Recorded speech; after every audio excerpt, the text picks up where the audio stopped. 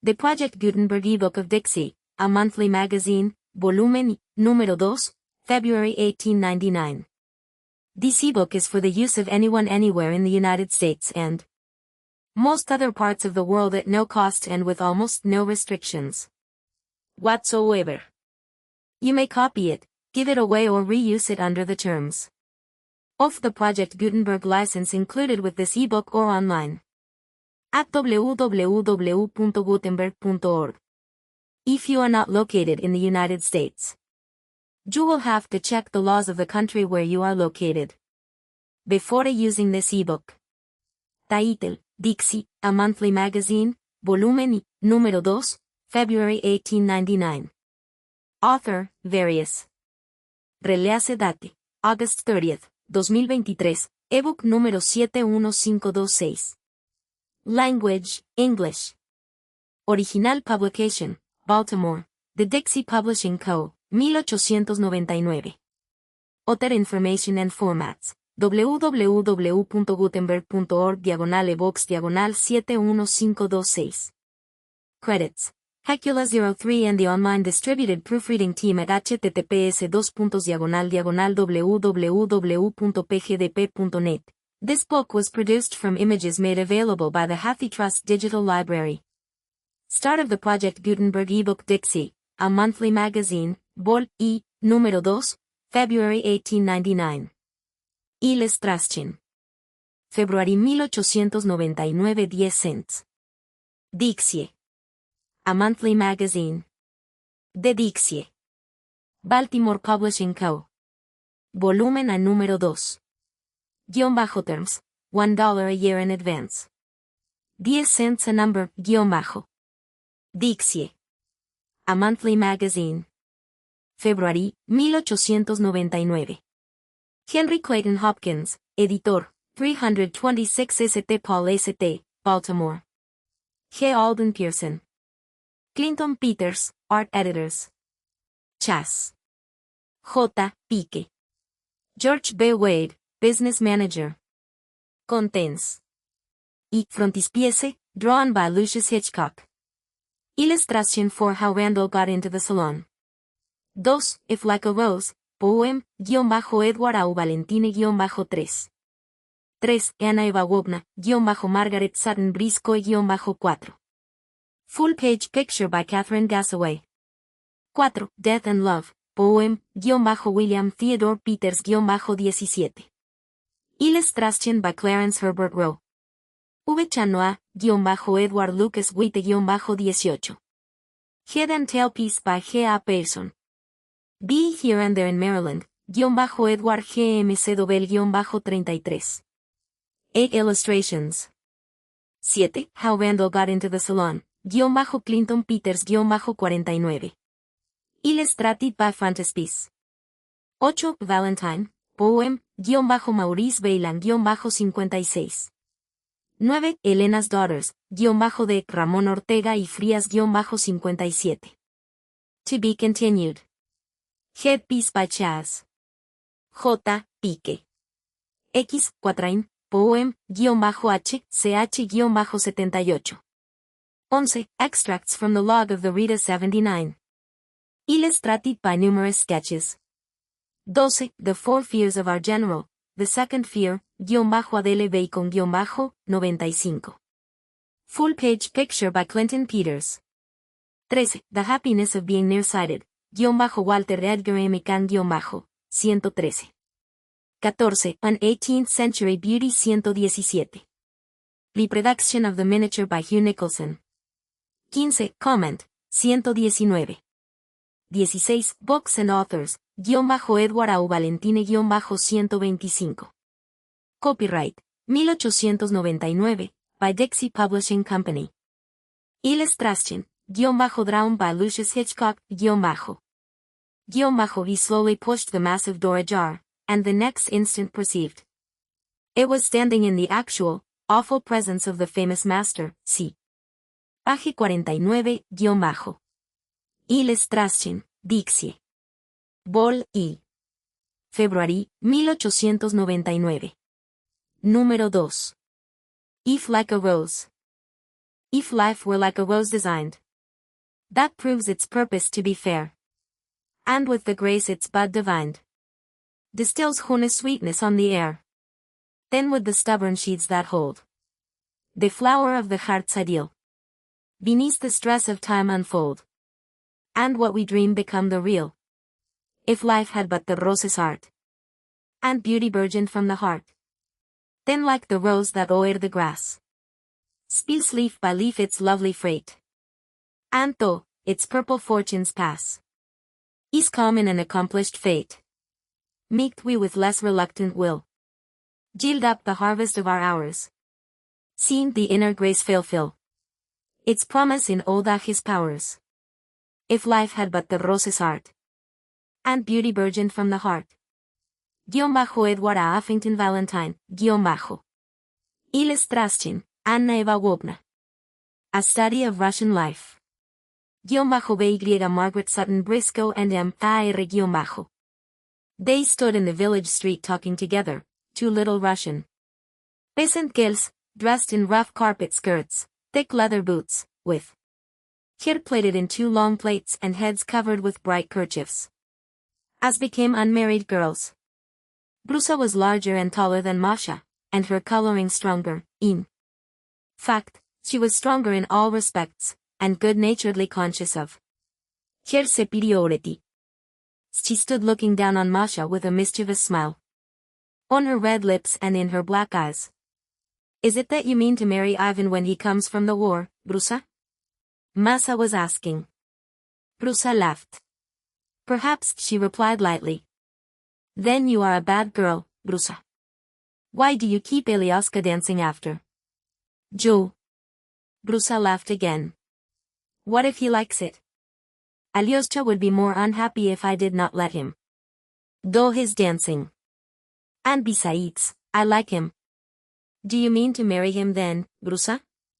Perhaps. Brusa caught Masha's hand as she turned from her with a gesture of anger. Come back, Masha, listen to me.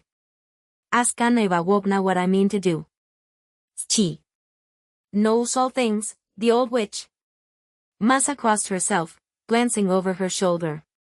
And she will know you have said that, she answered. Brusa's face wore a reflected uneasiness for a moment. Bah, she replied, shaking herself. What harm can she do me? Masha nodded her head gravely. That was what Marissa said, and how did Dangenia punish her? Has she a child to call hers? And look at poor Yulina. She defied Dangenia. Also, and has had children showered on her faster than she can breathe. Her Isba is like a beehive. Anna Ivagowna can give you a draught that will cure any sickness if she will, and oh, what fortunes she can tell. Brusa. And what do we hear in the village that she does not know of at Once? Who teaches her and who tells her? Answer me that, Masha. Oh, you may. Well, cross yourself. Ask her if you want to know anything and if you are not afraid of her teacher. Ave done then. What are you after? While the girls talked, two of the young men of the village had crept behind Brusa unseen. Each held one of her plates in his hand as a rein. And they began shouting as to a restive horse, when she struggled to escape. Brusa's heavy plates were favorite playthings, never safe from attack, for she was a belle in the village. In the confusion of the romp, Masha turned away and walked off. I will go to Anna Ivagowna, she said to herself. It is easy to state the positions of Grasha and Masha. They were only two little Russian peasant girls, who worked in the garden of the prince in summer, and about his great house in winter. But for Anna Ivagowna, the prince himself could hardly have defined her position. She had been Genia, nurse, to his children, and was now housekeeper. Anna Ivagowna was the only peasant on the estate who wore a cap, who spoke a pure Russian, and wore dresses and shoes. She was older by years than her actual days numbered, capable, resolute, silent and invaluable to her employers. The peasants spoke to her with deference. calling her Anna Ivanovna. Behind her back they called her the old witch, and the princess had been appealed to for protection from her more than 11. Anna Ivanovna was in the housekeeping room assorting the house linen from the was, when Masha came to her and humbly proffered her request to know the future. The old woman looked up at the girl keenly. He who wants to know too much grows old too soon, Masa, she said. Tell me only a little then, Anna Ivanovna, but tell me that. Have it your own way then, Masa. Open the drawer of the table and look in the left-hand corner, and you will find a pack of cards under a wooden box that has a strange smell about it. Bring them to me, but no, forget, the box has something lying open in it which you might touch and find harmful. As Anna Ivanovna opened the drawer herself, Masha made the sign of the cross furtively. The old woman turning sharply, caught the gesture, and the hear's head dropped in confusion. Anna Ivanovna's eyes twinkled. She shuffled the cards and began to deal them out on the table, glancing now and then at Masha, who sat opposite. The light of the lamp falling on her round good-natured face, fair hair, and solemn blue eyes. Ah, there you are, said Anna Ivanovna, as the Queen of Hearts fell. And there is a dark man near you, the King of Clubs. Now mark, you are nearer to him in thought than he to you. He thought so. Here she comes, there lies the cause. The Queen of Clubs, a dark woman, lies between you and him. She separates you. Masa bent forward breathless. And will she succeed, Nyanya? We shall see. Who comes here? The King of Diamonds, and near the Queen of Clubs. Here is one who is away, very far away, but coming nearer. Is thinking of the Queen of Clubs. Is she waiting for me? Is she waiting for me? He is thinking. Look for yourself, Masa.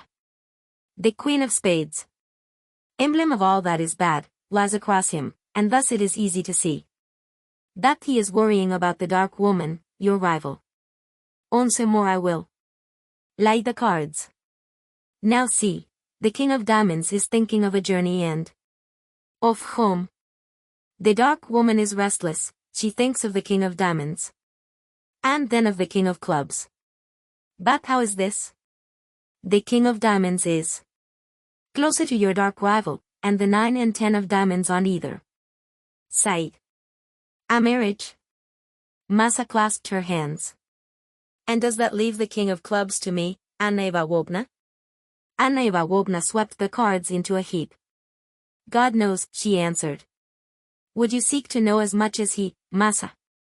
May the saints forbid. Anna Ivanovna returned to her interrupted occupation, and Masha still sat gazing at her, awestruck. Nyanya, she said timidly, is it right that a girl should keep a man dangling after her, as a lash to a whip, if she means nothing by it?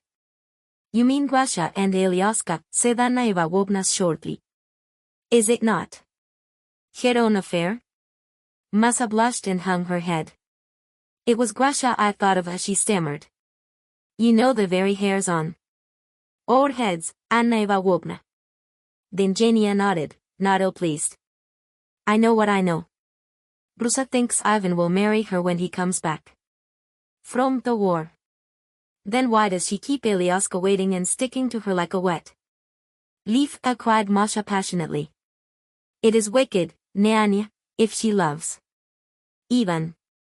Who said she loved Ivan? Answered Anna Ivanovna dryly. Do all girls love someone? Did not you say that she loved him? Stammered Masha. I did not, my child. Nyanya is not to be fooled by Grasha. Ah, but she is a girl of wits, is Grasha, and so smooth to see in still waters. Devil Sraib, remember that, Masa. Masa's lip quivered. But if she does not love Ivan, Nyanya, she may marry Alyosha. Perhaps, who knows? It takes a wise man to tell the future, and a wiser yet to tell Ahir's mind. And she will surely marry Alyosha if Ivan has forgotten her by the time A comes back, added Masha more piteously. Anna Ivanovna laughed a dry chuckle and rubbed her hand on the Hir's head. Your wits sharpen, little Masha. You may grow as wise as Grasha some day. Ivan does not write to her, I know that. Now, as for writing, Masa, could Grasha read if he did? Ivan may. I've been fool enough to remember her, but even a peasant does not like his love letters read from the housetops. But Grasha could take his letters to the doctor or the deacon. They would read them to her alone. Would they? A man is a man, doctor or deacon. A may keep another man's secret, but a woman's, no. Come, child, Grasha will marry whom God wills. And meantime, let her have rope. All is for the best. Did Grasha know? Even faithful to her, she would not have this curiosity which makes her wish to wait and see how he will act when he finds her waiting. Meantime, Alyosha is the best singer and dancer in the village. And what could the village have to talk of but for her behavior? For your part, eat, drink, sleep on the top of the stove at night, and work by day. Let each hold up his share of the burden, and all will go well. Masa listened, sighed, and assented. The next day, as Anna Ivanovna was walking in the field near the village street, she heard sounds of music, the clapping of hands and beating of feet in measured time, and loud shouts. She might have walked to the izba, whence the sounds came, and inquired the cause, but that was not Anna Ivanovna's way. She slipped behind a hedge, and walking along in its shadow, reached the spot where the merrymaking was taking place. Illustration, Masha clasped her hands. And does that leave the king of clubs to me? Drawn by Catherine Gassaway, on a bit of ground in front of three of the principal ispos, the peasants were assembled. A wooden bench had been brought out, and a plain deal table, beneath which could be seen a wooden pail of vodka, brandy. On the table stood a steaming samovar, a white stone teapot, some huge pieces of rye bread, thick tumblers for tea, and a paper bag of lump sugar. Spoons were not needed, as the sugar was held in the fingers and nibbled between the sips of hot tea served in the glasses. Ivan had returned, and this was his welcome. The samovar had been borrowed for the great occasion, for not every peasant can afford that luxury, and Ivan's parents were not rich. There were 3 musicians present, one playing on a concertina, one on a trumpet-like instrument, which gave out bagpipe sounds, and the other on a melon-shaped guitar, strung with a few strings, on which he twanged merrily. The peasants kept time with feet and voice in barbaric medley. Ivan, the hero of the day, sat at the center of the table in an unsoldierly, weighty attitude, unkempt and unwashed. A had been tramping for days. The trousers of his weather-stained uniform were tucked in his travel-worn boots, and he wore a summer cap on his dark hair. A was replying at his leisure to the numberless questions asked as his fat-hit brain comprehended them, but when the table was cleared, and the musician with the concertina leaped upon it, his loose linen trousers tucked in his boots, his kaftan into his belt, his hoarse voice cheering the company to the dance, Ivan sprang to his feet, and seizing Grasha as his partner, danced more furiously than any. Anna Ivanovna, peering through the leaves, could see it all. Alyosha, as eager in his welcome to the wanderer as Grasha herself, was now dancing merrily also, and Masha was his happy partner. Her kerchief had fallen back, leaving her good-natured, round face unframed, and exposing the line of white forehead which had been protected from the sun. She was a pretty picture. The dance grew wilder, the voices louder, the stamping and clapping more vehement. The musician on the table shouted more lustily as he danced himself, now on one foot, now on the other, all over the tabletop. Anna Ivanovna looked at Grusa's excited face flushed with her exertion. And then at her rival suitors, both of the same height, both well-built. And both with the same heavy square face and mass of thick hair. That Ivan was fair, and Alioska dark, seemed the only difference. The old woman turned away with a wicked chuckle. There is not a pin to choose between them, she said to herself, Grusa. Most draw lots. When, a little later, Masha came into the housekeeper's room, breathless. And overrunning with her news, Anna Ivanovna could be told nothing. She knew when Ivan had arrived, from where, by what roads, and, in fact, everything. The only thing she did not know, or as Masha believed, would not tell, was how Grasha would choose.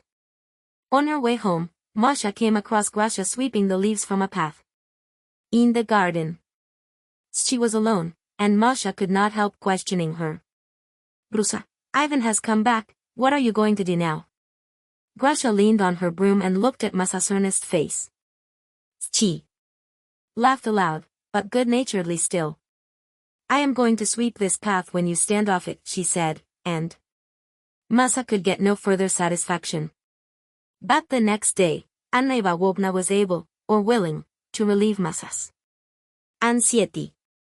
She takes Ivan, and they are to be married in a week. Both get what they want and have waited long for. Now we shall see what we shall see, said Anna Ivanovna grimly. 10 days later, as Anna Ivanovna walked through the village, she stopped at the door of the izba belonging to Ivan's parents. There in the doorway sat Grusa, the bride, peeling potatoes for the evening meal, as unmoved and uninterested as if she had been peeling potatoes in Ivan's doorway. 4 years. She had gone from one izba to another, she had peeled her father's potatoes, and now peeled Ivan's, that was all. Good luck to you, Grusa, said Anna Ivanovna. But I suppose you think you have luck by the forelock, as Ivan was faithful to you in all that. Dime.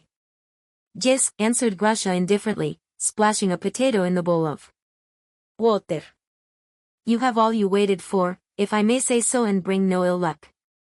I have everything, Grasha replied without enthusiasm. Anna Ivanovna looked at the here's stolid face, and laughed aloud. But you have lost one thing that you cannot get back, Grusa. You can never again wonder if Ivan is going to be faithful. An unsatisfied wish is a fine thing to have, my child. She walked off still laughing, leaving Grasha puzzled and vexed. At the corner the old woman met the bridegroom and gave him greeting also. What a man you are, Ivan, to keep a girl faithful to you in all those months. Were you not surprised at finding Grasha unmarried? Ivan scratched his head meditatively. I was surprised, he said finally. And grateful, asked Anna Ivanovna. And grateful, repeated Ivan, slowly. What would you have done if you had found her married? Heaven bless me.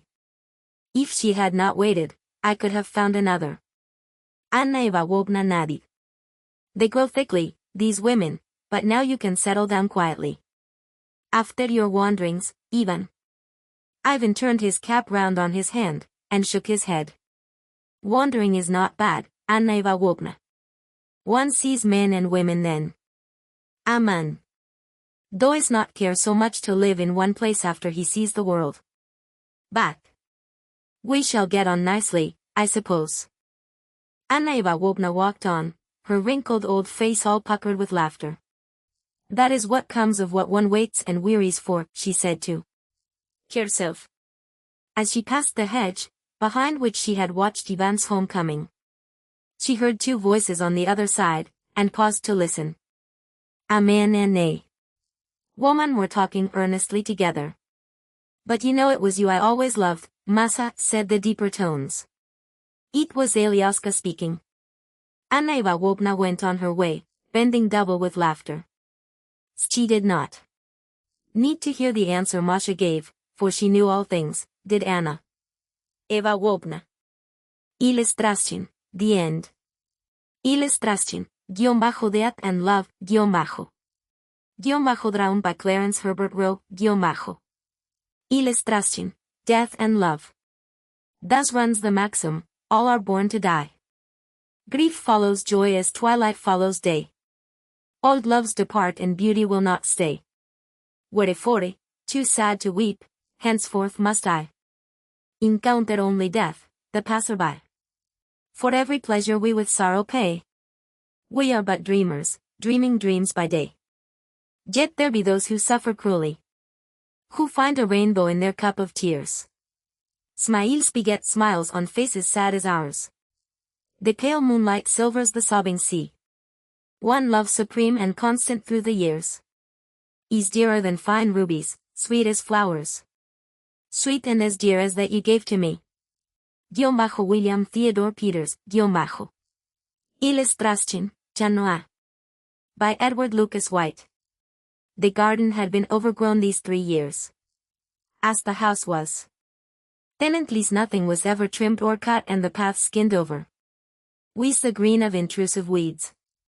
The shrubs expanded into masses of dense leafage, the roses had run into long stems that covered the walls or wound under the tall wavy grass, the annuals had seeded themselves till they mingled in every bed, and the whole was a delightful wilderness, more flowery than any wood and more woodland than any garden.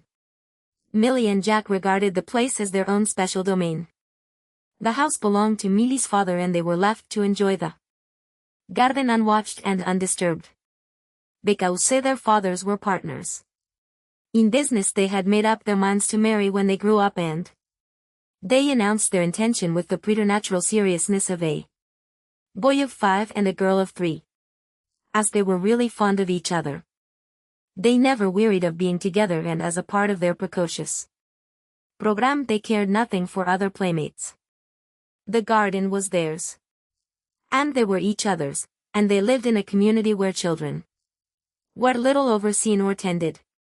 So they spent day after day in games of their own invention, with no companion except a black kitten. Millie, who was proud of her French, had named it Chanois and would have been deeply grieved if anyone had insinuated that her pronunciation was far from Parisian. Chanois was able to do without his mother when they first began their games in the spring, and was still a kittenish cat when the autumn merged into winter. They entered into their sports with almost a human interest, and those long happy summer days made a background for both the boy and the girl, which loomed up behind all their future memories, and where there were endless pictures of each other, in long recessions, punctuated and divided by various postures and contortions of a coal-black kitten. As they grew older and their companionship continued, they had passwords all for themselves and jokes that no one else entered into, all full of allusions to the same pet. Dos. It was a rather awkward boy who came home from college for his summer vacation. He had not seen his native place since the autumn before, and the letters which had told him he must remain at college, and which had disclosed most tenderly the fall in the family's fortunes, had been worded so carefully that he had not realized the full force of what had happened, and had chafed at his exile as if it were not inevitable. The first sight he had of his mother waiting on the platform brought it all home to him. Her dress told more than any words could have conveyed.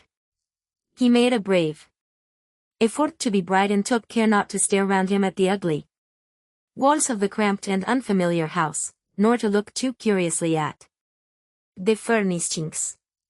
The gaps in the old belongings struck a chill to his heart, but he chattered away about the college life to which he was to return, and over their painfully frugal supper all were as cheery as old. The talk was a trifle nervous, and there was an anxiety to let no pause occur, but nothing marred the warm greeting which had been made ready for him, and the meal ended naturally. The afternoon of talk had exhausted most of what the greeters and the greeted had to ask and answer, and after they left the table the boy slipped into the entry and was hunting for his cap among a litter of coats and capes, with a sick longing for The old hall piece and a strong distaste for the plain little walnut. At 3. The mother slipped out after him, shut the door noiselessly behind her and asked, "Where are you going, dear?" "To see Millie, of course," the boy answered. "Has she written to you lately?" his mother queried. "We haven't written to each other at all," he said. "I hate to write letters, and it would make so much less for us to tell each other afterwards." "You mustn't go there, Jack," she said, putting her hand lightly on his shoulder with a caressing gesture. "Why not?" he asked hotly, the blood rushing to his face. "You know they have nothing to do with us anymore, dear, since your father and me were quarreled." "I didn't know it. You haven't told me anything about what has happened. And even if they have nothing to do with us, that wouldn't make any difference between Millie and me. Isn't it natural she should come to feel as her father and brother feel?" the mother suggested tremulously. "You mean she wouldn't see me if I went?" he demanded, and he was growing vexed and defiant. "I did not mean that, dear. But her father might not allow her to see you, and Albert always disliked you. And now they all hate all of us." "Why should they hate us? What have we done to them?" "It was that selfish man ruined your father, and people always hate those they have wronged." "Please don't go, Jack." The boy twisted his cap in his hands and forced back his tears. Was silent a moment and then he kissed his mother. "It's all right, mother dear," he said, "I'll go somewhere else. Thank you for warning me." It went out into the dark. It was to the old garden that he walked. The house was lit up, and through the iron gate he saw trimmed and unfamiliar steps of shrubberies. He leaned against the bricks of the gatepost and catted it all. 3. A very lanky and gawky lad was waiting in the railway station at the junction. He was loose-jointed and ill at ease in any position. His clothes were mean and old and badly kept. His face was sad. For some time now he had been waiting, and he had hours of waiting before him. He had looked over and over at everything in sight. Then a train came up and a party of smartly dressed and handsome young men and women entered. The lad's face flamed. Jack had not seen Millie for years. His father and mother were dead. He had to work at hard and uncongenial things to make his living. He had as yet no self-confidence, and while he saw dimly a hope of better prospects, neither to himself nor to his employers was anything apparent that made his lot easier. Millie was a very lovely girl. Now she was perfectly dressed in the center of a merry party. The boy watched her hungrily, but she never glanced toward him. Carefreeants amused themselves in various ways, but it seemed to the onlooker that Millie was the soul of each diversion. After a while she took out a pair of scissors and began cutting out figures from paper.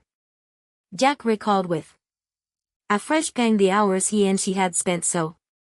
She had a newspaper and cut out large and small shapes, of men and women, of animals and other more difficult subjects, all with so neat an eye for form and so keen an appreciation of what was striking that her audience were carried away with admiration and delight, and one or two who had never seen her do it before were amazed beyond any powers of expression which they possessed.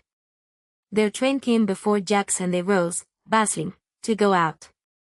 Millie's dark scornful-browed brother was with her and had stared at Jack sarcastically. Millie had shown no sign of seeing him.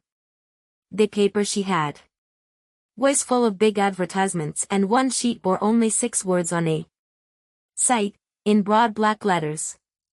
Just as she stood up she cut out something, while the rest were gathering up their belongings, and held it under her thumb against a gaudily covered novel she carried in her left hand. As she passed Jack she did not look at him, but he saw the thumb of her glab move and a silhouette of an inky black kitten fluttered down upon his knee. It took it up and stared at it. Then he saw her look back at him from the door. 4. The German was a very dazzling and magnificent affair. The hall was large and beautiful, splendidly lighted and most lavishly decorated. The gathering was of people who were well satisfied with themselves and had every reason to be so. Jon Henderson was as well satisfied with himself as any man in the room. It gave him keen pleasure to be in that set, and to know that he had won his way into it. His life was now one made delightful by every luxury and by the constant sensation of success. Money came to him faster than he had any use for it, and friends gave him the most flattering evidences that he was valued and liked. He was a tall, strong young man, well knit and lithe. His clothes became him and he danced perfectly. He was not merely among these courtly people, but welcome there. His partner's name had a decidedly patrician sound. And she was as handsome as any girl in the room, he said to himself, sabe. 1. For opposite him sat Miss Millicent Wareham. Her beauty was at its best in her yellow satin ball dress, and she looked proud and elate. He had encountered her often recently, and they had been more than once presented to each other, but had exchanged no words save the formal acknowledgment of an introduction. He could not make out whether she disliked him or merely reflected her brother's manifest antagonism. He took care not to look at her openly, but he glanced toward her furtively. Very often, toward the end of the dancing, she saw him approach her. Her face set, and she looked at him full in the eyes without any sign of expression as he asked her to dance with him. But just when he uttered the last words of his slowly spoken invitation, he opened his hand and she saw the favor he was offering her. It was a tiny kitten of black chenille, mother on wire, with minute yellow beads for eyes. She blushed and smiled. At the same time, as soon as she caught sight of it, rose graciously, and they whirled away together. Neither spoke at all, and their separation came almost immediately. Yet he felt more elated by that fragment of a dance than by all the compliments of word and look he had had that evening from men and women alike. She smiled at him again as she seated herself, and his heart leapt. He saw her as she was leaving, her wrap open, still and a bit of black on her yellow corsage. Uwe.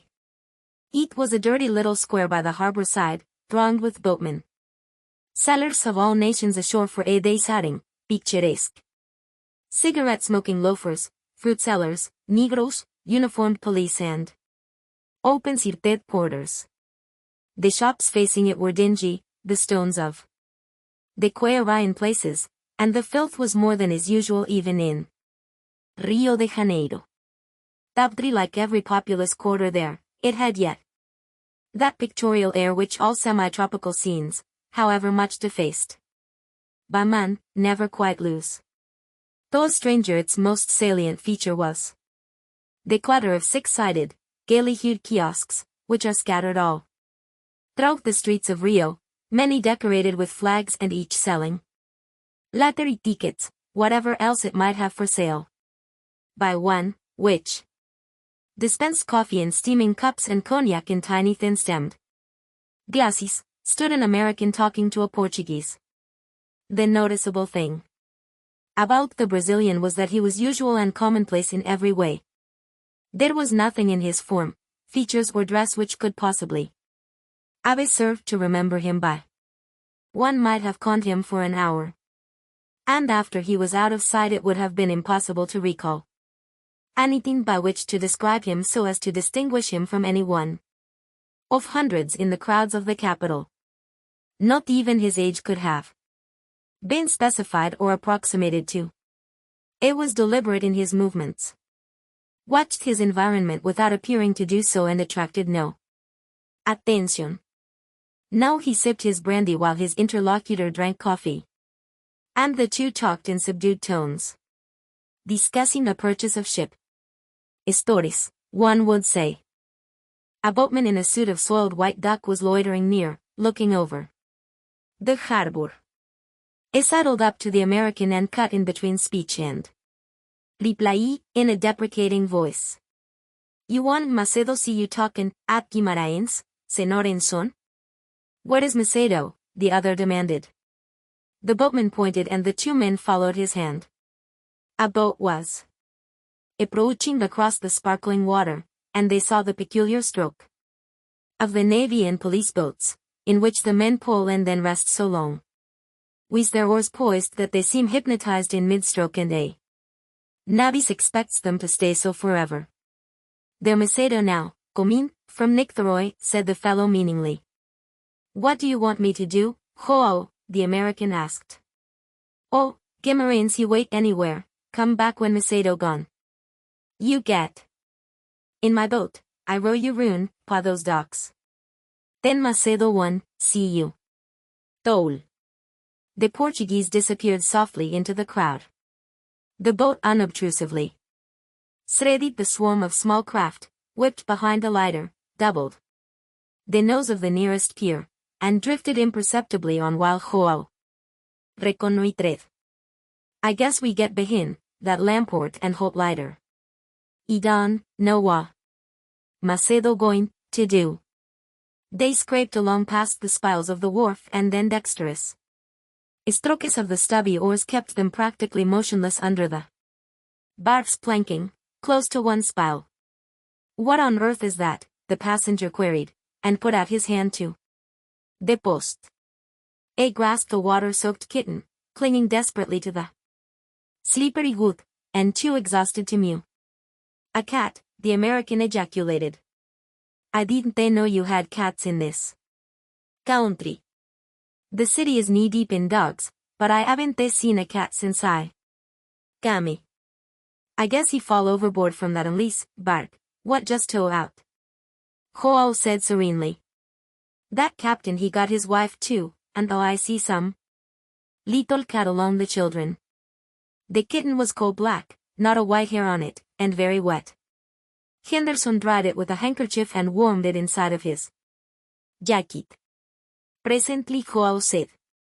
Macedo's boat gone round, Saco de Alferes. Y gone, si Macedo. You bet. Not go back. Go round to the red steps, then, came the indulgent answer. They rowed past the ends of the long piers, all black with shouting men in long lines, each with a sack of coffee on his head, or hurrying back for another. Then they bumped through a pack of boats of all kinds. And Henderson stepped out upon the worn and mortarless stones. Joao nodded and was off without any exchange of money. The morning was a very beautiful one, and this was the landing most frequented always. At the top of the steps John paused in a whirl of feelings. Before him stood Millicent Wareham in a very pretty yachting suit, and she was accompanied only by her maid. She was looking alternately back toward the custom house and out over the bay. Secure in the fellow feeling of exiles for each other, he stepped up and greeted her. She looked startled but a moment, and then her face lit with an expression of real pleasure, and she held out her hand. They had not had a real conversation since childhood. And yet she began as if she had seen him yesterday. I am so surprised. He had no idea you were here. We came only last week. That is our yacht out there. When did you come? Jon looked once only at the yacht, but keenly enough never to mistake it. Afterwards, and answered. I have been here a long time. I am on business, not pleasure. We may be here sometime, though. I like this part of the world, and we mean to go all round South America. Jon wondered who we might be. He knew her father was dead, and he had heard of the breaking off of her betrothal to a titled European. It was her brother she was with, likely enough, but he hoped it might be some party of friends instead. You'll like it all if you like this, he answered. But I certainly am. It's nice to see you. Few Americans come here as you have. And the odd thing is that I was just thinking of you, though. She looked at him with an expression he remembered well from her girlhood, and smiled banteringly. You mustn't say that. You know you don't really mean it. You are just being complimentary. I have documentary proof right here, he laughed, sliding his hand inside of his coat. The kitten was dry and warm now and it mewed hungrily. The dear little thing, she exclaimed. Give it to me, won't you? Indeed I will, he said fervently. I am glad to find so safe a harbor each for it. And 10 times glad that I had the luck to find it just in time to give it to you. She beamed at him, fondling the wriggling little beast. I am going to call it Noah, she said, mimicking her childish pronunciation archly. The maid standing by, and the moving crowd all about, they stood chatting some minutes. The sun rays danced on the little waves of the harbor, the soft August weather of the subtropical winter of the southern hemisphere was clear and bright, the yellow walls of the custom house, of its warehouses, of the arsenal and military school and the army hospital, strung out along the waterfront, with the bushy-headed leaning rough-trunked palms between and the red-tiled roofs above made a fine background. Beyond and above the round bulging green Carioca's rose hill behind hill, topped and dominated by the sharpened Camel's hump of Corcovado. From one of the islands a bugle call blew. The throng hummed in many tongues. Then John asked, And may I hope to see you again before you leave? Her expression changed entirely, her face fell and she looked confused. She said, I am afraid not. I quite forgot everything in my pleasure at seeing a fellow countryman and an old playmate. I could not deny myself the indulgence of greeting you and then I quite lost myself, it was so natural to be with you. But Bertie may be back any minute and it would never do for him to know I have been talking to you. Please go now. Her manner was constrained and her air was resuming that distance and outdoor which he was used to seeing in her. Goodbye, she said, and thank you for the kitten. Jon walked quickly to the coffee exchange and from out of the crowd that fielded he had the satisfaction of seeing Albert Wareham pass and of knowing that he did not notice him and could not suspect that Milly had seen him. It was something to have even that secret between himself and Milly. Asterisco. After gunfire no boat is allowed to move about Rio Harbor or Bay without a formal signed, sealed and stamped permit from the authorities. Al night the half-dozen fussy little steam launches of the water police are shooting about on the dark water, cutting flashing ripples through the trails of light which the shore lights shed over the bay and probing the beachy shadows with stiletto flashes of their searchlights.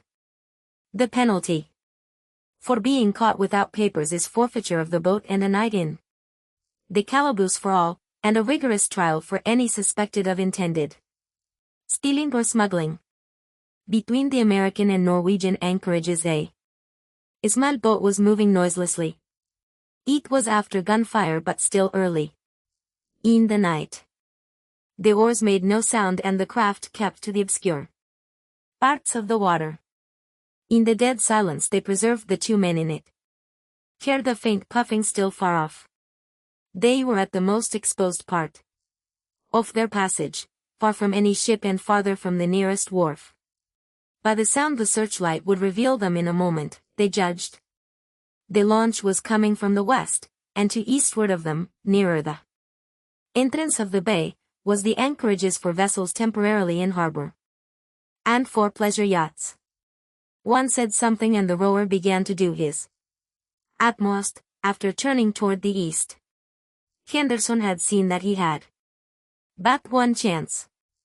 He knew what would happen to him if he were caught and he could see no escape. He had sighted the Halcyon, Bariam's yacht, and formed his plan at once. If Milly was on her and her brother ashore he Meek be saved. If not, he was no worse off for rowing up to her. They had more start than they had thought, and both began to regret they had not kept on toward the wharves. The launch turned the light toward them, but their distance was such that it only half revealed them. They were near the yacht now, and the gangway was not on their side. Ho-ow! Rounded the jet's stern and bumped on the lowest step, the launch throbbing after them at top speed. Henderson stepped up the gangway. They anchor watch had not hailed them, and he had his heart in his mouth at the certainty that either the best or worst was coming. Before he reached the deck, a face leaned over the rail well aft, and a soft voice asked, "Who is that, please?" And the words were in English. John's heart leapt. "Jack," he answered with almost a cry of relief. Just then a yellow glare swung round from aft, and an excited voice called out in Portuguese. Milly took in the whole situation instantly. She had been told of the regulations, and she had heard of Henderson's supposed real business in Brazil. The instant the pulsations of the tiny engine ceased as the launch slowed down, she spoke clearly in French, with a pleased tone of recognition in her utterance. "Is that you, Captain Macedo? What did you ask?" "Ah, Miss Wareham," came the deferential answer, 10,000 pardons. "E. thought I was addressing the watch on your vessel." Miss Wareham said something in sharp low tones to someone behind her and replied, "Will not I do as well? It was in hopes you were coming to see me, Captain Macedo. I am on duty now, not on pleasure, alas. Did not a boat approach your jet just now?" The keen reflector shone full on Joao and on Henderson as he stood on the gangway. "Certainly," Milly said. "One of my friends has just come to call on me. A is under my permit, I sent it ashore to him. Can't you come up a moment and meet him, Captain Macedo?" The officer muttered something, and then, after a flood of apologies, uttered in a very vexed tone, the launch sheered off and bustled away. Henderson went up the steps of the gangway, and a rather conventional greeting passed between him and his hostess. She said something to the officer of the yacht, and he disappeared into his quarters. The man on watch was well forward. The maid sat under the farthest corner of the awning, and Milly motioned him to a seat, herself sinking into her deck chair. A could not see her well by the cool starlight, but her voice was friendly as her prompt action had been, and he was advised of the presence of the kitten in her lap by its loud purring. A took courage. "I have much to thank you for, Milly," he said, half hesitating over the old pet name. "I was in a tight place but for your sharpness. I hope I shall be forgiven for my falsehoods," she said. "But that is not what I want to talk to you about. I have heard about you on shore, and I am very much concerned." Sammy Rowland had a great deal to say of you. "It tells me that everyone feels in the air the presence of plots to overthrow Raoul Fonseca as he did with the Emperor, and Sammy says that the conspirators are buying arms and ammunition, and that it is whispered about that you are the chief of the foreign agents engaged in this dangerous speculation. I am worried beyond expression to think of the risks you run if this is true." Jon looked her straight in the eyes, and she returned his gaze silently. After some breaths he spoke. "I know I ought to deny totally your insinuations, but I cannot help trusting you, Milly." "God knows," she said, "you can trust me utterly." "And I will," he replied. "This puts not only myself but others in your power. You must not breathe a word of it, Milly. I am on just the business you have heard of, and on others like it. The profits are something enormous, and the risk is proportional. If I had not found refuge behind your subterfuge and quickness, I should be now under the certainty of being shot before daylight." "Oh, not so bad as that, Jack, she exclaimed in an excited whisper. They would never shoot an American citizen that way. The matters I am mixed up in, he answered, are not things for which one dares to ask the protection of any flag. I am as near to being a pirate as one can come in these days. And Fonseca is a man who would shoot me first and take the risk of the legation and consulate never suspecting what had become of me, or even of having to reckon with them. If they did. A is quick and heavy-handed. I do not think him as ferocious as you do, Jack, she said, but I am quite as anxious about you as possible. Some misgossip might be exaggerated and generally is. But Mr. Hernwick is a very different person. And they, while he has had nothing to say about you, has talked to me a great deal about the general situation here. A says that Admiral Mello is at the head of the malcontents and is preparing to lead a revolt of the entire navy. You probably know more about that than Mr. Hernwick. The thing that struck me was this. A says Mello is overconfident and is going to bungle the entire plot from haste and temerity. If Mr. Hernwick says that, don't you think there is something in it? Indeed I do, Jack answered heavily. I have had some glimpses of something of the sort. Now can you solemnly assure me, Mealy, that Hernwick did say so? For I have half a mind to give up the whole matter. And all its golden promises of fortune. There is another opening for me elsewhere, not so glittering but safer and fairly profitable. Mr. Hernwick is a man I respect highly and no Englishman knows so much about the tangle of intrigues which envelopes this nation. If he had said that to me, openly and emphatically, I should act on it. And won't they you believe me, Jack, and act on what I say? I am so anxious about you. The night was clear and cool, the breeze soft and even, it was cozy under the awning and it was very pleasant and very novel to have a woman so interested in himself. It was silent a moment, his elbows on his knees, leaning forward on the camp stool on which he sat. The tiny ripples swished under the counter as the yacht swung on her cable. Abajo. Bunkhead on a vessel somewhere near, a military band was playing a native. In one of the plazas by the waterfront, the lights danced on the surface of the bay, and the kitten purred. Jack sighed and said, it is hard to let slip such possibilities. But the promise. She held out her hand to his and they clasped. It was a long pressure. And then she began to talk of other things and to change the current of his thoughts. They went back to the old days in the garden and she told him much of her life in the years between and he also narrated much of his. They recalled the old passwords and mutual jokes for themselves. Only. And through all their long talk the purring of John Noah the third, as Millie called him, ran as a sort of undertone. Jack could not recall any evening which he had enjoyed so much. Millie even spoke of her brother and deprecated his hatred of Henderson.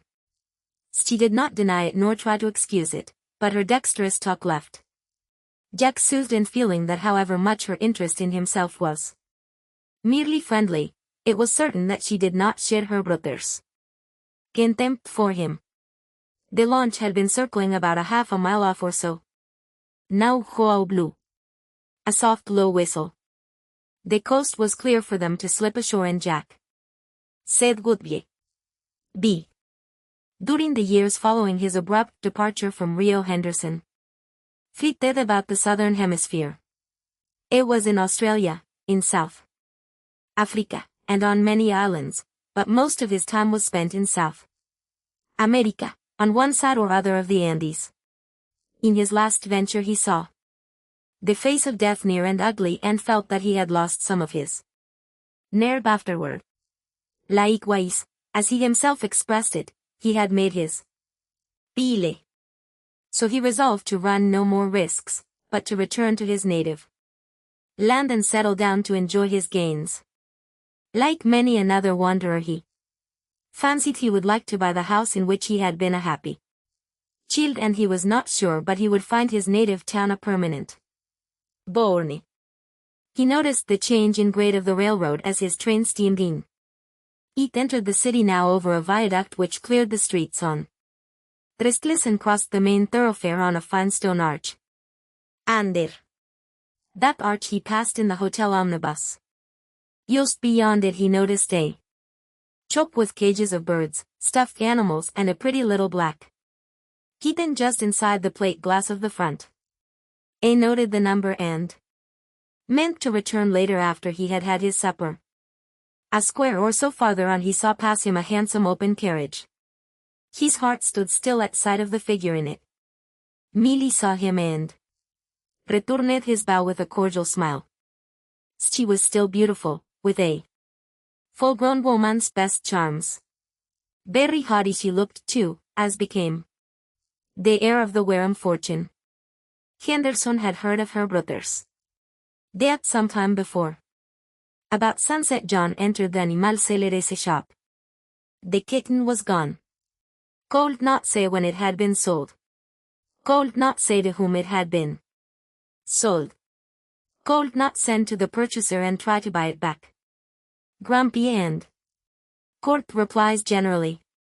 John left the shop in a bad humor, flicking with his cane the tall grasses in the neglected spaces before wooden front yard fences. John strolled in the twilight to the old garden.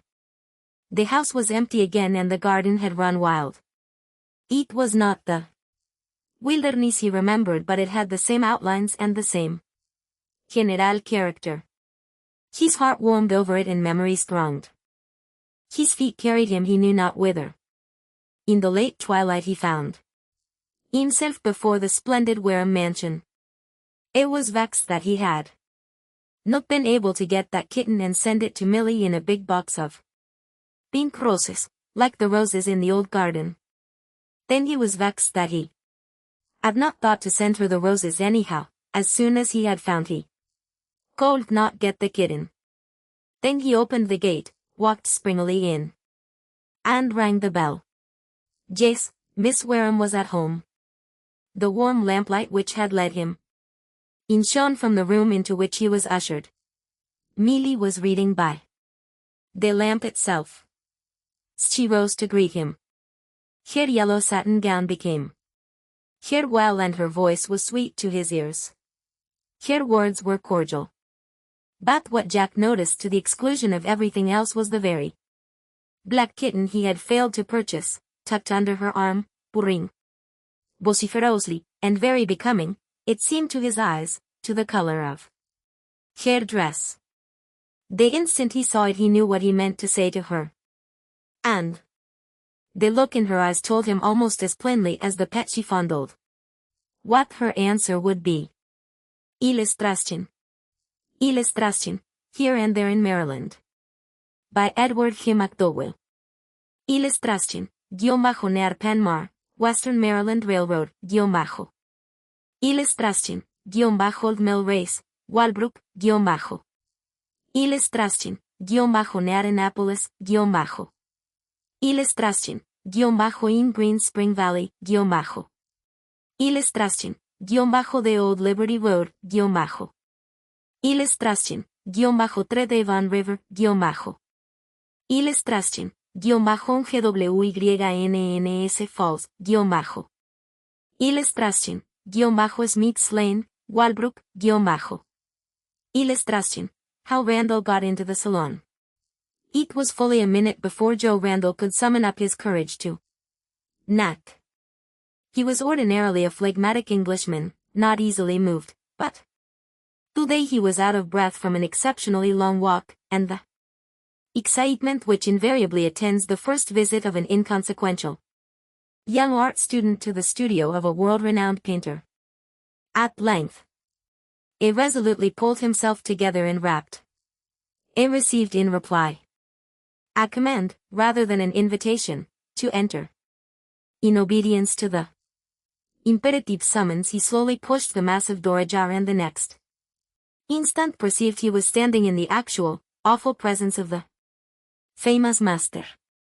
The shock produced on him by the sudden change from the comparative darkness of the hall to the fierce, out-of-door light of the studio, blinded and troubled him nearly as much as did the contrast of his own littleness and poverty with the evidences of oppressive affluence and power before him. In his confusion a large, weather-beaten canvas, ill-tied and wrapped in an old journal, which he had carried under his arm all the way over from the Latin Quarter to faraway Montmartre, slipped from its flimsy envelope and fell with a resounding bang upon the floor, thereby adding to his already great embarrassment. He stooped nervously to pick it up, giving vent at the same time to a half-audible bonjour, bajo.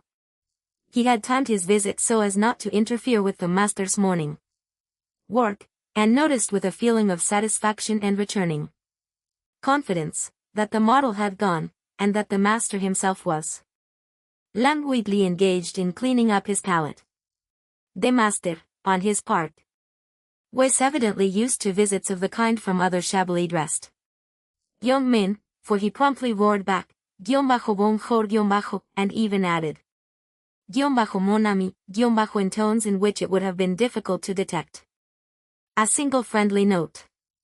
The unexpectedness of the second part of the greeting served partially to reassure Randall, and enabled him to explain the cause of his intrusion. I have come, he began in halting, broken French, to ask you if you will criticize a picture which I intend to submit to the Salon jury next month.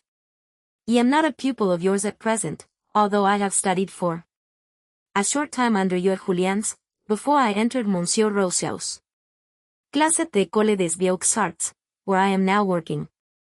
I have been told that you are always willing to give advice to young men of your profession, and especially to those who, like myself, have once been members of your school. The master, who was a fat, energetic little man of about 60, glared at the intruder from under a pair of bushy eyebrows, as though he were trying to look him through and read if he had any other motive in coming to call upon him, and then, with a movement bordering on brusqueness, whisked the canvas from his trembling hand and placed it on a vacant easel by his side. He intended no unkindness by his action, as Randall soon found out for himself. It was only authoritative, and this was his habitual manner towards friend and foe alike, as well as the secret that underlay his success and power in the artistic world. For power he certainly had, not the kind perhaps that comes from fine achievement or a noble personality, but a sort of brutal, political, and, as he put it, administrative power, which caused him to be courted and feared, and enabled him to make and unmake the reputations of countless of his fellow craftsmen. It was an open secret that he managed the only salon then in existence practically as he pleased, and put in or put out all those whom he happened at the moment either to like or dislike, that immediate, or left without recompense, whomsoever he chose, and that on more than one occasion, it must be confessed to his shame, he had even unjustly withheld the official honors from those who were most eminently entitled to receive them. He regarded the picture with the stony stare of the Sphinx for what appeared to Joe Randall to be an eternity, and then, turning suddenly towards him, said, with astounding candor, perfected by a long and constant cultivation, personally, I don't like your picture at all. It is a landscape, even if there are two unimportant little figures in it. And landscapes, however well done, are of little consequence and prove nothing. This one, with the exception of the distance, which is passably good, is not comprehensively treated, the foreground is not at all right in values, and though in they explain itself, it is, in fact, a wretched piece of work and spoils whatever small merit there may be in the picture. Can't you yourself see that it does so? Randall had thought his picture fairly good when he had taken it away from his poor little studio in the Latin Quarter that morning, but here, in the midst of all these gorgeous surroundings, he had to admit that it looked insignificant enough. If I were in your place, the master continued, I should not waste any more time on that production, but would paint a figure piece, a Jeanne d'Arc, or some classical, or biblical subject. Pictures of this kind always create a sensation in the salon, and get 3/4 of the recompenses besides, he added shrewdly. But it is too late to do that this year, answered Joe. There is barely a month before the pictures must be sent to the Palais de l'Industrie. That is true, admitted the master wearily. I must send this picture in, continued Joe, or nothing. Then, replied the master promptly, I would send in nothing. Randall was silenced and thoroughly discouraged by this rejoinder. Thought bitterly over his want of success. Had sent pictures to the 3 preceding salons, and all of them had been declined. If he followed the advice just given him, he would have to wait a whole year before he would have another chance to make his bow to the public as a real, professional painter. It was too maddening, and the more he thought about it, the more miserable he became. He showed this state of feeling plainly in his face, and the master forgot himself long enough to notice it, and, though his own very great astonishment was touched. Is it very important that you should exhibit something this year, inquired in a kinder voice. Yes, replied Joe, nearly bursting into tears, it is of the utmost importance to me. I have been refused for 3 years in succession, and if I do not get something into the salon this spring, my father will think that my picture has been rejected again, and will probably send for me to come home and make me give up art. In that case, said the master firmly, we must get you in . He walked over to his Louis XV desk and picked up a small red notebook, bound in Russia leather, which was filled with the names of his private pupils and alphabetically and conveniently arranged. What is your name, young man? He asked, and on receiving his reply, turned the page reserved for the RS and wrote down hastily, Randall J. Landscape. Now, he went on, do what I tell you. Go home and paint up that foreground more carefully. Eben-y- could not get my associates to vote for it as it stands. I will see to the rest, don't worry. You can count on me. Randall, light-hearted once more, expressed his thanks profusely for these highly comforting assurances, and was on the point of departing, when the master abruptly demanded, why didn't you go to the pair Rousseau, instead of coming to me? He is your teacher now, not I. I did go to him, admitted Randall, blushing deeply, and he said my work wasn't half bad, and but did you ask him to speak a good word for you to the jury, inquired the master maliciously. Yes, nodded Randall, smiling but blushing still more deeply. I felt that so many of the professors protected their pupils that it was only fair that I should receive the same treatment. Well, what then? Demanded the master, ill concealing an irrepressible tendency to laugh. He became very angry and ordered me out of his place, responded Joe. He said that any man who was not strong enough to get into the salon on his own merit, to be thrown out. The master was rolling over and over on his divan in a most indecorous way, holding his plump hands on his plump sides, in an explosion of merriment. Then, suddenly realizing how undignified his behavior must appear, he recovered his composure with a jerk, and remarked saltfully, with just a tinge of pity in his voice, the pair Rousseau, the dear old man, always acts like that when he is requested to protect anyone. He is a sort of modern Don Quixote and can't understand how matters are arranged today.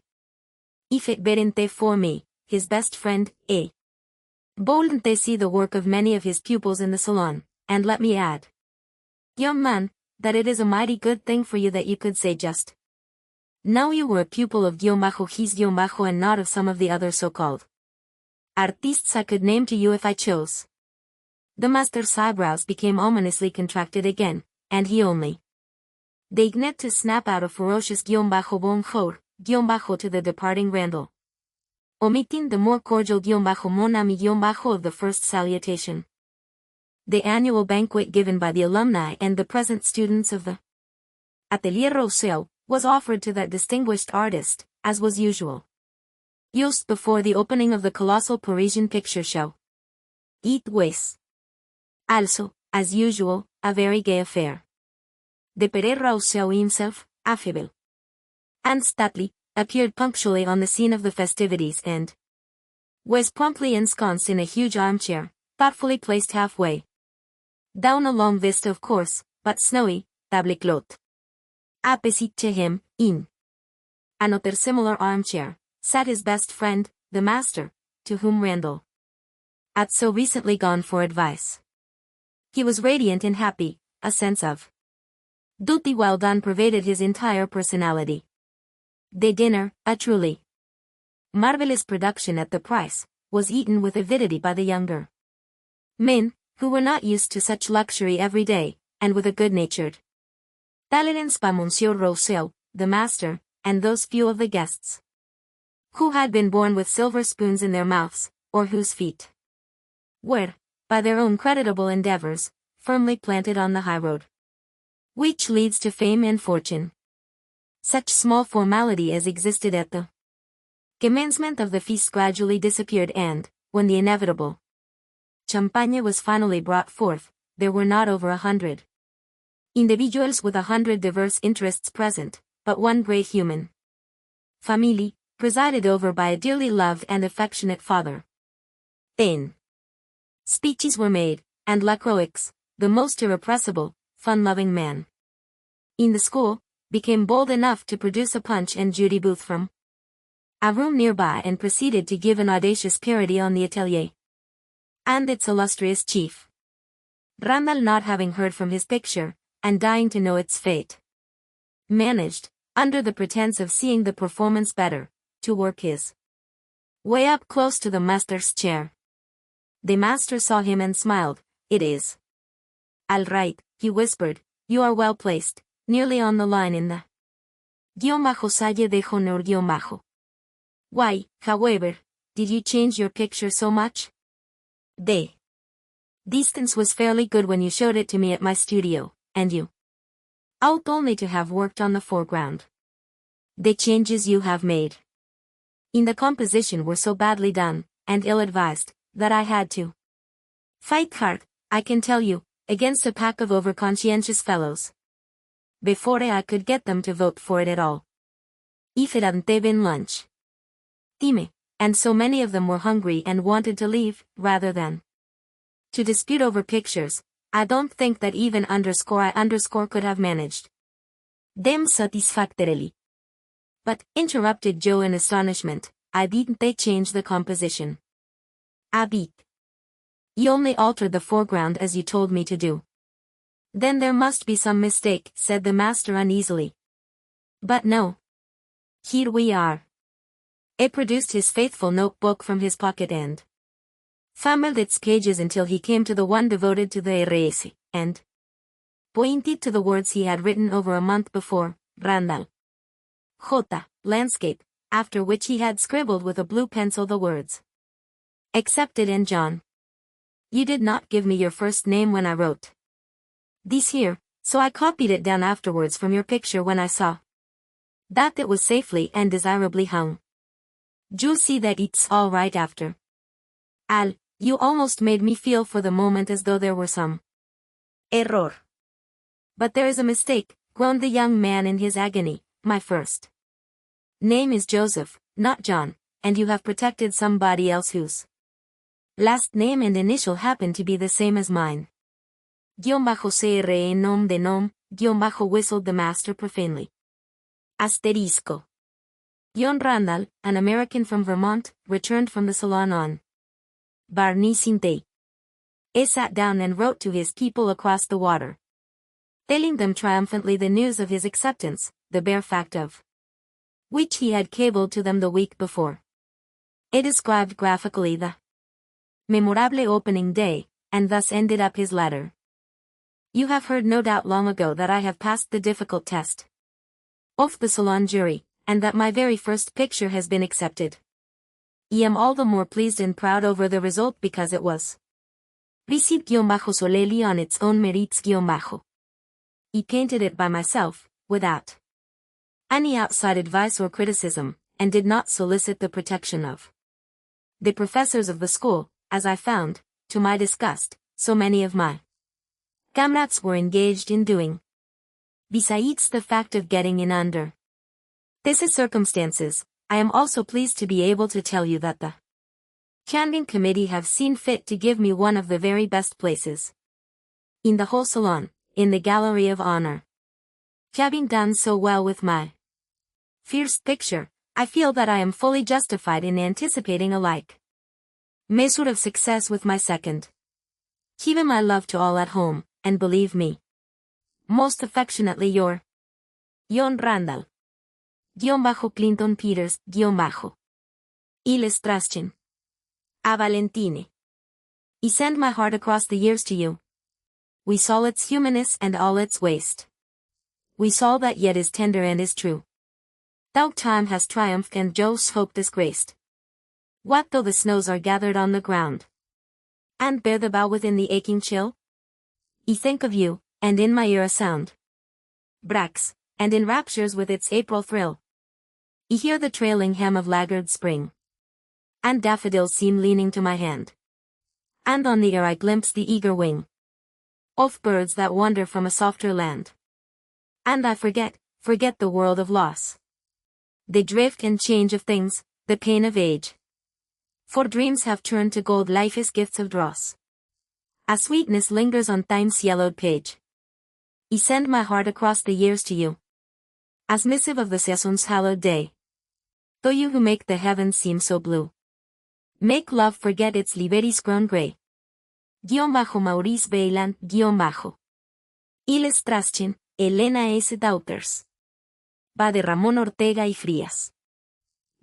From the Spanish by L. Solión, Chapter E. Doña Elena, Doña Luz, Doña Estrella.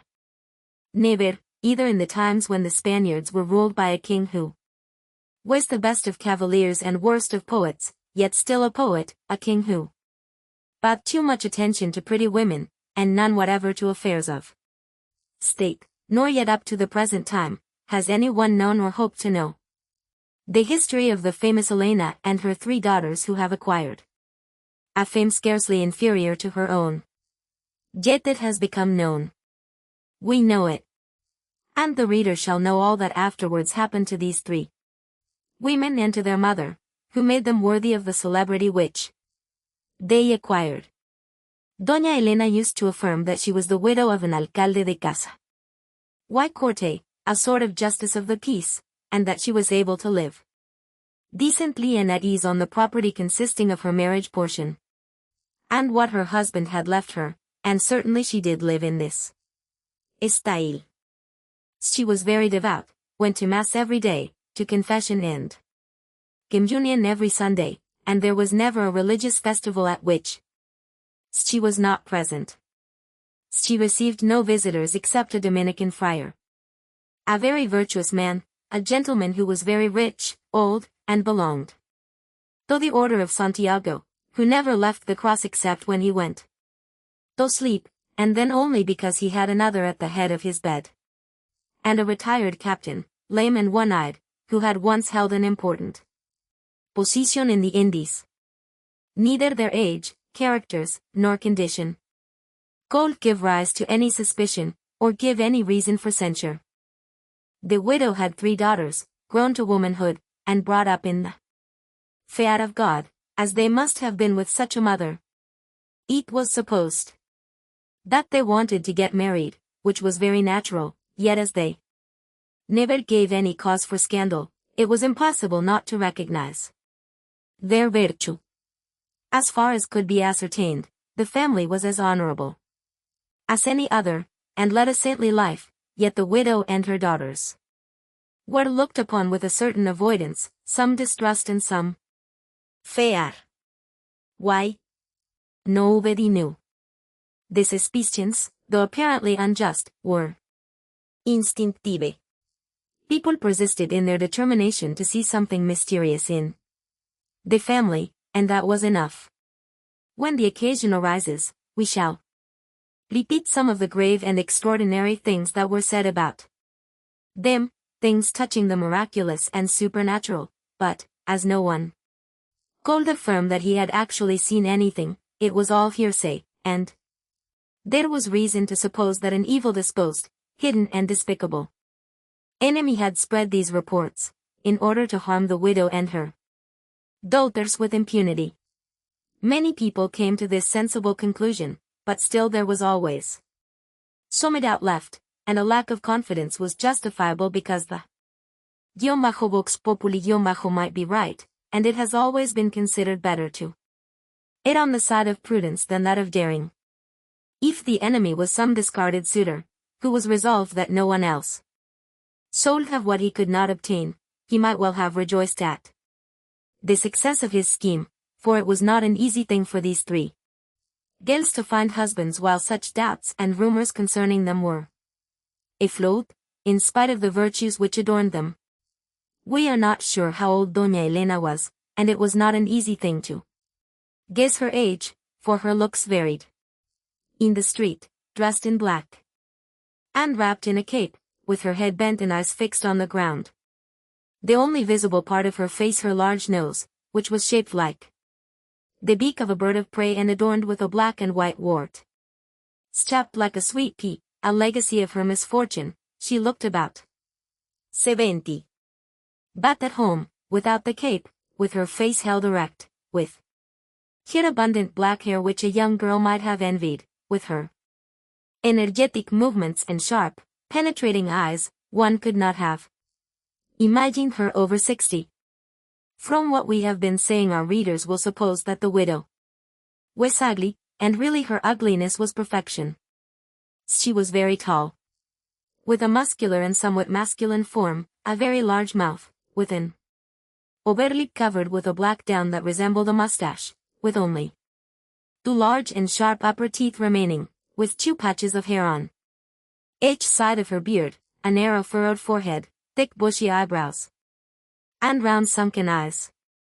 One of these, the left one, she invariably closed when speaking rapidly or looking attentively at any object, while the other then became very expressive, and it was impossible to avoid her penetrating gas.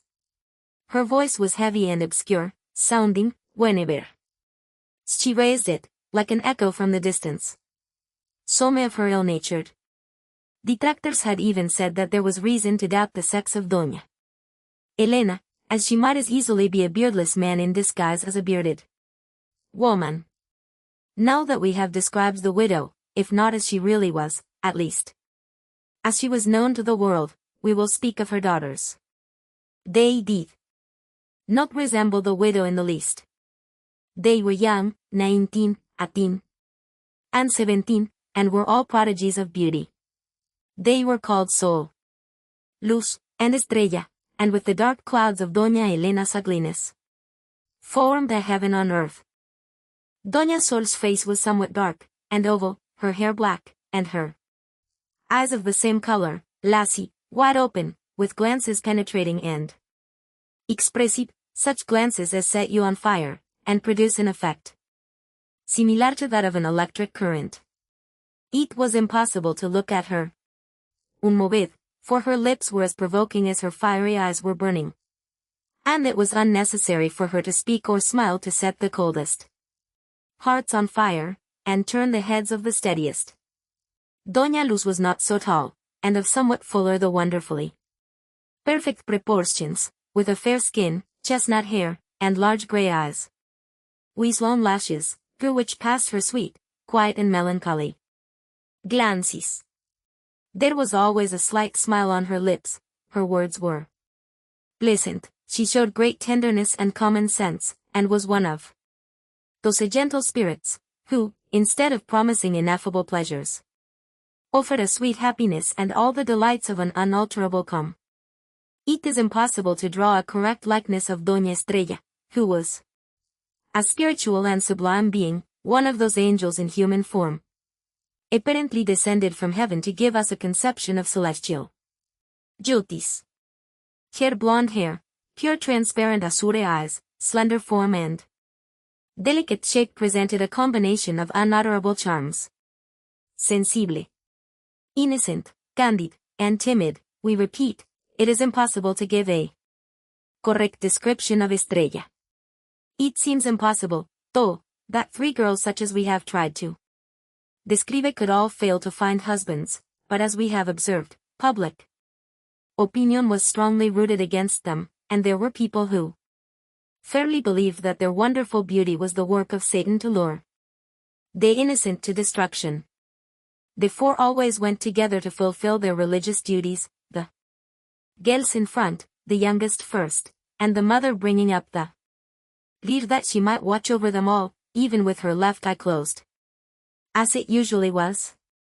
Those who met the little procession, saw first of all Estrella, whose timidity kept her eyes fixed on the ground. And, impressed with the sentimentality and sublimity of her blushing innocence, they looked up to see Doña Luz, full of artlessness and enviable tranquility, showing her face like one who had nothing to fear from malice, and finally, willing or unwilling, were compelled to meet the running fire which darted from the eyes of Doña Sol, eyes that in the street did not look upon you face to face, but slyly as if they did not wish to see. After all these pleasant, fascinating and enchanting beatings, they beheld the round sunken eyes of the widow, eyes with pupils like phosphorescent lights in the depths of some cavern, and her big nose with the wart on it. And they would ask themselves if such a horrible looking monster could really have given birth to such beautiful daughters. In spite of all that was said about them, the influence of their charms brought many daring wooers to the street inhabited by Doña Elena, and the sounds of the guitar, and voices filled with deep emotion chanting their sweet love songs, could frequently be heard there, yet no one of these nocturnal troubadours could pride himself upon having noticed the smallest opening of a window or balcony in the dwelling of these bewitching women.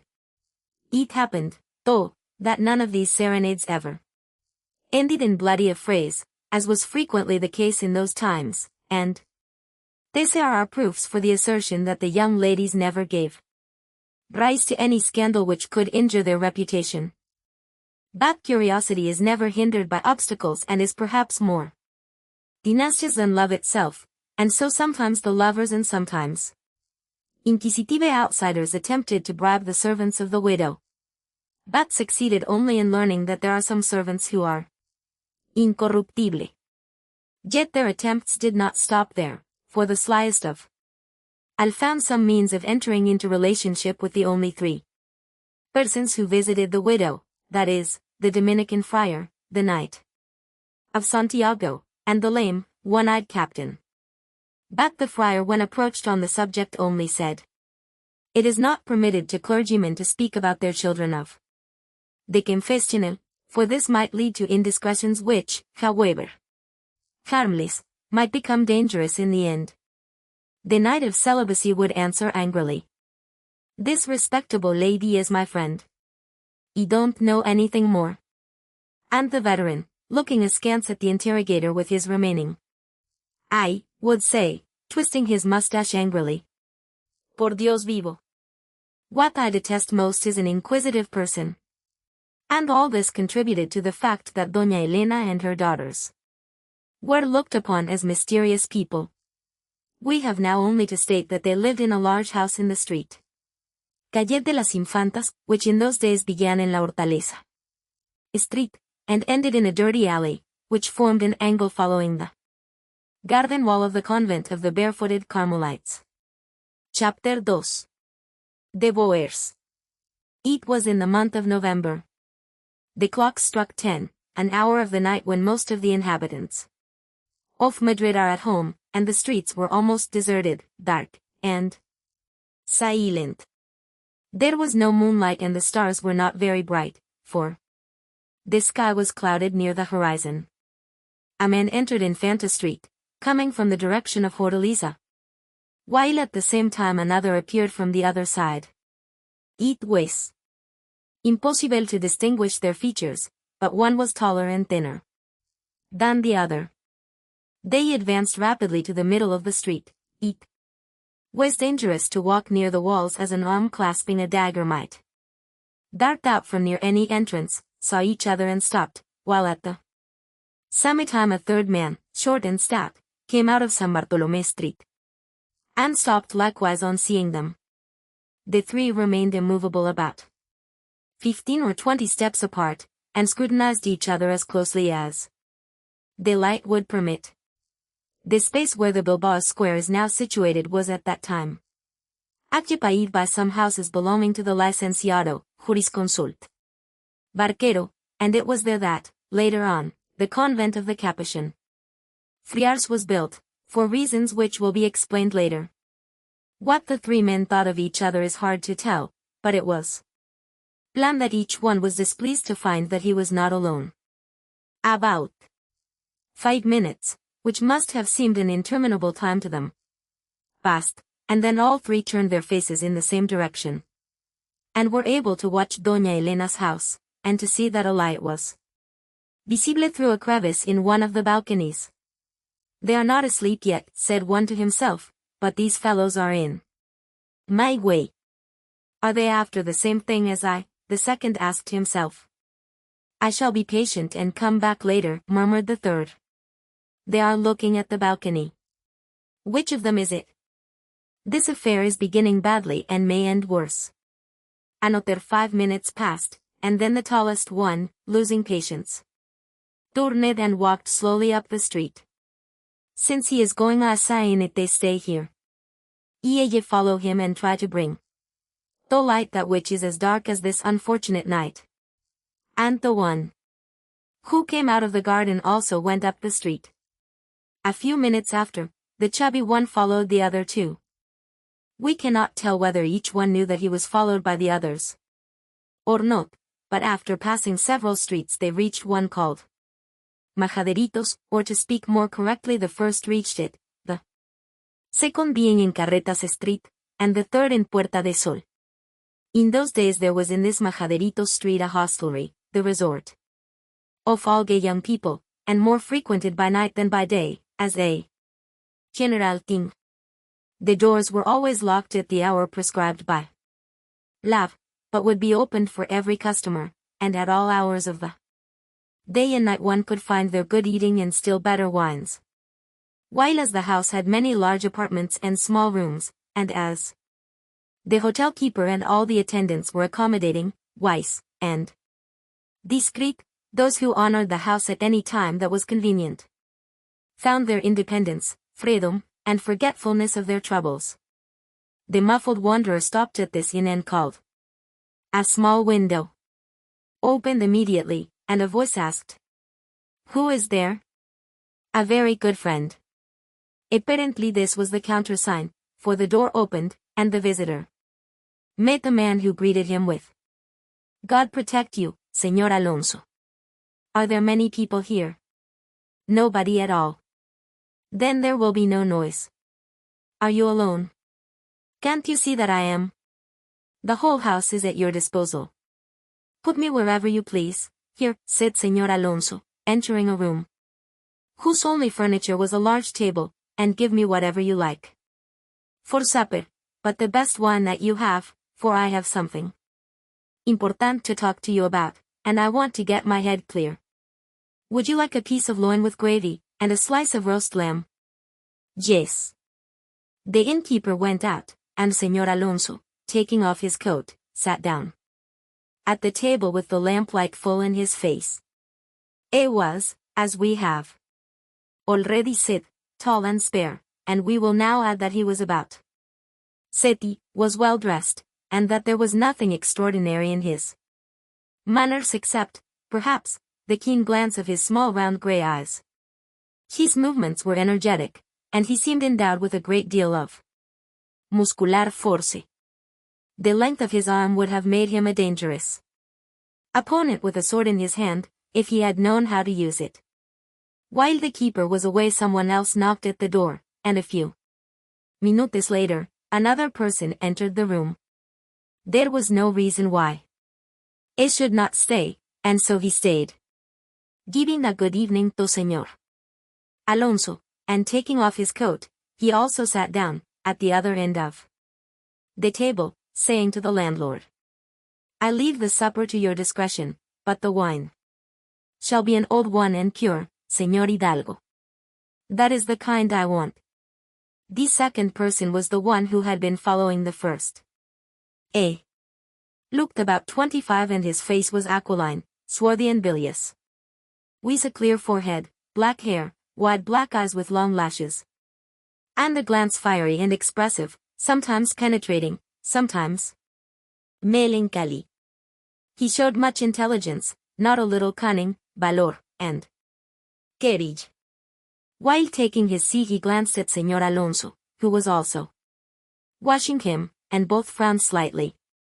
The landlord went out to get the supper, but soon returned without it, bringing with him another guest, apparently also a hidalgo, short and bulky, with an apoplectic complexion, shining eyes and a large mouth, which was slightly opened in a pleasant smile.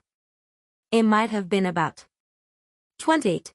His clothing was good and new although dark, contrasting with that of the second arrival, whose clothes were not only bright colored, but adorned with all the ornaments that were permitted to people of his class. He saluted very politely, took off his coat, ordered his supper, and sat down, whereupon the looks of the other two were centered upon him, while he examined them alternately. I recognize them. They are the same ones, said Señor Alonso to himself. I have followed them, and they are after me, thought the one with the black eyes. So much the better, for now we will get rid of all our doubts, and finish things once for all. The supper was brought in at last and the three men, as if obeying the same impulse, filled their glasses and began to drink. Then they began to eat in almost absolute silence. It was, however, only the calm before this storm.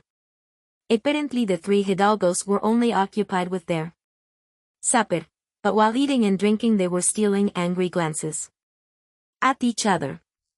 Each one was trying to find some pretext for opening a conversation, but could not find anything to suit, till at last he of the bright clothes lost patience, and, calling the landlord, said, I cannot live without talking. Silence vexes me, and I cannot digest my supper without conversation. Since I am busy waiting upon you, you will serve me better by listening to me. You honor me more than I deserve. I will tell you what has happened to me, and as you are older and wiser than, and have more experience, you shall advise me, for I feel half stupefied and perplexed. In that case, speak, Señor Hidalgo. You have all you want here now, and I can say, tripas de Satanás. I am the most unhappy of living creatures, for I am madly in love with the most beautiful and bewitching woman ever born.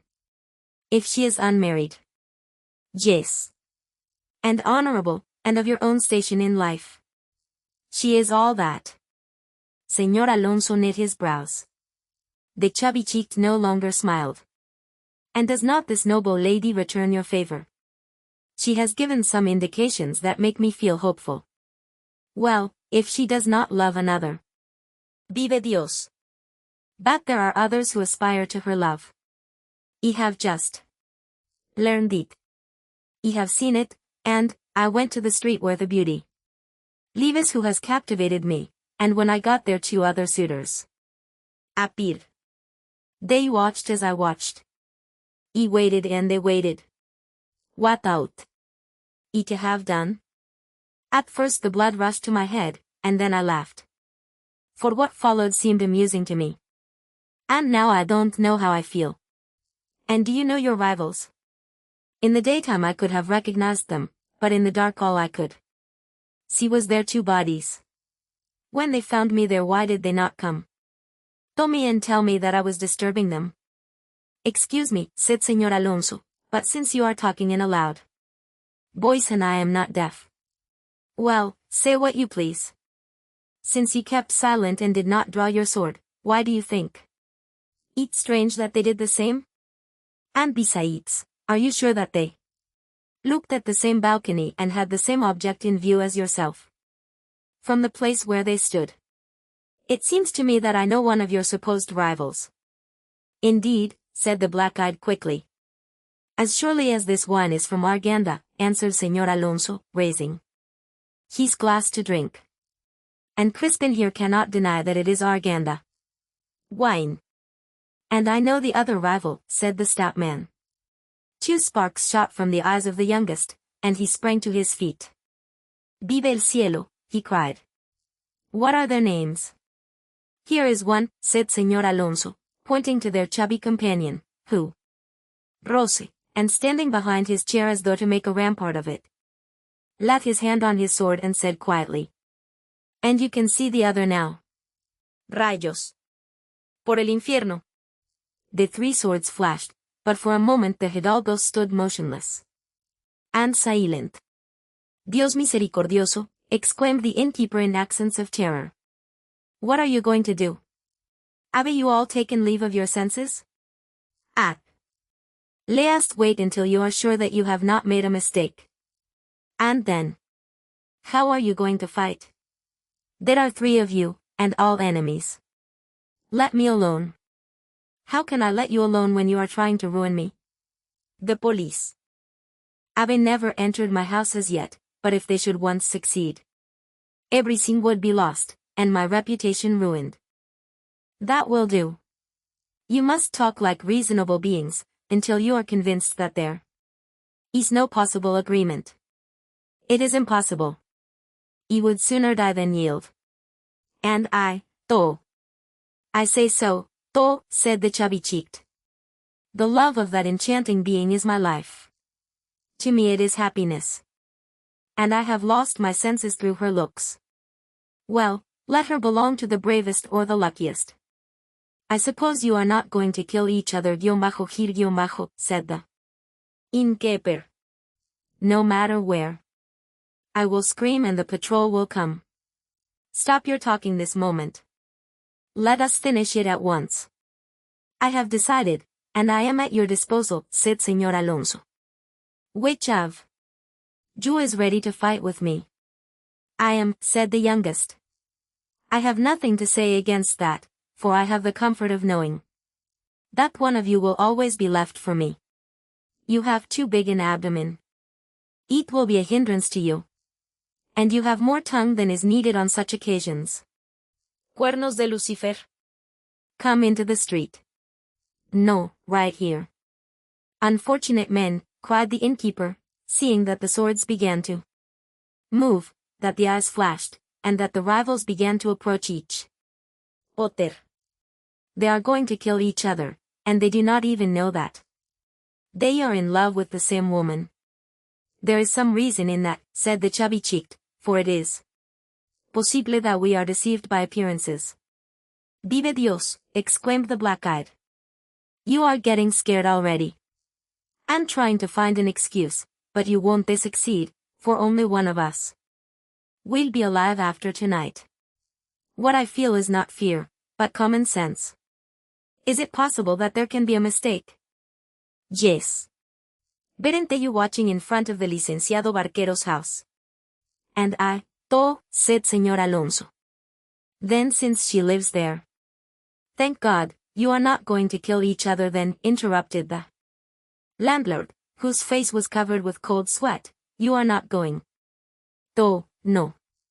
Why? Doña Elena, but quiet down now. Put your swords in their scabbards and sit down and listen to me. It was all that was needed to let the first burst of passion subside. Without further consequences. Explain to us, said the fat one, sitting down.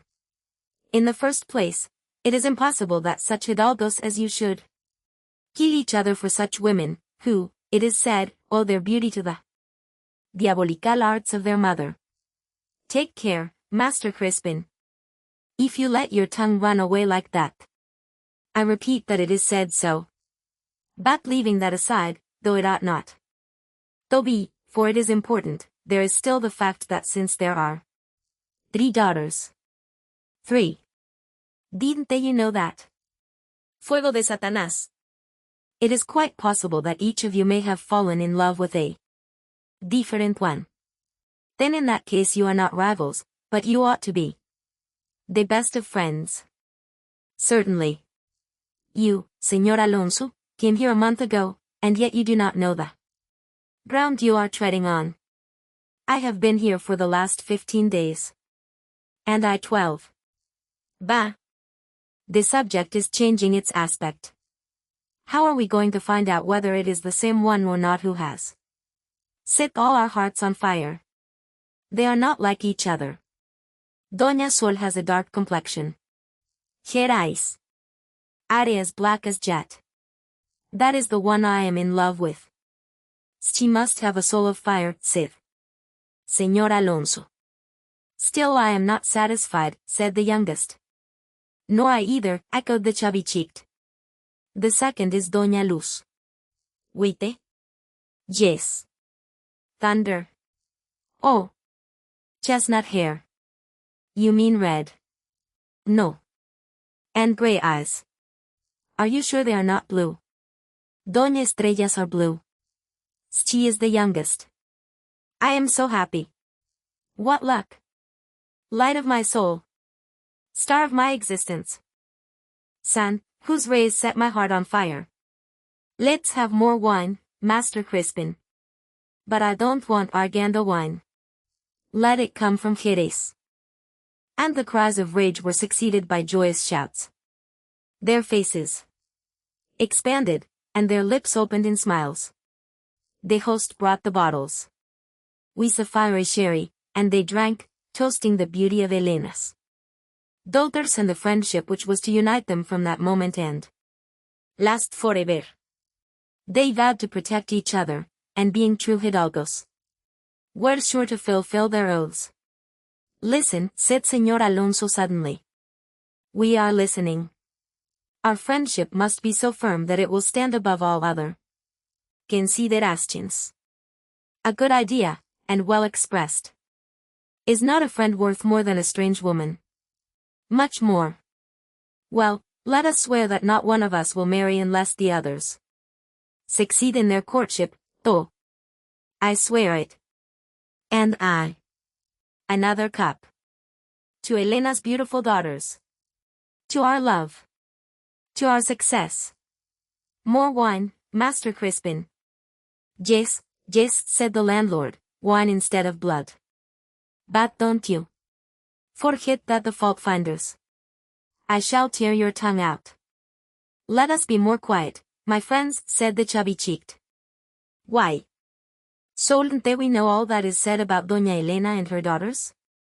We will lose nothing by listening to Master Crispin, and it is only just that we should appreciate his good intentions. You speak sensibly. The landlord brought out more wine. However, before we repeat what he said, it would be well to take more particular notice of these hidalgos. Chapter 3. In which we complete our acquaintance with the 3 wooers, and other things. We will begin with Señor Alonso, whose surname was Pacheco. He was a native of Salamanca, where he had studied philology, and left his home because he was displeased at his father's second marriage.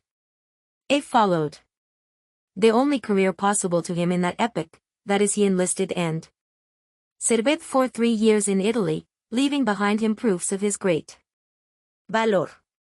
This profession might have proved lucrative for him, for he was much thought of by his chiefs, but he was dangerously wounded during his 3 years' service, and before he had completely recovered his strength, he received a letter from his father in which he informed him of the death of his stepmother and complained of feeling sad and lonely during these last years of his life. Sin se the cause of Señor Alonso's discontent was thus removed, and as he loved his father, and was besides growing tired of the reckless life of a soldier, he left its perils and its glory to others, and returned home. 2 years passed. away, and his father died, leaving him a sufficient income to allow him to live decently, and a lawsuit of great importance which, 2 years later, brought him to court, where he had been only once before, for a few days on his way to Italy. Señor Alonso had never been in love, first on account of the circumstances in his family, and afterward, because in his life as a soldier, he had never had a chance to think of women except as objects of diversion, beings who helped to make his life more pleasant. For the last 2 months of his stay in Madrid, he had been absorbed in his lawsuit, which was apparently approaching its end and looked so promising that it seemed not only possible but probable that he would soon find himself quite wealthy. 8 days before our story opens, he had, in coming out of the church of San Jose, which is now no longer in existence, noticed among a crowd of people the head of a lady, on whose face he had been compelled to fix his gaze, even against his own wishes. We may mention that the hidalgo suddenly became as red as though the blood were trying to rush out, and then he turned pale and nervous, and began sighing and trembling as though he were quite weary. What had happened? He himself could not explain it, but the fact is that Doña Sol's black eyes were the cause of this commotion. It was only for a moment, single moment, that the young girl had looked into the face of the hidalgo, but it was enough to make him feel as he had never felt before, and he became so excited that very little was wanting to make him forget that he was in a sacred place, and force himself through the crowd toward her, causing the greatest scandal. But he soon lost sight of those eyes of fire, and provokingly tempting lips, and longing to see them again, he moved forward, elbowing his way from one side to the other, and looking about him constantly, until at last he reached the street. Here he could move at ease, for the faithful, Catholic Christians who live in obedience to the Church were dispersing in every direction. He looked about him like a dog nosing in the air, but he had lost his black eyes. He ran up the street, and then back, but the bewitching being had completely disappeared, making it impossible for him to find out who she was or where he could see her. When at last he rested, he was out of breath. He clenched his fist with all the force of despair, for his desires were kindling more and more as the obstacles which he encountered increased. Thus the hidalgo stood for more than half an hour, leaning against a wall, with drooping head, eyes closed, arms folded, and mind engaged in contemplating the lady of the black eyes. As he could do nothing more, he had to resign himself to fate, trusting that an accident might bring about better luck. He went to church the next day, but without meeting her. Thus he passed 4 days, always preoccupied, sleeping very little, and eating still less, when one morning, returning from Mass, and passing down Las Infantas Street, he heard a woman's voice, and raising his eyes, could not restrain an exclamation of surprise and joy, for there on the balcony was the bewitching brunette, leaning out to call after a man who was just leaving the house. The man, who was small, ugly and stupid-looking, returned and entered. Doña Sol, as if by accident, looked at the hidalgo, left the balcony, turned round, though closed the blind, gave him another glance, and disappeared. Sighed Señor Alonso, as though he wished to send his soul after the young lady. How happy I am! There was no longer any necessity to search for her, all he had to do was to approach her. Judging correctly that the little man was a servant, he decided to wait for his return, imagining that as his purse was well stacked it was all that was necessary. In less than 5 minutes the servant came back and started on his errand. Señor Alonso followed him, stopped him in La Hortaleza Street, and, showing him a gold piece, said, "Don't be offended at my offering you a little present. Take this." "What do you wish?" asked the servant, smiling, and examining the hidalgo from head to foot. Almost nothing, but it is a great deal to me. I worship your lady. Ah, already. I am a hidalgo, have enough to live on, and before 2 months are over I shall be quite rich, and you, though, if you serve me. I understand. My name is Alonso Pacheco, but here, take this. No. You refuse to serve me? Perhaps your lady is no longer mistress of her art. She loves no one, said the servant, candidly. How fortunate. I am obliged to tell my noble lady everything I see or hear in the street, and everything I do or say. In that case. May God keep you, said the servant, turning and running away so quickly that it would have been impossible to overtake him. Señor Alonso was left behind with the money in his hand. Vive el cielo.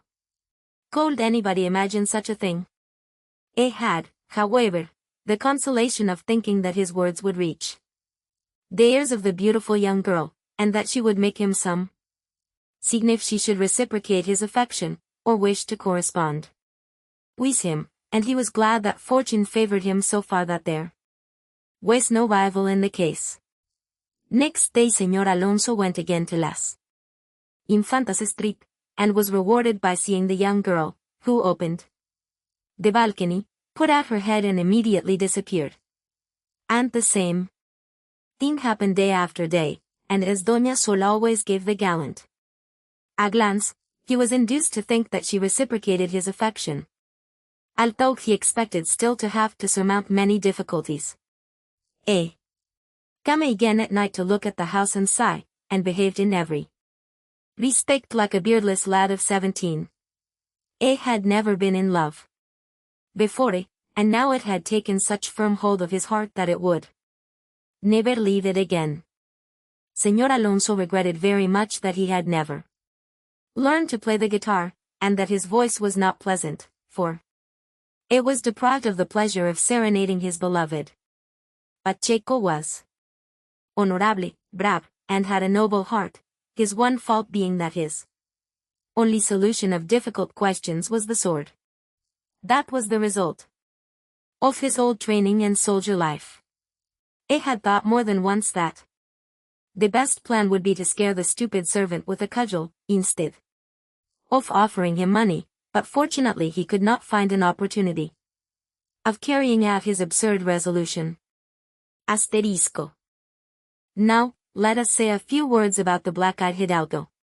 His name was Jacinto Carmona, he was from Sevilla, and he, though, had enough to live decently, although he was not rich, and spent all he had, and more too, in enjoying himself, and dressing as extravagantly as possible. At 10 years old he had been left an orphan under the guardianship of a clergyman, a man of honor, but very strict and severe, who had always tried to do his duty in bringing up the orphan in the ways of virtue and training him to work and to be a useful man. He made him study Latin for 5 years, but could not accomplish anything more. The boy was as turbulent as possible. And the more severe the punishment, the more he rebelled, the result of which was that the good priest became so weary that he had finally to acknowledge himself conquered. The good man complained of his misfortune, but his young pupil complained still louder, asserting that he was the victim of exaggerated severity and the stale prejudices of his guardian. You can see for yourself, he would say. You have only to look at my clothes to see how I am treated. They have been worn out and mended so often that it would be hard to tell which was the original stuff. Didn't they? My father leave me an income of 600 ducats? Why shouldn't I be dressed decently? And as for eating, even without counting fast days, how often do I get meat? Very seldom, indeed.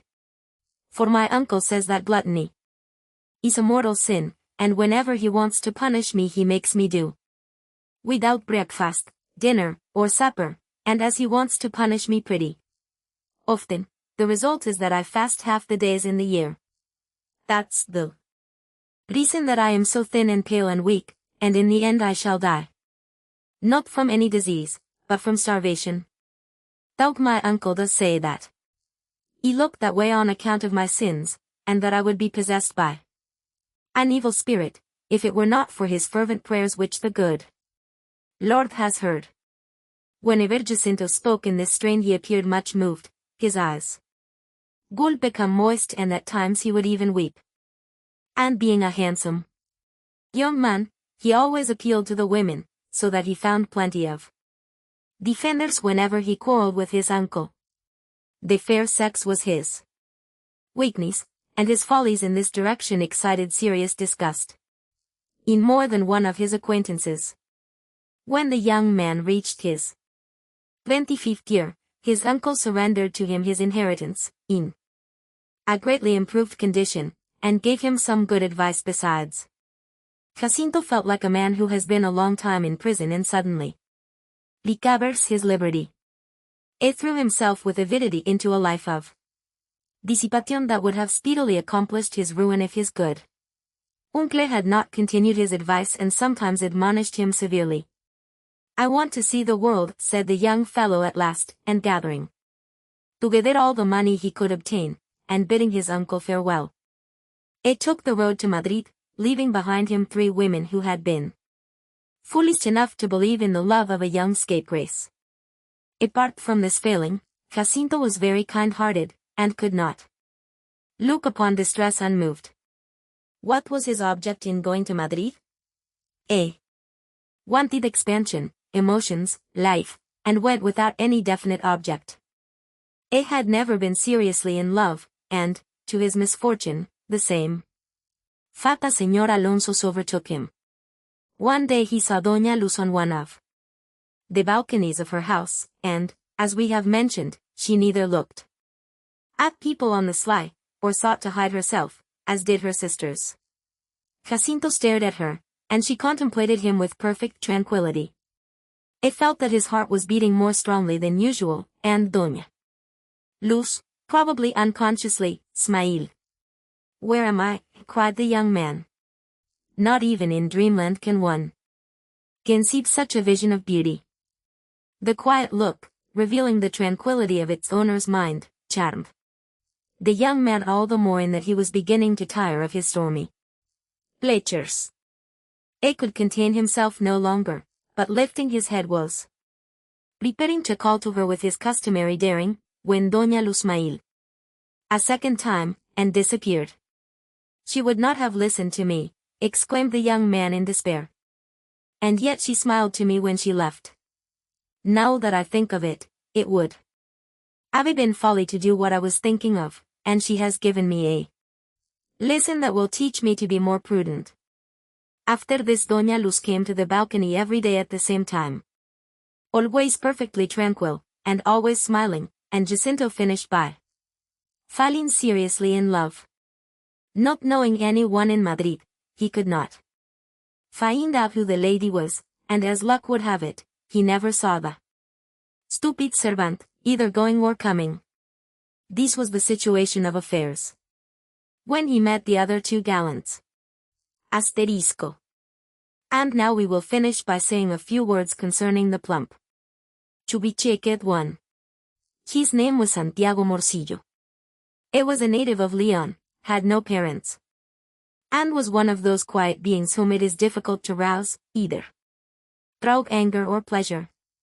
When anything unpleasant happened, he said only, "God's will be done," and if he had reason to feel pleased, showed it only by a smile or by going to church to thank God for the favors which he bestowed on him. His father's conduct had been disorderly, and he left but few unencumbered possessions, his affairs being in confusion. But the good-natured Santiago did not mind this. It was quite the opposite of his father and, by force of work, economy and shrewdness, he recovered what was lost, and even improved his condition so far that finally he was free from debt and in easy circumstances. Until then he had never thought of women, and when he did, he said, "I shall take a rest now. It would be folly to begin a dangerous experiment immediately." My mother was a very virtuous woman, but all women are not alike.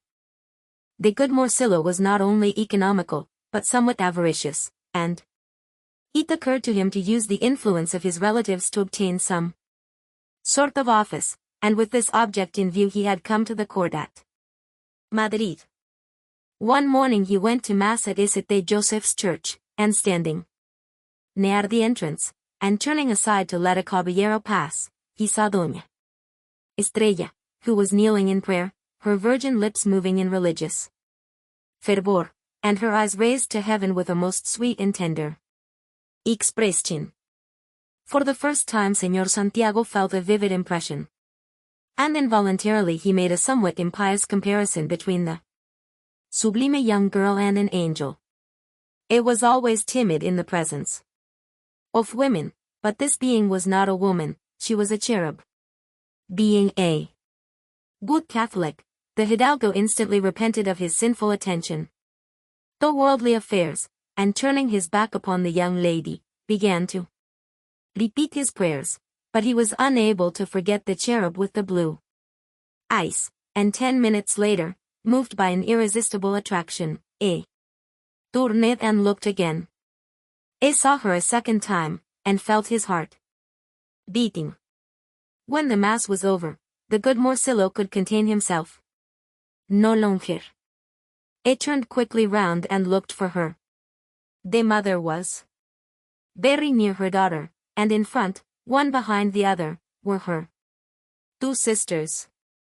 However, in the crowd it was not easy to see that the 4 belonged together, and besides, the hidalgo had no eyes for any except the fair one. It tried to get nearer to her, but every one rose at the same moment, and he again lost sight of her for a few moments. He tried his best to force a way for himself through the crowd, but, being quite confused, he paid no attention as to where he planted his feet, and many of the faithful accosted him roughly, while others threw themselves against him and prevented his getting out. The poor fellow was almost suffocated, crushed and choking. He could hardly breathe, and perspired freely, while his face became livid. His stoutness was his great misfortune, and he missed the lady. Is it possible that I have fallen in love? He asked himself when he got into the street. He could not forget the fair face, and began to think the matter over with as much calmness as he could muster in his embarrassment. Having met such an angel of a woman, why should he not marry her? A bachelor's life was very nice, but only up to a certain age. He went to Mass the next day, and again he saw Estrella, and lost her in leaving the church. At last, on the day when our story begins, Morcillo, like the others, discovered by accident the residence of the charming maiden. He saw her on the balcony. Nothing else happened, but, feeling sure that he was in love, and that his willpower was not strong enough to resist his passion, he made up his mind to go on with his wooing, and not to stop. Unless this marvelous being with the face of an angel should prove to be a demon, which was, of course, impossible. Asterisco. Now we know the 3 hidalgos, who did not resemble each other in the slightest degree. To be continued, Quatrain. Though dash irradiant on the barren shore. The wave is born, the lark to sing and soar. Though traffic with the sun upsprings the tree. Man only has no certain destiny. H. Illustration. Extracts from the log of the Rita. Being a disconnected account of the doings of some artists on a summer cruise. Illustration. First day out. We can scarcely realize we have left behind the heat, the noise, and the dust of the city for 3 weeks. Far to the north, overrun by clouds of noisome smoke, our lake prison is gradually sinking. From sight, only the tallest spires and houses can be seen. As the distance grows greater, our hearts grow lighter, and dance in unison with the leaping waves. The day is a miracle of light and color, and we're a happy crew. Illustration. Came very near being wrecked last night. Even the moon was full, but that fact saved the lives of all on board. Spike made a sketch this morning. That will explain better than words. Illustration. The fashionable portrait painter's man and girl flirting on the shore. Turned out to be rather clever devices for frightening crows. A has been advised to consult an oculist. Illustration. Fuzzy Wuzzy and the languid aquarellist got together in the forecastle. They'll hatch a scheme to get possession of the champagne. Nick, the nipper, woke up and heard the conversation. A called to Makahai. Hai took in the situation at a glance, and skewered Fuzzy and the aquarellist with his prize fingernail, with which he does his etchings, and thus the villains were balked. The conspirators had been eating antipuncture, so that when Hai withdrew his nail, none of the wind came out of there. Tides. There was little blood and much wine spilled over this affair. They skipper instantly had the schemers put in irons, and Nick, the nipper, was allowed to torture them in their helpless condition with a few of his songs and imitations, as a reward for his vigilance. Illustration. Today we took on board a small party of guests, several ladies being among the number. The finished style in which our fashionable portrait painter received the latter excited general admiration. There is very little doubt but that he will be promoted to be assistant skipper, with a cook's pay. Illustration. The skipper complained this evening of feeling queer in the head. And the Duke made unkindly reference to the moon, which is known to have a peculiar influence in certain cases, but got sat on for his inopportune display of wit. Futsi's allusion to the banquet in the cabin last night was perhaps more truly explanatory. Illustration.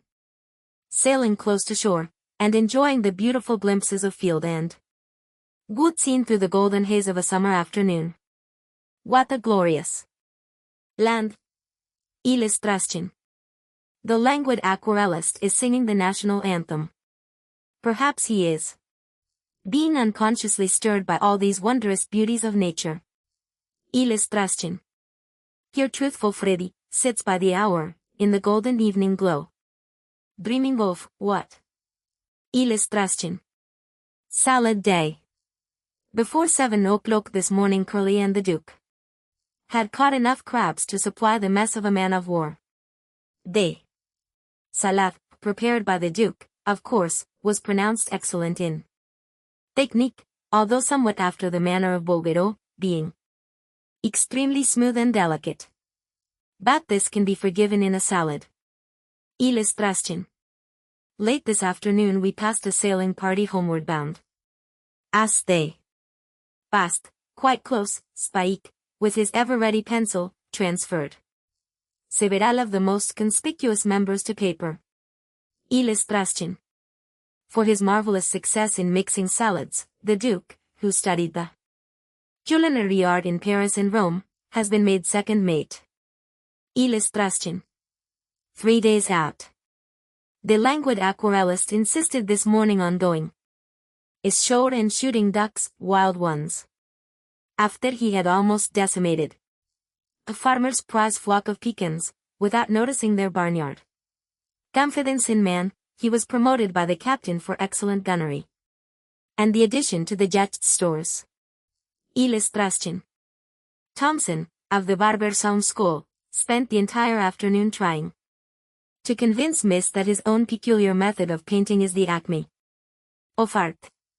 Miss seemed delighted with his efforts, and thinks his pictures are just lovely.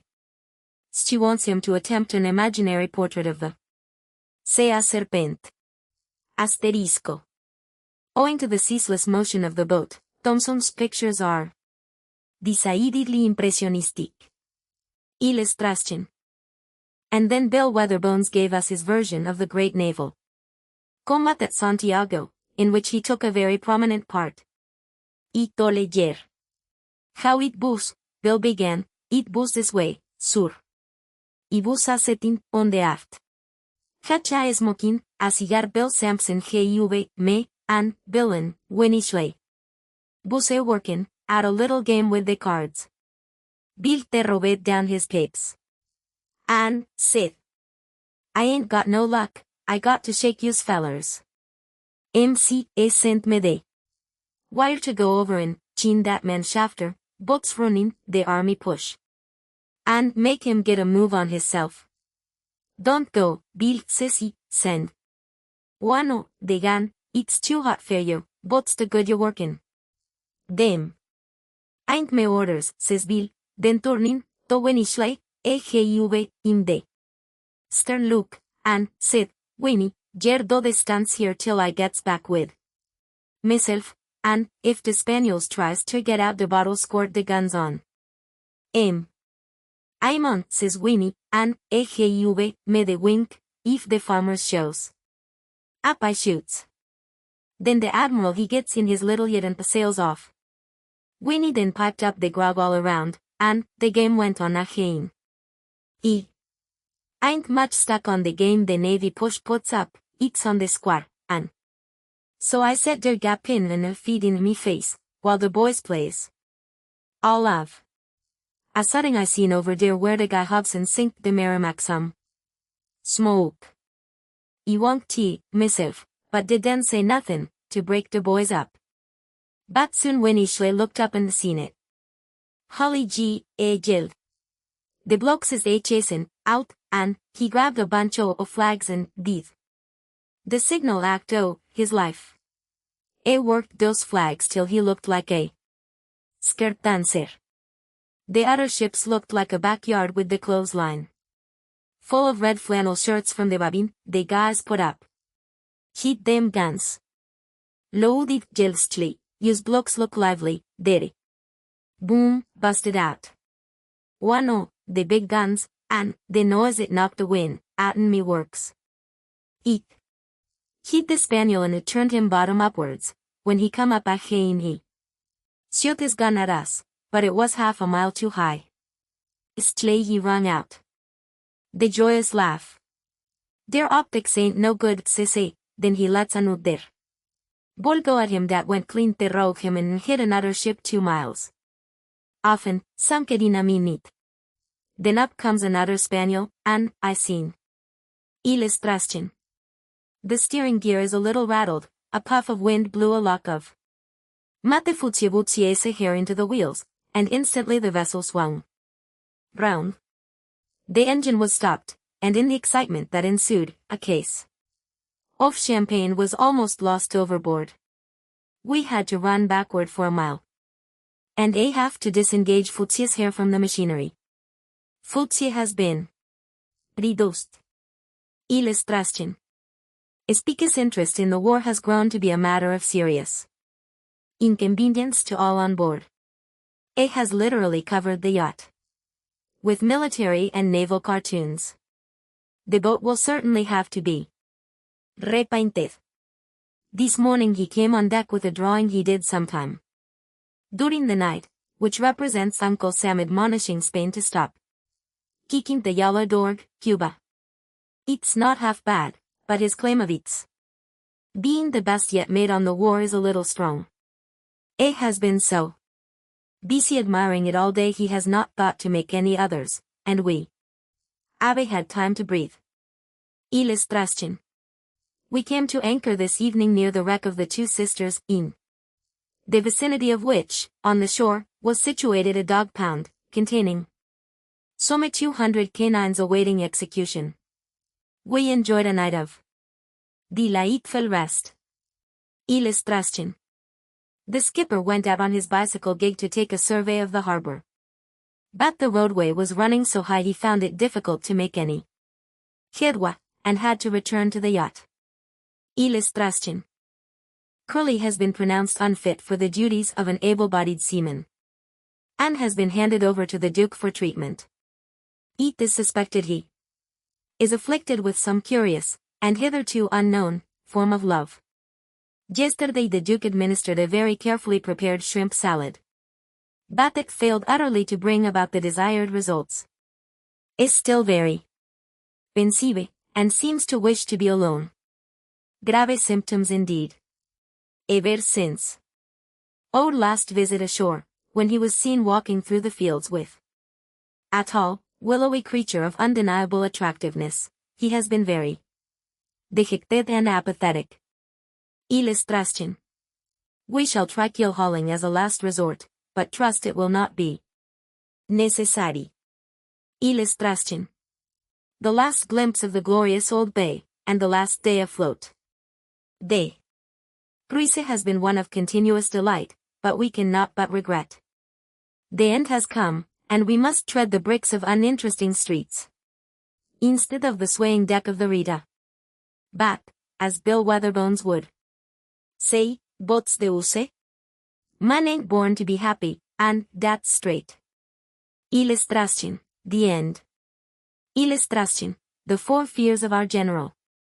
Souvenirs of Childod adapted from the French by Adele Bacon. The second fear. The battle on the mountain had passed off much better than we had dared to hope, and, although we had not found our enemies as sound asleep as we had desired, our early morning attack had nevertheless completely surprised them. We managed to seize their recent position on the plateau. We scarcely any loss. This position, although a very exposed one, was worth a great deal more, from the strategist's point of view, than the valley in which we were encamped the night before. Besides, in making war, it is always desirable to occupy those places voluntarily selected and defended by an opponent. Our work, however, was by no means over. Another sort of effort lay before us. Our foes, driven from their position on the heights, had succeeded in forming another, and were strongly entrenched on the lower extremity of the same plateau, from the loftier end of which we had so lately hit them. With a considerable amount of adroitness, they had succeeded in placing a little river, called the Oe del Kebir, between our camp and their own. We were compelled therefore to cross this river, in order to force them to move farther on, and abandon to us the territory that we both coveted.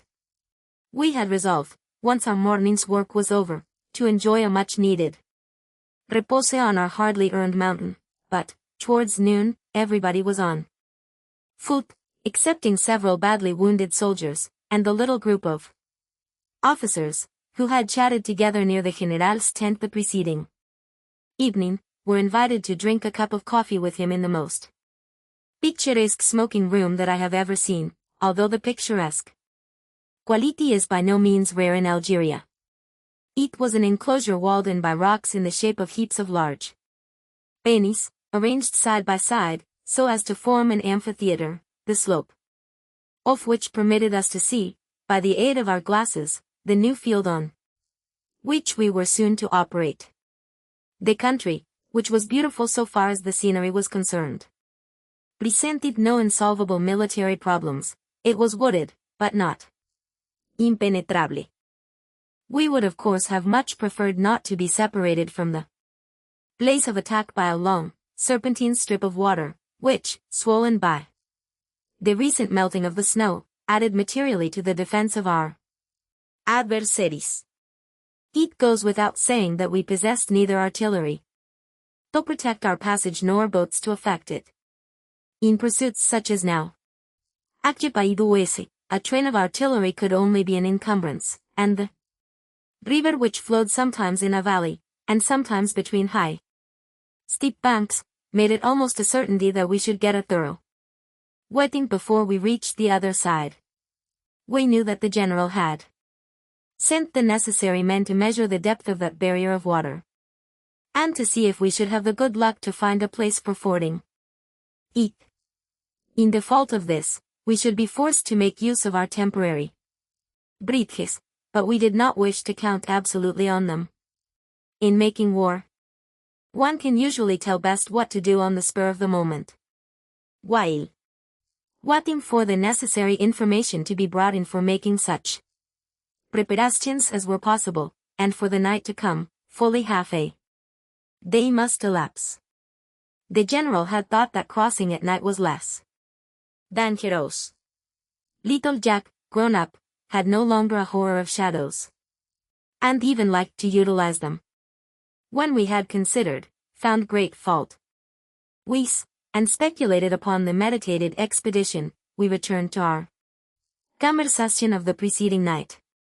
The general had had the imprudence to speak to us of _2_ stories. We had heard one. What about the other? Captain Robert, the officer with whom the general sometimes quarreled. Perhaps because he felt that he had an especial partiality for him, being slyly urged on by the rest of us, had the indiscretion to ask him for it. Oh, as to that one, my children, you must not insist, said the general. It is only a story of childhood, which has none of the qualities which make the other acceptable to grown men. You have no taste for failures, you will cause me to be guilty of one.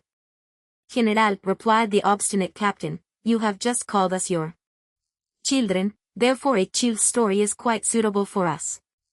It will rejuvenate us.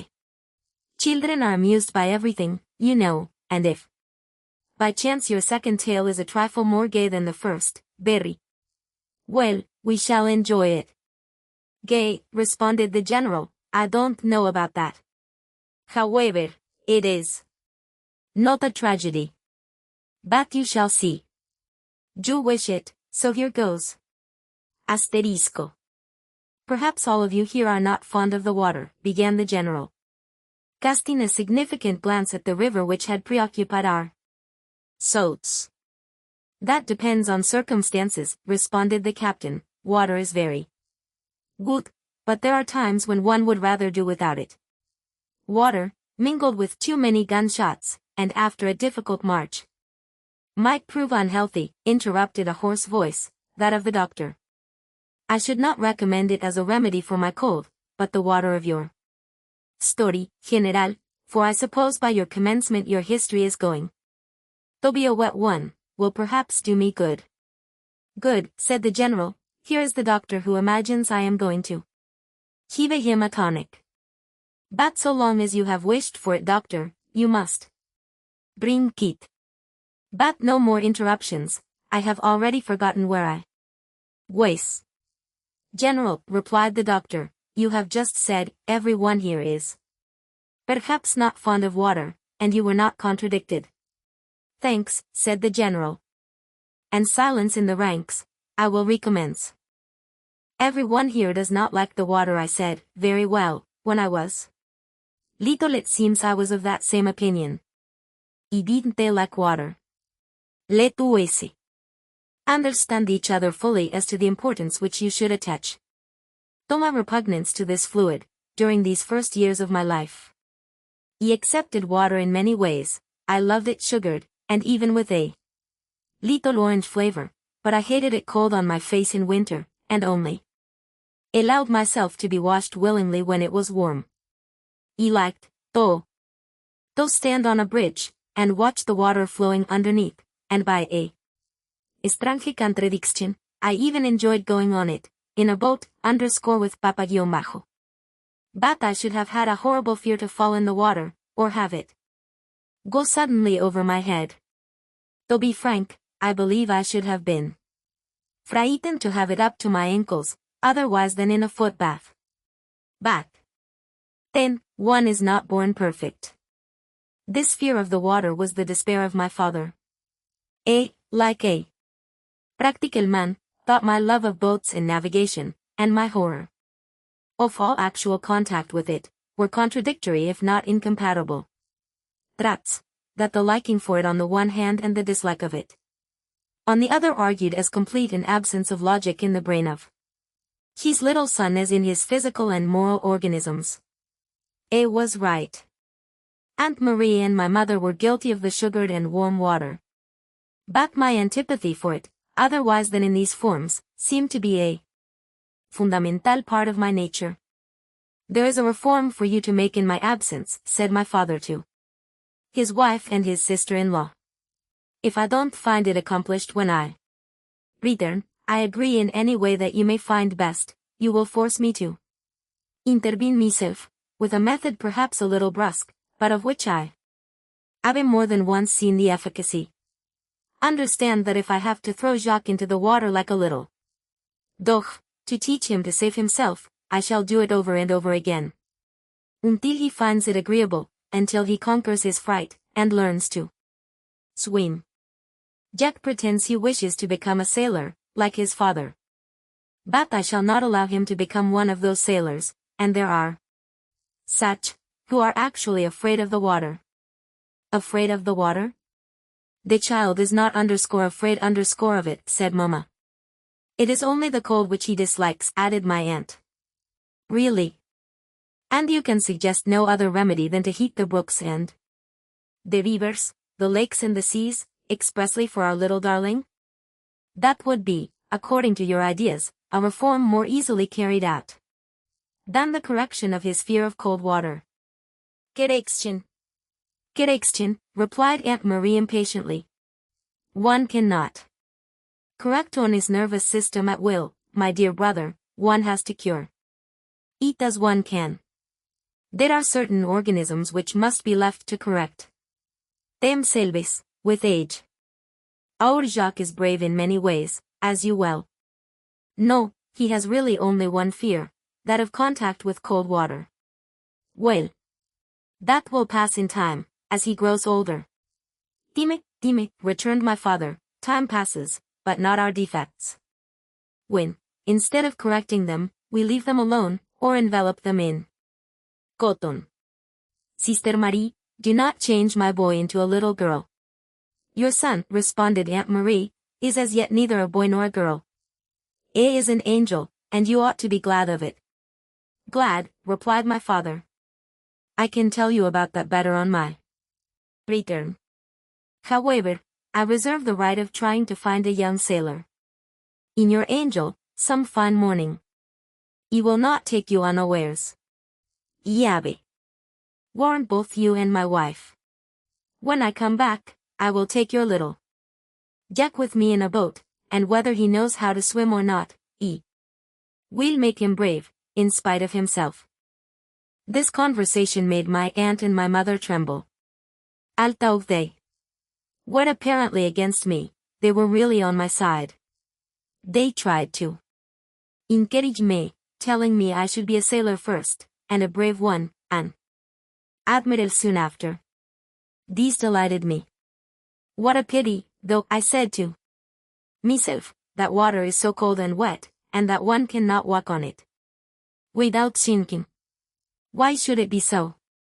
Asterisco. The moment has come, to speak to you of my uncle, my father's brother. This brother, who was older than my father by about 10 years, was a retired officer. What a wonderful man he was too. It seems to me that I had known only great and heroic people, in my childhood. It was hardly possible to turn out badly, in the midst of such fine beings. What is good in me, I owe altogether to them. My uncle had traveled extensively. He had taken part in all the campaigns of the First Republic, and of the First Empire, and had brought back from them a love of flowers which you may explain as best you can. He loved the land as much as my father loved the sea, but only for the purpose of covering it with flowers. He possessed a charmingly situated property, on the outskirts of the town, where he cultivated, with excessive care, a magnificent collection of roses, celebrated throughout the entire horticultural world. This collection contained more than 4,000 varieties, I repeat, 4,000, catalogued, numbered, each with a name and a history. Certain people pretend to tell them apart at a glance, but I must say it was easier to confound them in an equal degree of admiration. He should have felt unjust in preferring one to another, and I admitted a difference in them only in their colors. My father called his brother's place, the Garden of Roses. The Garden of Roses was for me the only serious rival. Of the court of Aunt Maria's hospital, and do you know why? Not because it was sweeter smelling, and richer in flowers than any place I have ever seen elsewhere, not because I always brought back beautiful bouquets.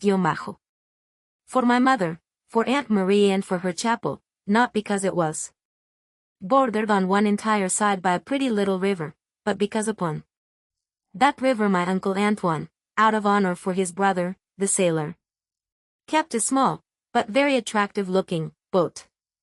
In this boat, which appeared immense to me, my father used to take me on short voyages, not in the water, but on the water, which frightened me so much. When I was navigating on the little stream, how many times have I imagined that I was on the ocean, en route for America, India, the North Pole, or the island of Robinson Crusoe. At the time of which I speak, my father, after a year passed upon the seas of China, returned to spend a 3 months holiday with us. He felt that I must make the most of it. The year before, I had been delighted to go with him on many little expeditions, both by land and water. But this year, alas, he expected little pleasure on the latter. One of the first questions he asked was whether I was still afraid of my old enemy. I was obliged to confess that I still felt the same in regard to it. What? But how old are you? Brother, said Aunt Marie, he was just 6 years old when you left us. But according to that your pupil is now 7. Yes, Papa, 7, said I am getting to be a big boy. Big. Yes, that is possible. But the larger you are, my poor Jacques, the less excuse you have for not knowing how to swim, for having fear of the water. He has tried, interposed my aunt. I had Uncle Antoine's gardener, who is an excellent swimmer, give him a lesson in the river, but he came out so blue with cold that I dared not let him go back again. Altoug. And neither cried nor complained. I am certain he would have died in less than 5 minutes. You believe that, perhaps, my poor dear sister, replied my father. It is, however, an experience which he will have to repeat. But I warn Jack that in the meantime, or until he is able to swim, at least a few feet, there will no longer be a boat for him at the Garden of Roses. De St. Jack, which was the name given in my honor to my uncle's boat, the St. Jacques must remain at anchor. This was terrible, but it was irrevocable. It never entered my head to try to make my father alter his decision. Then he said to me, my boy, you love boats, but hate the water. When you have rendered 2 such contrary propositions a little more harmonious, when you are no longer afraid of wetting your precious little skin, you may voyage all you like in Uncle Antoine's boat. Until then, do not dream of doing so. One should never go in a boat unless one is capable of taking care of oneself in case of accident. The following morning we went to see Uncle Antoine. Asterisco. My father and I at length set out. It was good to have him back, to hold his hand, and our disagreement upon one point had not seriously troubled old friendly relations. When we arrived, we found Uncle Antoine, who occasionally suffered from the gout, incapable of taking a step in the garden. My father offered to give him his revenge for the game of chess, which he had gained from him the year before, the day previous to his departure. As for you, Jack, said Uncle Antoine, as you have no gout, run away, kick my cherries, eat my strawberries, look at my roses, go and see your chickens and rabbits and feed them for me. You would perhaps do well to take along a book, your Swiss Family Robinson, go and read it in the amok. Take a nap, if that pleases you, but whatever you do, be good. When one is not watched, there's a double duty and a double merit in being good.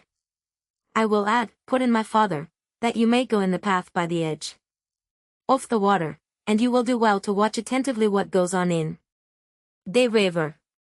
Flowing water is an instructive spectacle for a boy like you. Instructive, queried my uncle.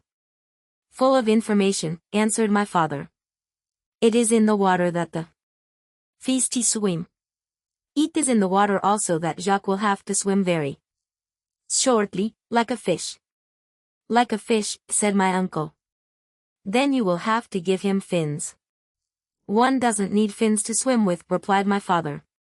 Frogs do not have them, yet they manage to swim beautifully.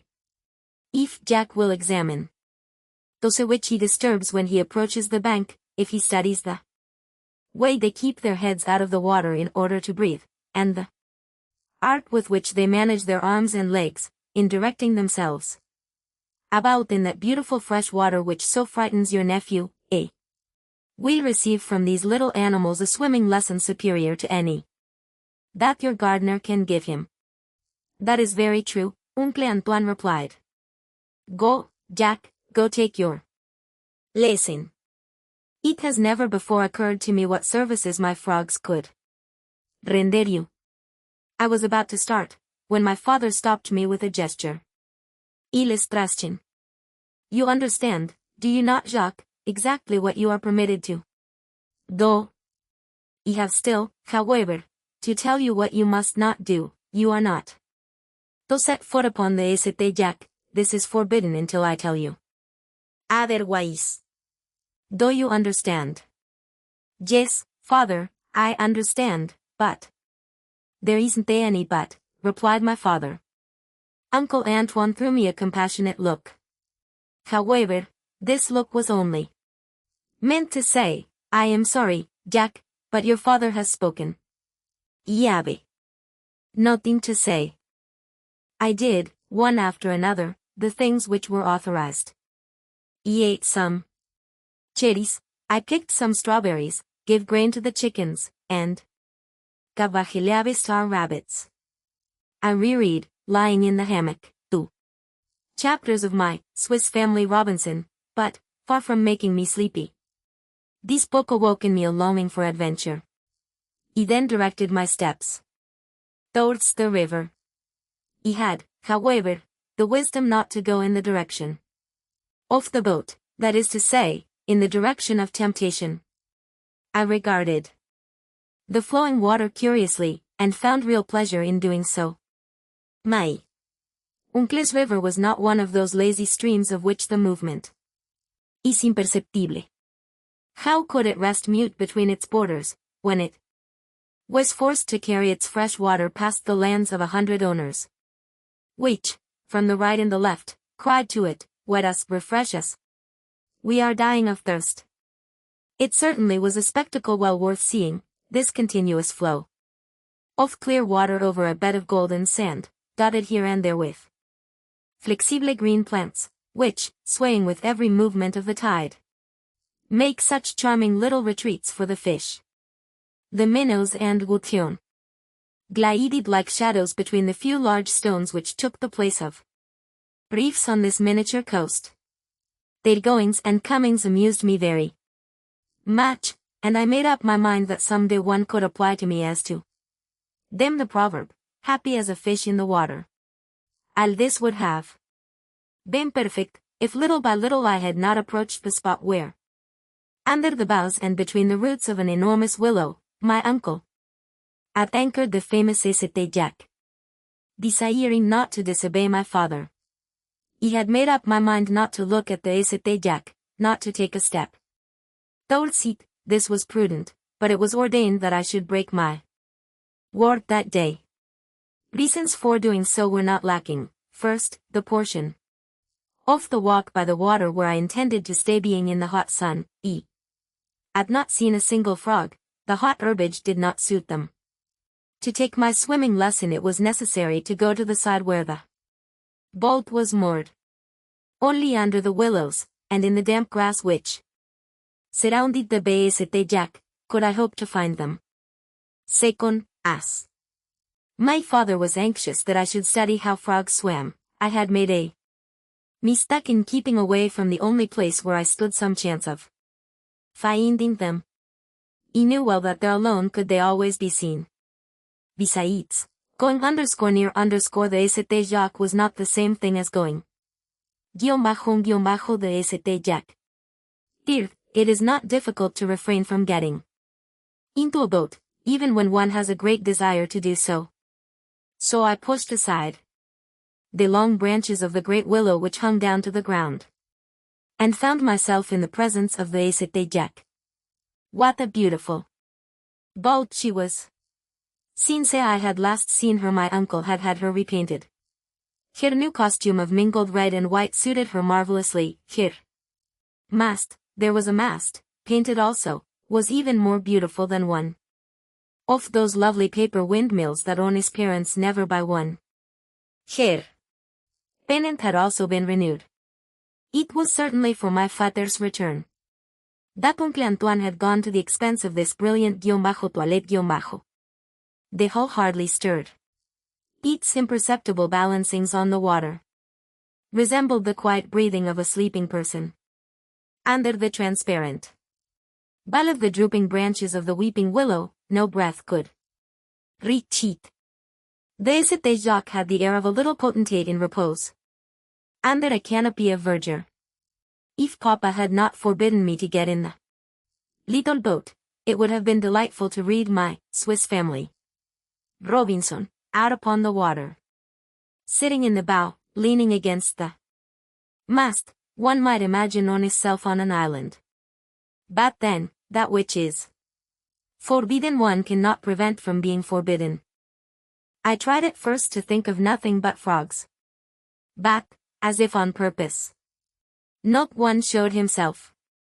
He was sure they were hiding in the shadow of the boat. He went up quite close to the St. Jacques, and still nothing jumped into the water.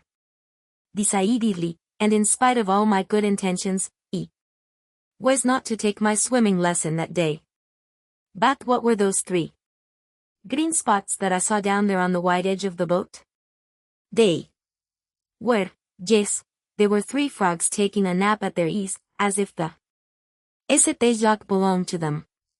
One could not tolerate a thing of that sort. He stepped gently over the edge of the boat to chase away the trespassers. Paff, paff, paff, with a single lope, each of them made one of those famous dives of which my father had spoken. Now or never was the moment to ask them for a lesson.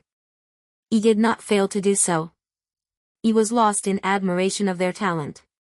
Papa was right, a frog swims to perfection. It swims so correctly and elegantly that by its vigorous, regular movements, one understands clearly what one ought to do if one happened to be in its place. This sort of lesson, illustrated by an example, shows one much better what movements to make than when the gardener holds you under the stomach, and shouts you don't know what in your ears. If father should throw me into the water, I should think of the frogs, I should do as they did, and I should certainly swim. Illustration, what a beautiful boat she was, drawn by Clinton Peters, I had reached this point in my resolutions, when the sound of something heavy falling suddenly into the water made me raise my head. The noise was followed by a cry, and this cry by 5 or 6 others. That which made the noise was something which looked like a big blue pacaje, which was squirming and beating the water frequently, across by the opposite bank. I looked with all my eyes, and was filled with horror in recognizing the little boy, still in dresses, of the gardener across the stream whom I had sometimes seen from the bank. The poor little one, I should be more correct in saying the poor big one, had evidently escaped from his mother, and had taken advantage of the occasion to come alone to the river, and, turning a somersault by mistake, was now in danger of drowning. Was not exactly happy. He cried like a little madman in the instance when his crimson face emerged from the water, and, by a sort of instinct, beat the water with both hands and feet. I noticed that his skirts held him up temporarily, but that could not last long. He began to cry in my turn, and call, Papa, uncle. But the sound of my voice could not reach so far, and I felt that there must be something better to do than cry. I said to myself that one must go into the river to rescue the poor child. Yes, but in order to do that, it was necessary to wet oneself in the cold water, which was particularly disagreeable to me, as you already know, and what was worse, they would see, afterwards, by my wet clothes that I had disobeyed, that I had not stood in the path, but had broken my word. That was the most terrible part. In a couple of seconds all views of the situation flashed through my mind. Should I try to save the gardener's little boy? Then I must disobey. An idea came to me which struck me as brilliant. I would take off my shoes, my stockings and my trousers, and leave them in the boat. The water evidently was not very deep, because I could see the bottom. It was quite large, and by rolling my shirt up under my vest, I thought I could go.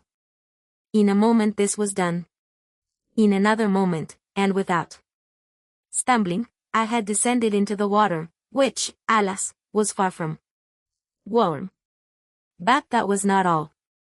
I had miscalculated the depth of the water and my height, and, when I had taken 2 or 3 steps towards the child, who still cried, I saw that if I went any farther I should wet my shirt and my vest.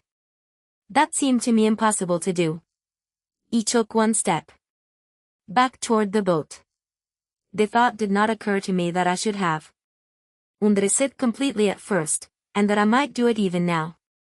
Yes, I very nearly left the child to drown, for the sake of not wetting the clothes which I still wore, which, it is true, were new ones, and of not having to admit afterwards that I had disobeyed. My hesitation did not last long. Father will forgive me, I said to myself, when he knows all about it, and giving myself up altogether.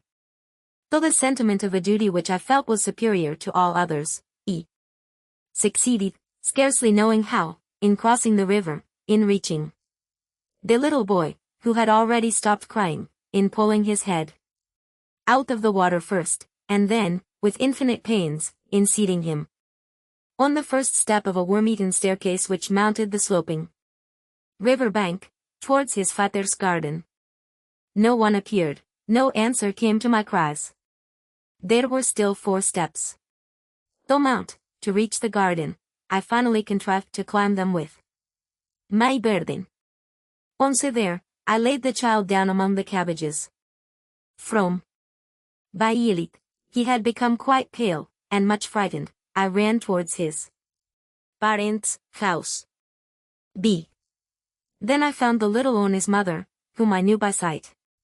She was a large, healthy-looking woman, and, as I rushed into her presence, was working at her spinning wheel, singing meanwhile. When she saw me suddenly appear, scarcely half-clothed, and soaking wet, she was seized with a fit of anger, and before in my trouble I could manage to explain myself, boxed me vigorously on both ears. It was the first time in my life I had received such treatment. Furious at this proceeding, I threw myself on her, calling her every name I could think of, and holding her by the skirt, I cried to her that out among the cabbages there lay a little boy who might be dead. The good woman, astonished, began to imagine from the little I was able to tell her, that she had been too quick. She concluded to follow me. I feared I was taking her to a dead child. All was so quiet over in the cabbage garden. But I was wrong. The little fellow I had pulled out of the water was in better condition than I. We found him sitting tranquilly in his wet garments, his arm resting carelessly on a fine large cabbage. Without saying a word, he was staring straight in front of him. But at the sight of his mother he suddenly recovered his voice, and commenced bellowing even louder than he had done when he was paddling in the river. Why should he cry? He thought it stupid to cry just when help had arrived. It was, however, not so far wrong, poor Fat little fellow, he was a little man who had already experienced many things in life. He knew well what awaited him. To tell the truth, he knew that his mother's first action, in moments of excitement, was at once quick and varied. Illustration. Seeing him in good condition, but wet from head to foot, Mother Brazen lifted him up by one arm, and pulling up his frock, administered a spanking which considerably augmented the loudness of the little voice. Soy I was indignant. It appears that I was wrong. I have since heard it said that, medicinally, the maternal treatment was admirably suited to the cachin. Is that true, doctor? Quite true, answered the doctor, laughing. With all this going on, I was scarcely contented. On the one hand, I was beginning to shiver with cold, and on the other, for the first time in my life, I found myself with strangers far away from the remainder of my clothes, and I had a terrible fear lest Madame Brazen should profit by the occasion to administer to me, otherwise than on my ears, the same treatment she had so recently applied to her own son, and which the doctor, no doubt, would have approved. But these two exercises had been sufficient to calm the good woman. We had no sooner entered the house than she proved herself a loving mother to little Auguste, and very kind to me. Quick as a wink she undressed us both entirely, and bundled us both, in spite of our resistance, between the white sheets of her big bed. 3 minutes later she made us each drink a glass of sugared wine, very hot, which put Auguste in an extremely jubilant frame of mind. He could not share it. The worst was perhaps over. I was finished on our side of the river, but that which was soon going to pass on the other side began to occupy my mind. I thought alternately of Papa, of Mama, of my uncle, of my wet clothes, of the 2 boxes on my ears, of the boat, and of Aunt Marie. All this was very complicated for a childish brain, already confused. Little Auguste, searching for a warm place, had curled up in my arms and gone to sleep. Scarcely knowing it, I followed his example, and became unconscious in the middle of my sad reflections. It seems they let was asleep nearly 2 hours. When I awoke and found myself in that room and in that bed, and felt the head of a chubby little boy on my shoulder, I was, at first, much astonished. I opened my eyes without daring to move.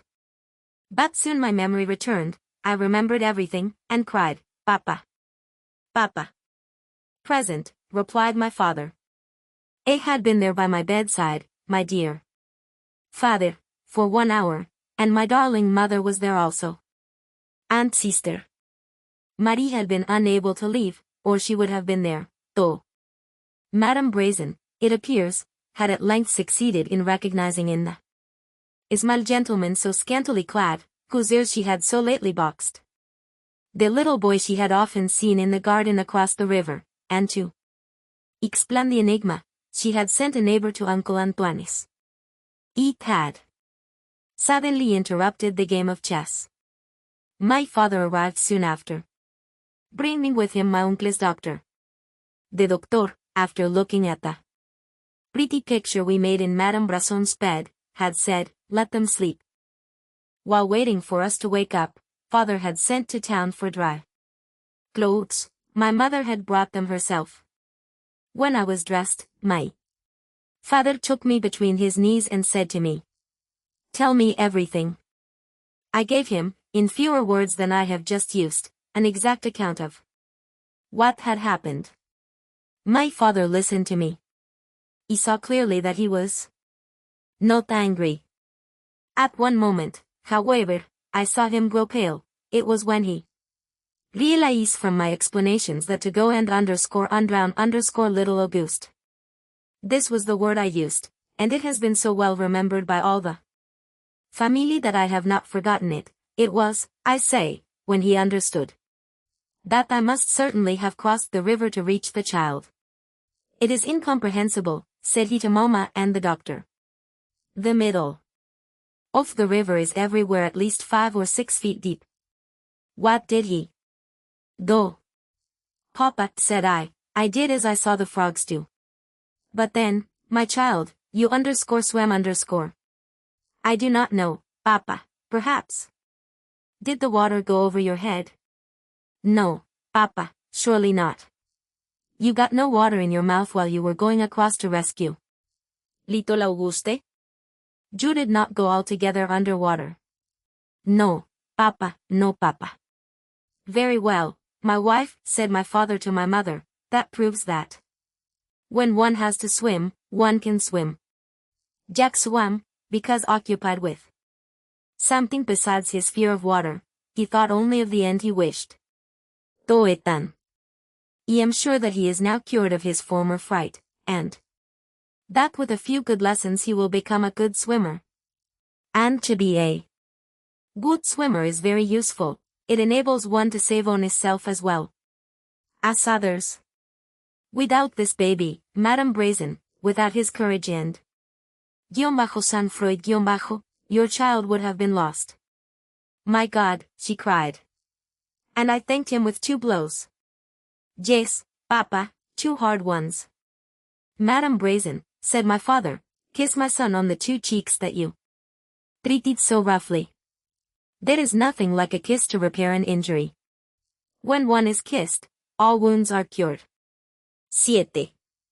My story, continued the general, should not give the idea to children, or to grown persons either, that it is always wise to make an abrupt debut in the art of swimming, but it shows that the movements by the aid of which a man swims are as natural to him as to most animals, and that if suddenly forced to do so, he has no fear of wetting himself, and can, by not losing his head, and by thinking of frogs, cross a little river in safety.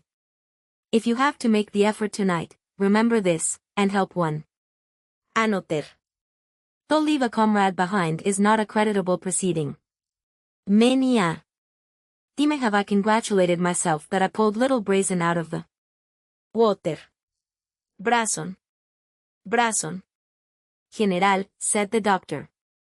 But I have known someone of that name in the army, a lieutenant colonel, a strong, brave fellow. What?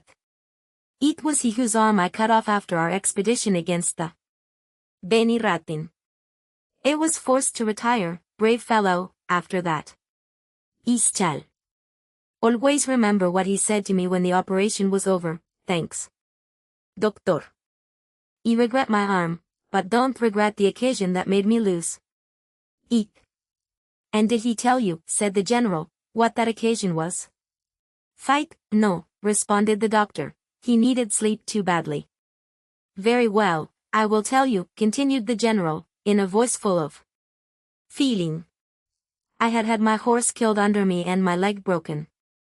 He should have been left to the mercy of the cabals, but he rescued me, took me on his shoulders, carried me to a place of safety, and only when this was done, discovered that during the trip a ball had shattered his elbow. Brazon lost his arm in saving my life. The story I have just told you made us good friends. Oncle Antoine became interested in him, my father also, we were educated together, and Abbe had more or less the same career. Poor Brazon. When he retired, returned to and lives in what used to be his father's garden, opposite Oncle Antoine's garden of roses. Since then we have joined the 2 properties by a bridge, under which a boat can pass. When I retire, in my turn, I shall not have to swim to go and see my dear Auguste. 8. General, said the young captain, will you permit me to ask you one question? Did not your family spoil you a trifle after this incident? Oh, yes, replied the general. I did not lack attention. Aunt Marie and my mother both kissed me. My uncle declared I was a fine little fellow. And Madame Brazen, about 2 weeks later, sent me the very biggest pumpkin in her garden. She had found out that I adored pumpkin soup. Illustration. Illustration. The happiness of being nearsighted. When Dr. St. George Mivart contributed to a well-known English periodical, his article, The Happiness in I Am, the title naturally attracted immediate attention and won for the paper a consideration which led to the universal discussion that immediately followed. No one wished or expected to go to the place concerning which he set forth some of the particulars, and even some of the secrets, but as everybody had friends who were in danger of such a fate, and enemies who were certain of it, there was naturally no little curiosity to learn from the writings of the early fathers and later learned ecclesiastics whom Dr. Mivart quoted how these persons would fare there. To the general surprise, A. disclosed that even in that dismal abode, with an eternal summer of a temperature the height of which no thermometer known to earthly science could measure, there was yet to be expected at times a certain degree of felicity. Christmas and Easter, it may be remembered, were days off, when holiday existed, the fires were banked and comparative coolness prevailed. To the man or woman of acute sight, who sees everything far or near, without the necessity of optical aids, and to whom all surroundings are definite and clear, and who recalls the fellow being who must either wear glasses or grope and stumble and be uncertain of environment, it would appear nonsense to say that there is a happiness in being nearsighted. And yet in a certain form of nearsightedness there are sources of delight, which even the man of perfect sight never knows. There are scientific distinctions which the oculist who examines your eyes and the optician who is anxious to sell you a pair of glasses will explain between the nearsightedness which compels you to pore over a book, holding it close to your eyes, and the other form which enables you to read the finest print without glasses, and yet debars you from recognizing your wife or mother-in-law halfway across the street. There is certainly not much happiness in the former, because, although it may give the impression that you are a close student and a man of deep erudition to go about with a book or newspaper directly at the end of your nose, the appearance you present is not heroic or graceful, and the young ladies seeing you are apt to smile, and being regarded as a bookworm and pedant you can never hope to create much of a figure in society. It is only the nearsighted man who cannot distinguish things very well at a distance, and who, therefore, gets a strictly impressionist view of life, who really enjoys existence. He can do without his glasses, if necessary, or if he does not think them becoming, and yet experience almost perfect comfort. For him, indeed, the world never loses its illusions, and years, far from robbing him of this boon, only adds to the glamour of enchantment in which he lives. There are those who maintain that the really great men of history have always been short, not in funds, but in stature, and they instance Socrates, Napoleon, Edmund Kean, Victor Hugo and a multitude of others, but, in point of fact it might be still more conclusively shown that the majority of great men have been short-sighted. Much of the romantic view of existence taken by the ancients we may ascribe to the fact that many of them were nearsighted, and had not the use of spectacles, which did not come into vogue until the 13th century, although the Chinese, it is said, had them for some time before that. Nothing but nearsightedness could have so stimulated the imagination of Shakespeare and idealized everything about him, although, indeed, it is true that we have no portraits or busts in which he is shown to have worn glasses. Still, there are so many references in his writings to thickness of sight and difficulties of vision, and there are such exquisite descriptions of color effects, that we cannot doubt him to have been the victim of what the doctors would call optical infirmity, although it is quite the reverse. The fact that many of our famous modern poets did not wear glasses is no proof that for definite seeking they did not require them. Byron Shelley or Keats, we may be sure, never would have worn glasses in any circumstances, as such appurtenances would have been out of character.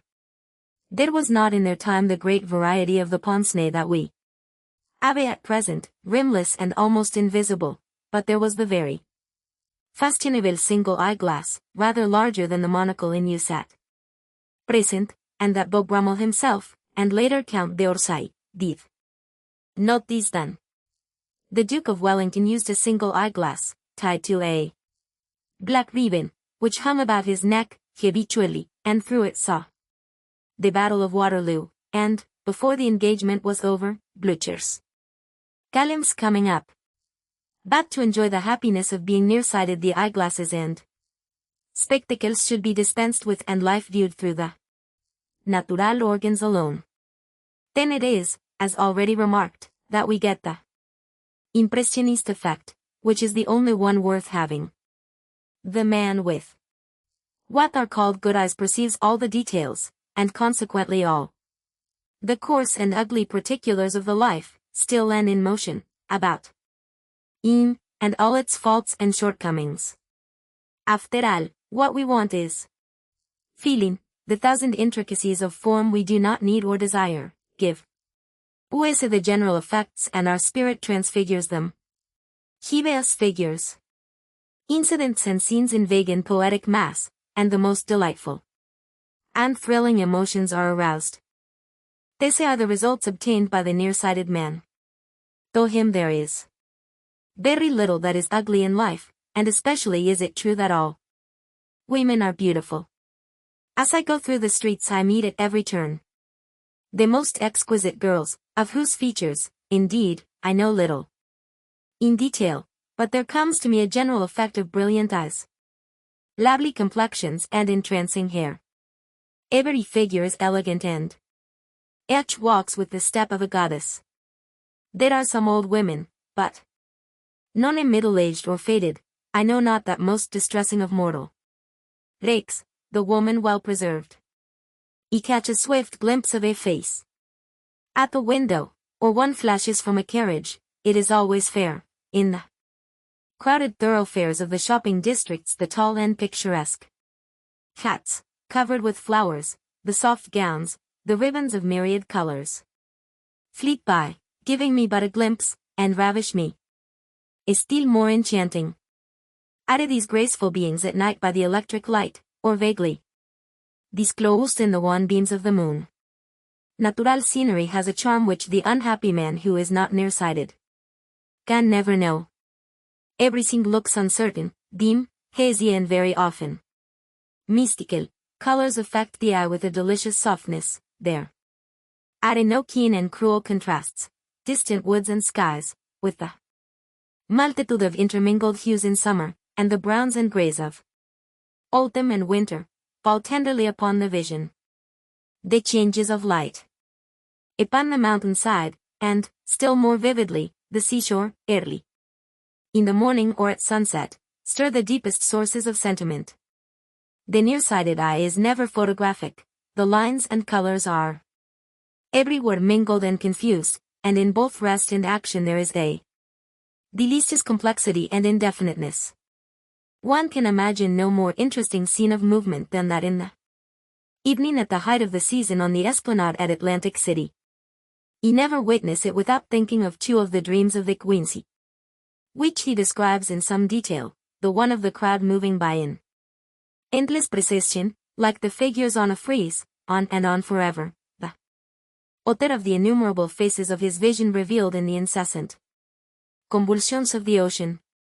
At about 8:30 in the evening toward the end of July, when the season is at its climax, this impressive sound, in two lines, moving to the right and to the left, is most numerous.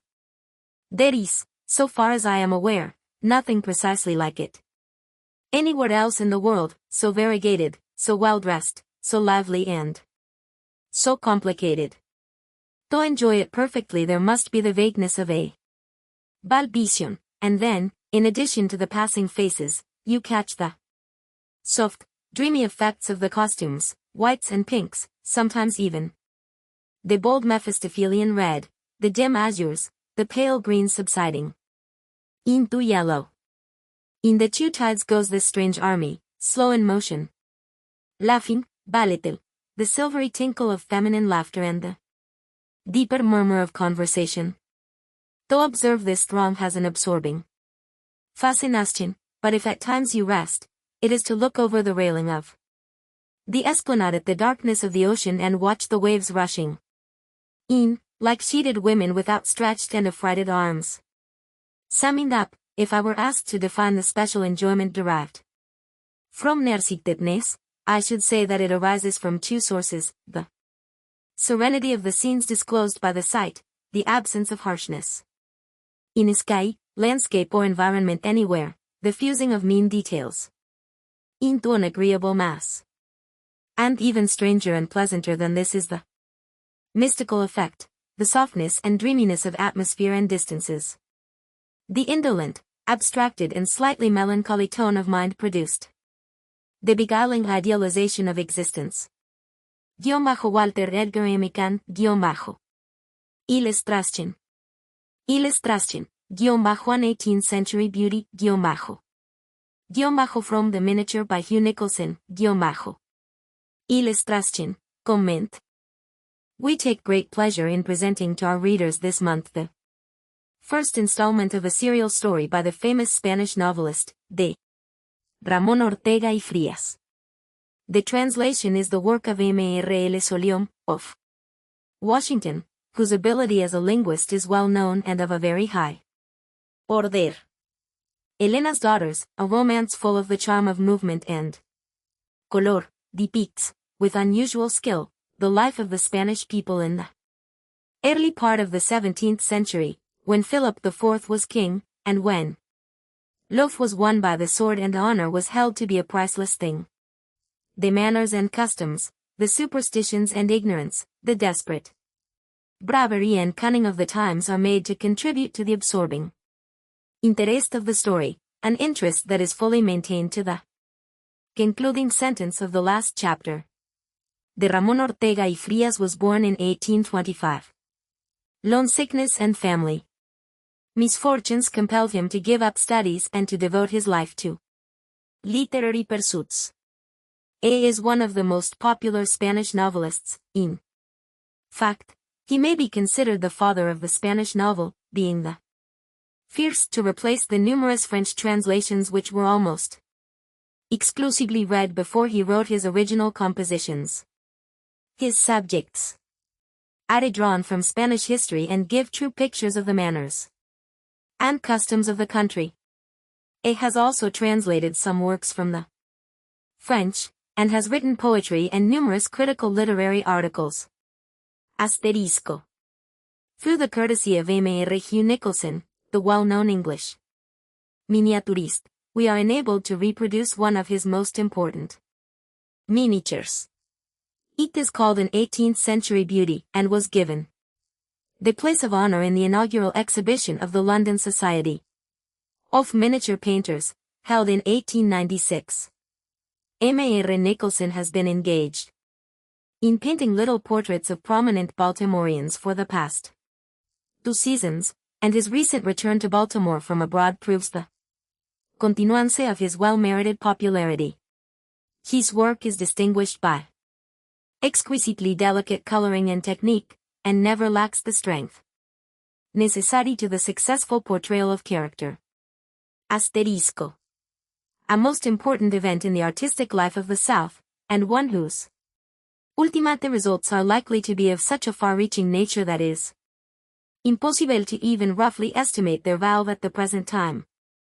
Occurred on January 18, 1899. On that day a group of representative and influential gentlemen met at the residence of Mr. Theodore Marburg, and founded what is known as the Municipal Art Association of the City of Baltimore. Although the idea of such an organization is not a new one, such associations already exist and are in a flourishing condition. In New York, Boston and other northern cities, no such society can be found elsewhere in the South. Baltimore can therefore for once be justly congratulated on having shown a spirit of real enterprise and civic pride, which, sooner or later, is sure to be followed by all her southern sisters. The main object of this new municipal art association is to receive and collect funds for the beautifying of the public squares and buildings of the city.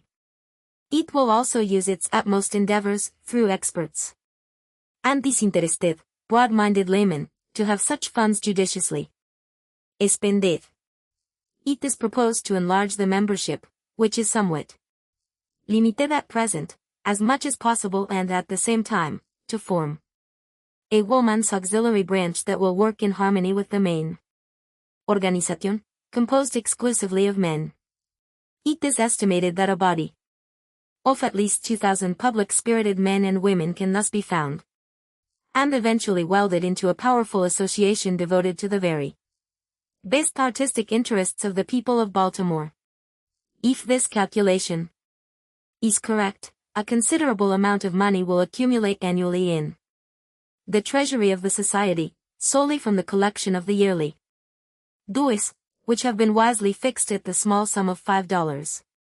In order to increase the association's resources much more rapidly than is otherwise practicable, it has been resolved that life membership may be procured by those who are willing to pay the sum of $100, and that the title of patron will be bestowed on all those who are liberal enough to donate the sum of $1,000, or more. The money so collected from dues and voluntary contributions is to be carefully husbanded until the amount becomes sufficiently large to justify the directors in opening a worthy competition for the decoration of some public building, the erection of a statue, or the building of a monument of real and lasting artistic merit. It may not be possible to procure enough money to purchase such a work of art annually, but it will be a question of only a few years at most before the results of this much-needed society will become evident.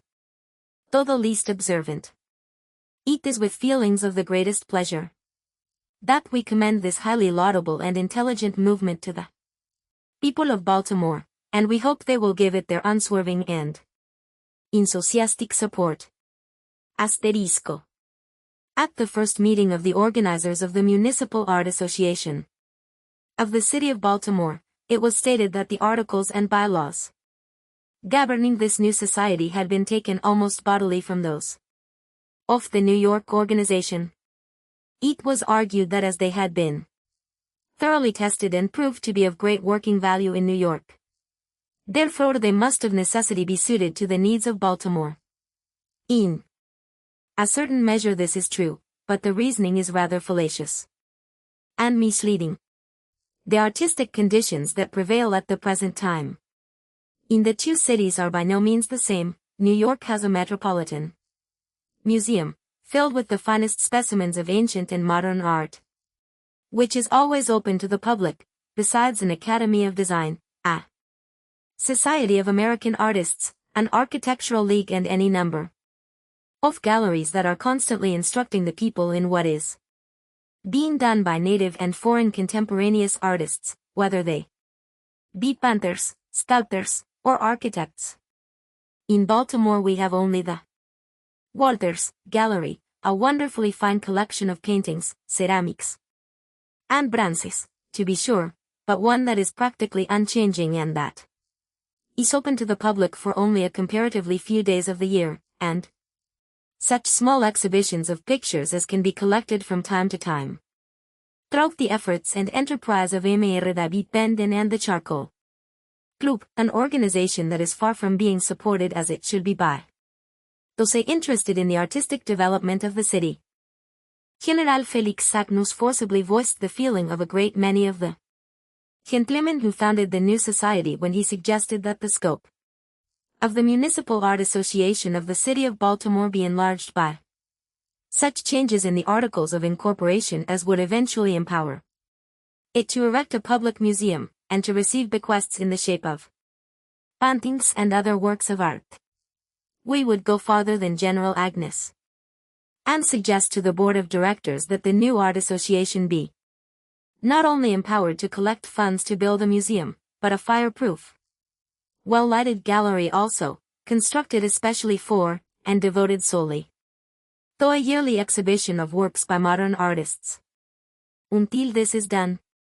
Baltimore must of necessity remain more or less ignorant and provincial in all artistic matters. Galleries for such yearly exhibitions exist in every other large city of the United States, and that one has not been built here long ago is due, we are sure, not to a dearth of funds or task, but solely to a curious lack of cooperation among those who have the power and the inclination to stimulate the rational development of a love for things of beauty. We therefore hope that the Municipal Art Association of the City of Baltimore will not imitate too closely the objects and the bylaws of the New York Society, but will add these other two extremely necessary projects to an already praiseworthy program, and thereby render our citizens more appreciative of the artistic attractions they propose to offer them in the near future. Asterisco. There is no spectacular display, either in the Old World or in the New. To compare with the New Orleans Mardi Gras, back there has been too little care paid to the development of the floats and of the costumes of the mummies, those which are directly under the control of the committee, which is usually placed in charge. We are always interested in art, and in the artist, and would suggest that our New Orleans friends might add greatly to the excellence of their entertainment by consulting men more of an artistic than of a business temperament in arranging their annual and unique displays. Asterisco. The movements in the local security markets have shown a somewhat halting tendency of late. This is not unnatural, following the sustained upward movement and the broad and active buying which has marked the operations in stocks and bonds for several months.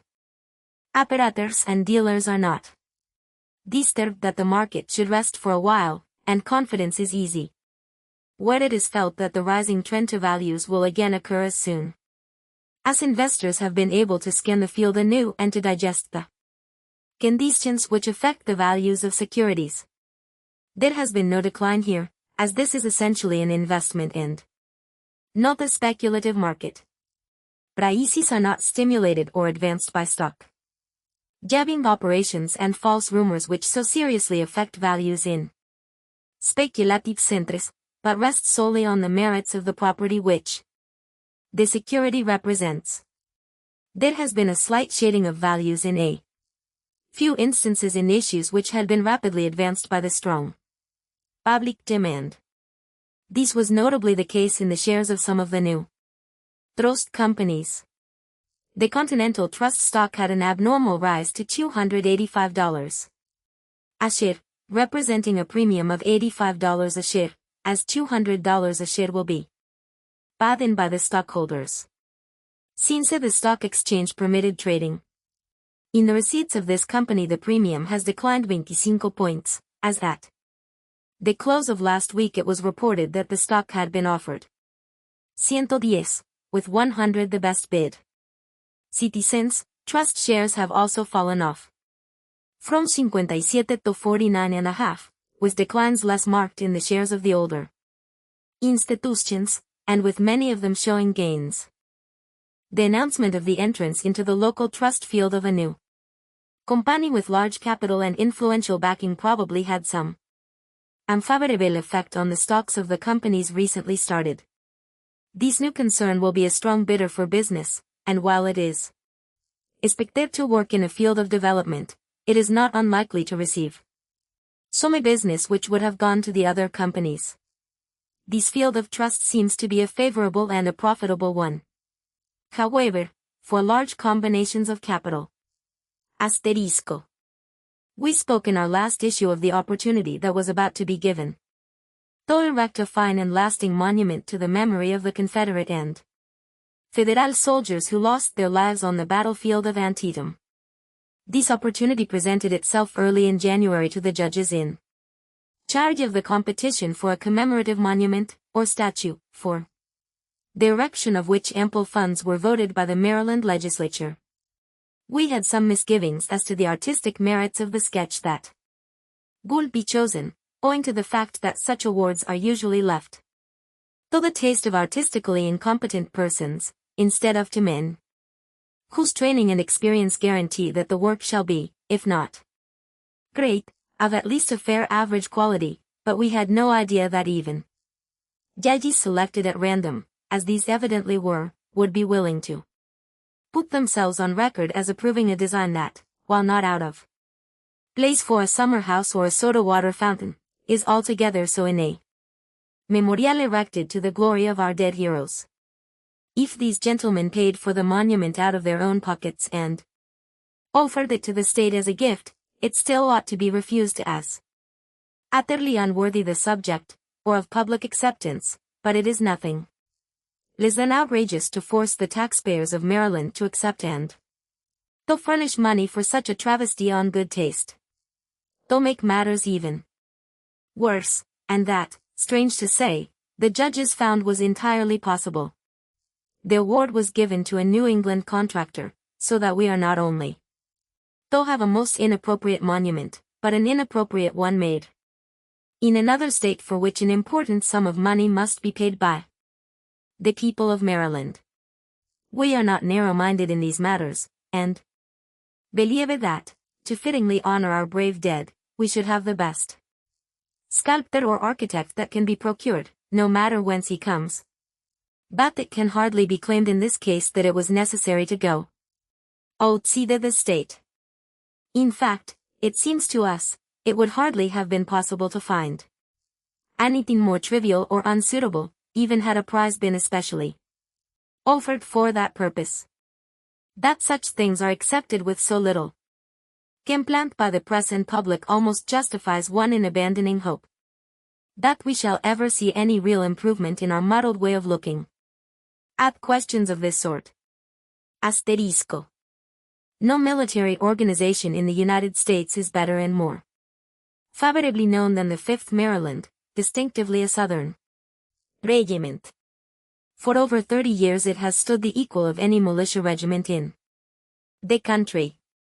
In latter years the only organization, in the popular mind, that challenged its supremacy was the 7th New York, and when the found 7th declined to go to the Spanish War and the 5th, in a body, volunteered for government service, to go anywhere they were ordered to go and do anything they were asked to do, there could be no further doubt that the 5th Maryland, which has always clung to its gray uniform, emblematic of other days, was the real thing as far as the militia of the country was concerned.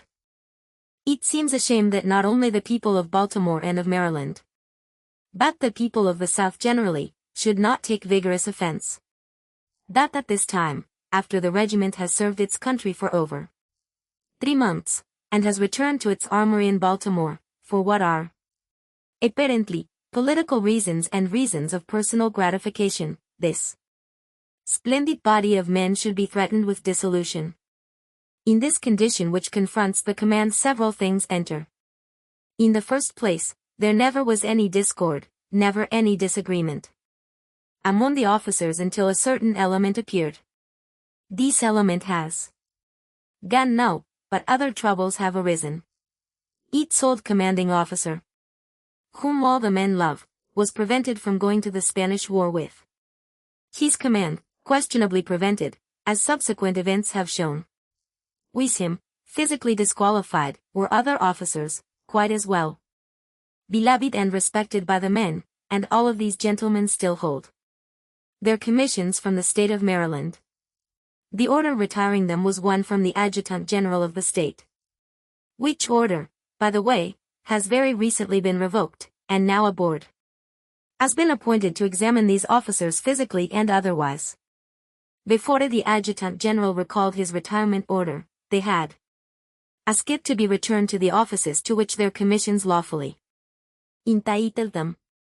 The make-up of the board appointed to treat the cases of these officers has been questioned, not only upon the ground that it is partisan, but because some of its members are not qualified to serve upon it. Before this number of Dixie goes to press the board will have met. Passably. Will have reached its decision.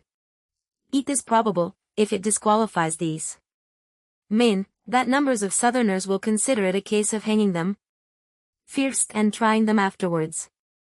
The people like the 5th Maryland. Its officers like it. And if the retired officers are not allowed to go back to their command, these officers whom their men love, there will be no more 5th Regiment. Its other officers will resign, its faithful enlisted men will vanish like smoke, and in the place of the 5th of fame there will be a hybrid combination, sustained by that sort of political power that commands no respect from honest thinking men. There is yet time for the powers that be to pause. The 5th Regiment is not a thing to be ruthlessly slaughtered. Parties come and parties go. But there are elections yet to come, and the men of Maryland and of the South will not forget those who killed their cherished 5th Maryland. Illustration. Books and authors. 2 poet novelists. George Meredith. Art and artists are continually suffering at the hands of belletristic triflers. Prasemakin is the passion of the day, and as a falsity or a half-truth concerning literary matters is so much easier of utterance than the awkward whole truth, that demands lengthy qualifications, we seldom find the latter gaining in the race with glittering mendacities. It is not, for instance, the saner body of Matthew Arnold's criticism that has been generally absorbed, it is his more or less questionable catchwords and airy brevities of characterization. They seem apt to the understanding because they fit so well the tongue, their convenience gives them their fatal persuasion. The world likes a criticism in little. A nutshell verdict, something of intellectual color that can readily be memorized for dinner table parlance, the vague generalization that conceals the specific ignorance. Macaulay's rough pistoling ways and stamping emphasis, Scott's bastard epic style, and the conception of Shelley as a beautiful and ineffectual angel beating in the void. His luminous wings in vain have thus come to be solemn verities with many who care more to talk literature than to read it. Abilom Gayetti. Of journalism served to convince the public that Whitman's voice was a barbaric yawp, and consequently his Leaves of Grass is seldom glimpsed save in a spirit of derision. These are some of the unhappy results of our latter-day strain after a pregnant conciseness of language. George Meredith, like many of his predecessors, has suffered much from the thumbnail criticism of the day. His judges are apt to insist upon his mannerisms and to insist on nothing else. The generality of readers, hearing so much about the Meredith arambic style, rest under the belief that this writer is a tripod of frenzied incoherence, that he lacks, especially as a poet, both style and substance.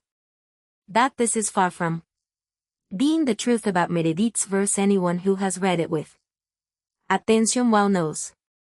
Not only does much of it fill the requisites of orthodox style, but it contains, even more than his novels, the vital convictions of his mind. Indeed, it is in his verse we come nearest the real teacher, as we come nearest the man in his relation to life at large, to the general scheme of things. A realization of George Meredith's poetical virtues by the reader of real literature is due a writer who has proved his claim to genius in a monumental series of novels, a writer who, while not acceptable to all, as yet many admirers that regard him as one of the strongest towers of modern thought.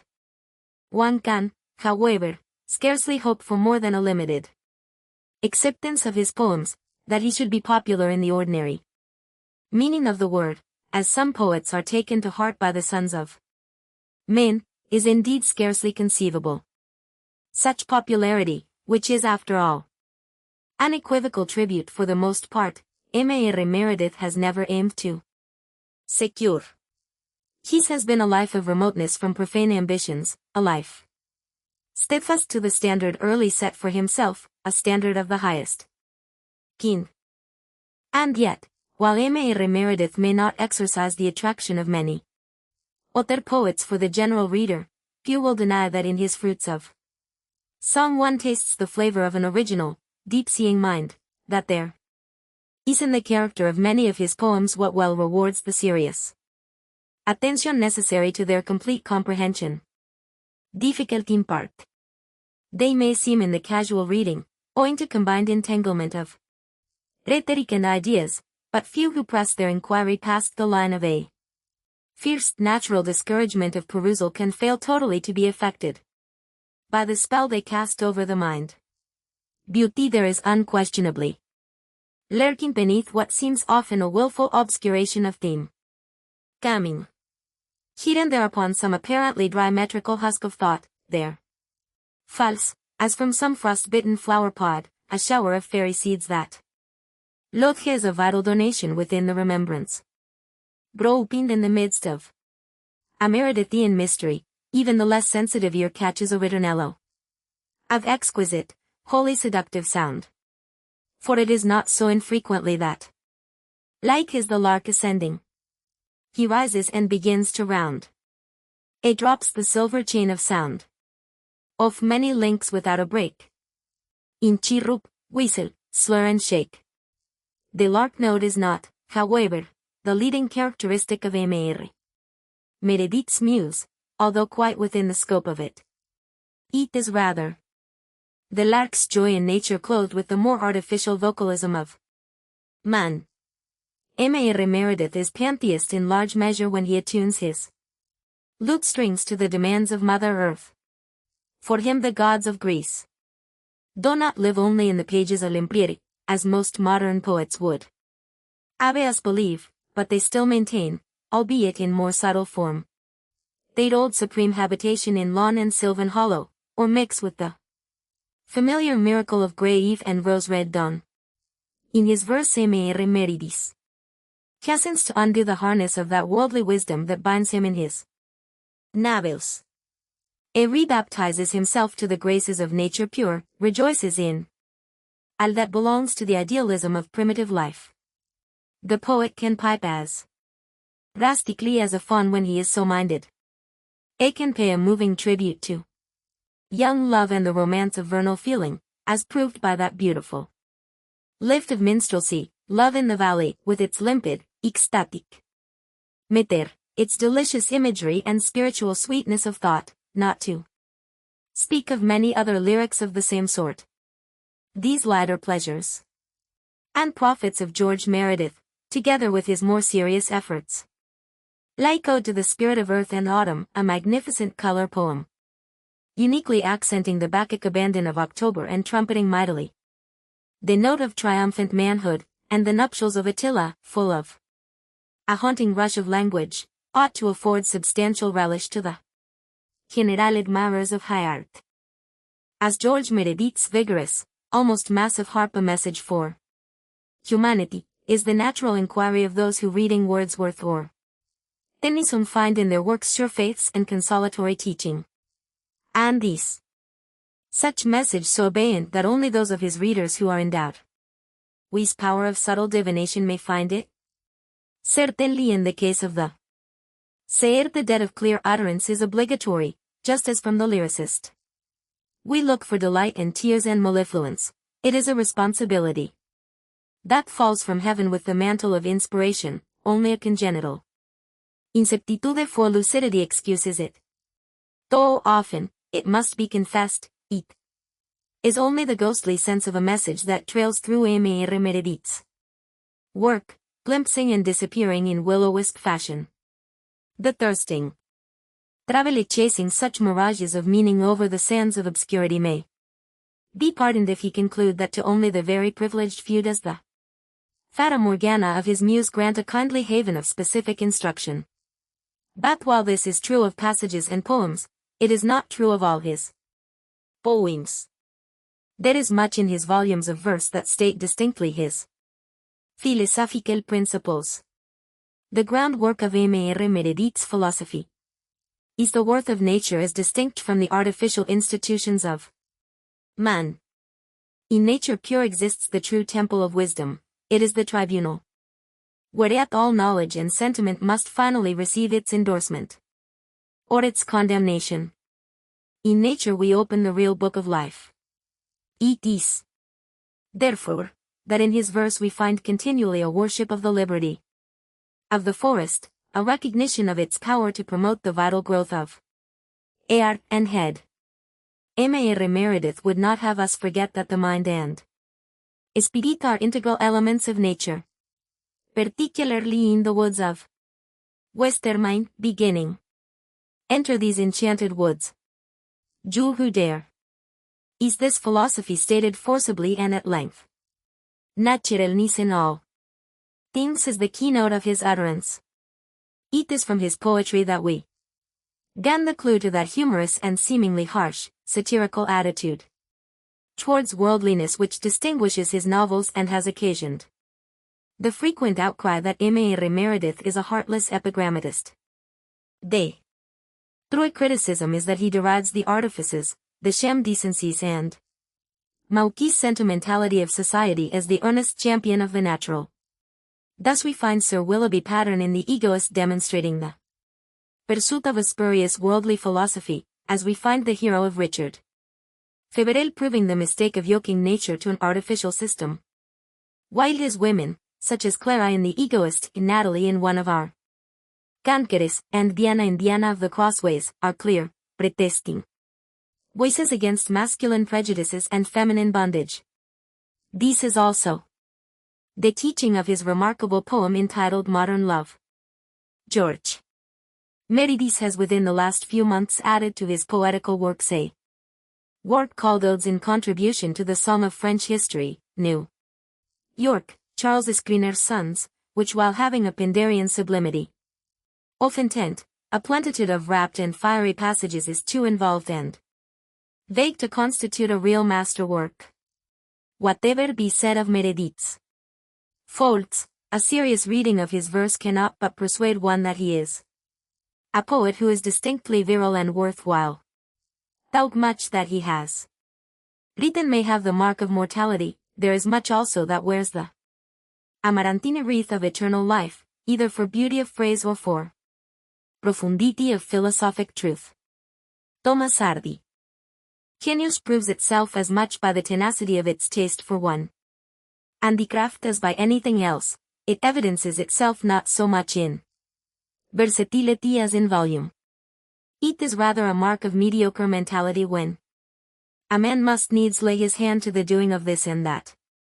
Genius, as a rule, has no such itch. Generally speaking, he is content to fulfill himself in one given direction, to maintain his being in a single sphere. With a passion superior to that of his fellows.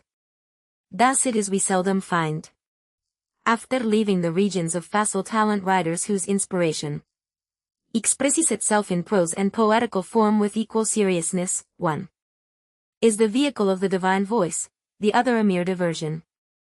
Goethe, it is true, has given us Wilhelm Meister. Victor Hugo was a great poet, as well as a great romancer. George Meredith, as we have endeavored to show, is a singer of peculiar force as well as a master novelist, and among the later literary figures of especial power we have Kipling, whose prose and poetry about balance the scale of worth, but the exceptions are few, and the logic of letters tends to show oneness of aim in the case of genius. Thomas Hardy undoubtedly belongs to the ranks of great novelists. His series of romances has been laid on the firm basis of beauty and knowledge. He has hallowed a part of England peculiarly rich in unique personality and natural charm. It belongs to him, and the heirship of his memory as validly as though it had been granted him by the crown. So well has he filled the office of fictionist that there seems no need of an attempt on his part to enforce his fame by appearing as a poet. The publication of Wessex Poems, New York, Harper and Brothers, is indeed no positive declaration of such ambition. It is perhaps put forth hesitatingly rather in response to public demand than because of a conviction of its intrinsic merit.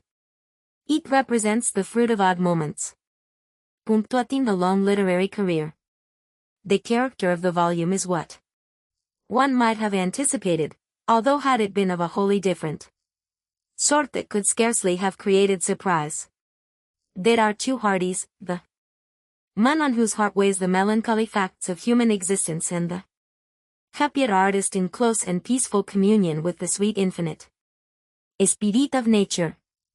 It is the former Hardy that figures in the volume, singularly unsoftened by any intimation of the other phase of the writer. The character of Hardy himself as existing behind the art self is one that inspires a peculiar interest.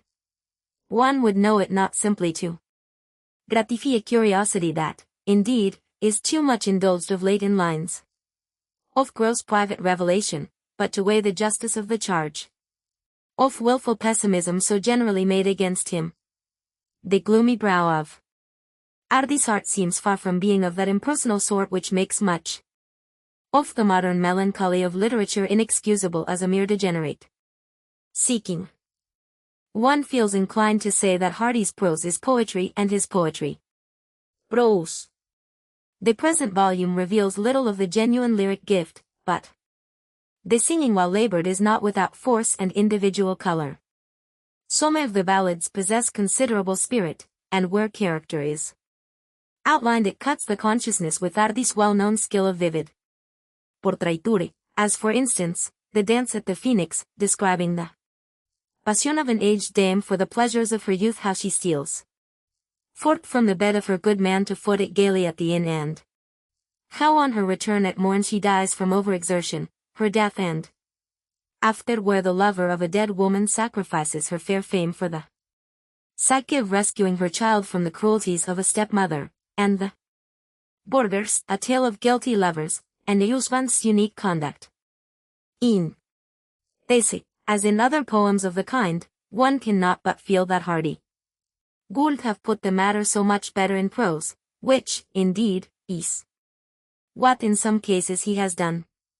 Some of the contemplative verse has a quaintness of expression which suggests the sonnets of Shakespeare. The lines are frequently lame, but every now and then there is a really belle phrase.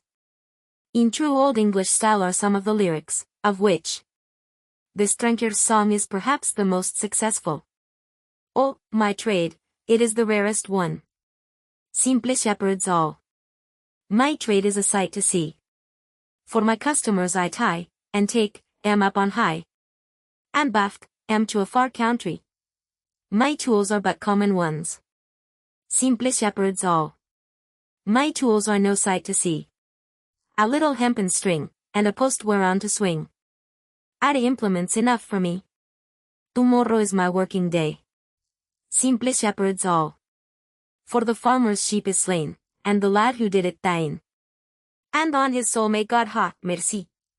That love proves itself at best a pathetic compromise is plainly gleaned from the pages of the poems. There is sounded no joyous though momentary content in heart possession, nothing there we find but a record of Jules, its dreams darkened and blighted by the false promises of time. Bitter retrospective age beholding a heavy philosophy scrawling on all fair things of life and faith the epitaph of fragility and decay. The earthbound character of the poet's thought is well illustrated in the following lines. If but some vengeful God would call to me from up the sky, and laugh, thou suffering thing, know that thy sorrow is my ecstasy, that thy love's loss is my at this profiting. Then would I bear, and clench myself and die, still by the sense of ire unmerited. Alpha said, though, that a power fuller than I had welled and meted me the tears I shed. But not so. How arrives it joy lies slain? And why unblooms the best hope ever sown? Crass casualty obstructs the sun and rain, and dicing time for gladness casts a moan. This blind dumpsters had as readily strown blisses about my pilgrimage as pain. And again, in Natura's questionings, we find him conceiving the feel flack and lonely tree as asking, has some vast imbecility mighty to build and blend, but impotent to tend, framed us in jest, and left us now to hazardry? Or come we of an automaton, unconscious of our pains? Or are we live remains of Godhead dying downwards, brain and I now gone? Or is it that some high plan betides, as yet not understood, of evil stormed by good? We the forlorn hope over which achievement strides, and having no conclusion for his own heart, no answerer I, Meanwhile, the winds, and rains, and the art's old glooms and pains, are still the same, and gladdest life death. Neighbor's Night. One instinctively compares this with Tennyson's spirit of noble meditation in memoriam, and it must be confessed that Hardy suffers by comparison as lacking the essential attributes of Anglo-Saxon courageousness. One regrets the publication of Wessex poems, for it reveals the character of a great writer in an unfortunate and belittling light. To reconstruct on his impression of his power and personality, one feels the need of reopening one of his most delightful books, such as The Woodlanders, to breathe its good smells of Mother Earth, and under its domination as an exquisite pastoral production find there, and not in, Wessex poems, Thomas Hardy, the poet. Edward A. Uffington Valentine, Illustration, the family Winkton and their friends.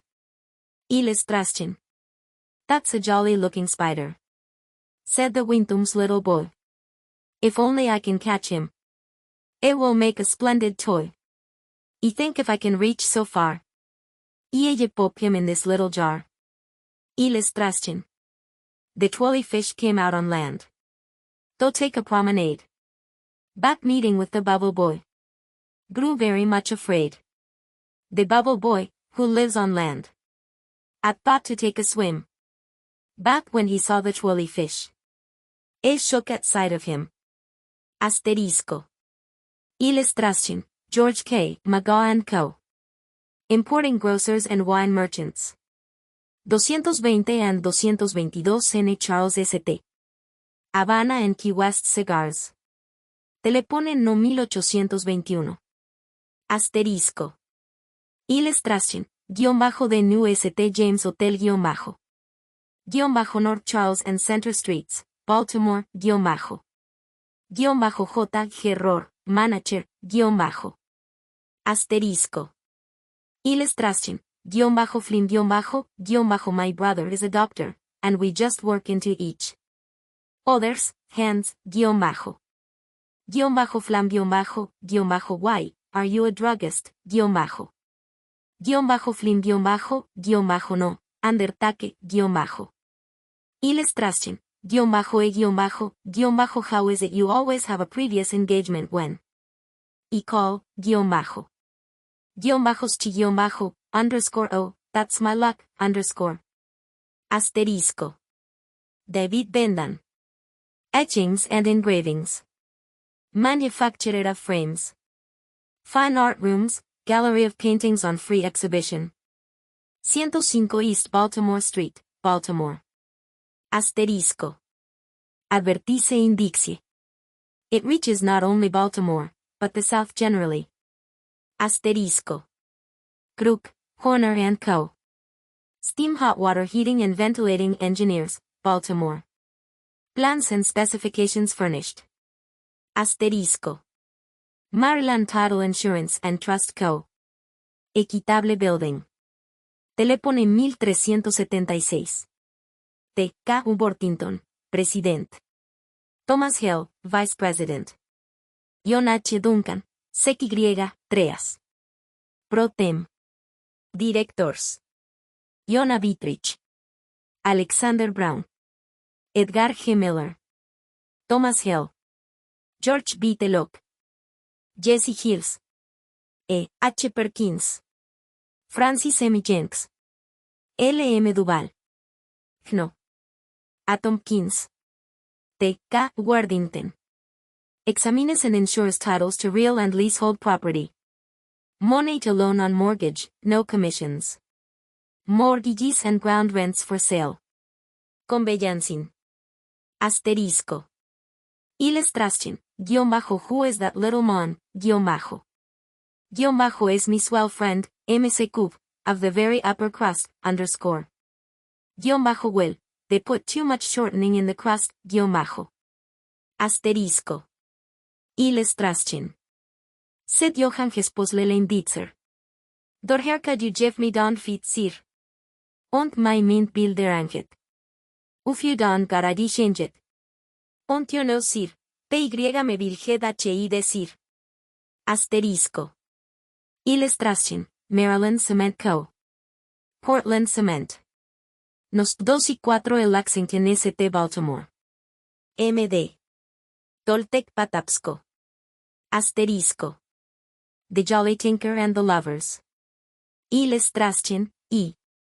Illustration, 2. Illustration, 3. Illustration, 4. Asterisco. Illustration, Boris Ratskeyer. Under the Academy of Music. Meals at all hours. Attendance first class.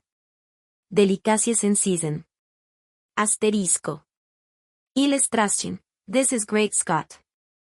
Asterisco. Illustration, Miss Bold Eye, what will prevent on his hair falling out, Miss Caustic, hairpins, Asterisco. Illustration, H.L. Washburn & Co., Commercial Printers and Publishers. Phone, 1527. Underscore The Dixie magazine is a product of our establishment, An opportunity to bid on your work is solicited. Asterisco. Illustration, Hotel Rennert. Baltimore, An up-to-date fireproof. European Hotel. Edward Rennert, Manager, Asterisco. Illustration, one of the girls, did he marry well, another one, he should say so.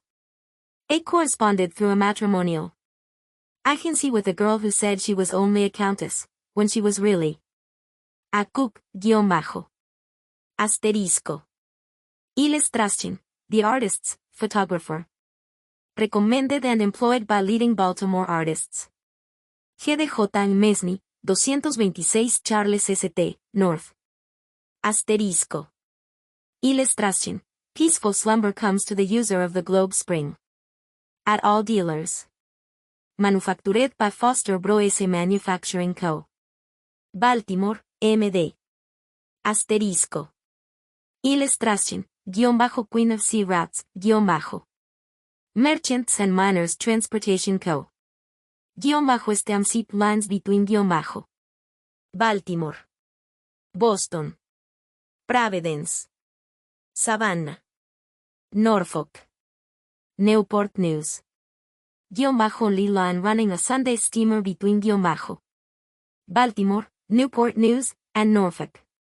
Accommodations and cuisine unsurpassed. Same for particulars. J. C. Whitney, Traffic Manager. W. P. Turner, GNL Passenger Agent. General Offices, 216 German Street. Asterisco. Illustration, The critics have ruined my new play, hopes that, they said there wasn't an immoral line in it, Asterisco. Illustration, The Alpha Photo Engraving Co. Designers half-tone engravers and zinc etchers. Balto. 217 German STMD. Asterisco. Illustration, The Globe Beer. The Globe beers are unexcelled, Goldbrow, light. Munich, dark.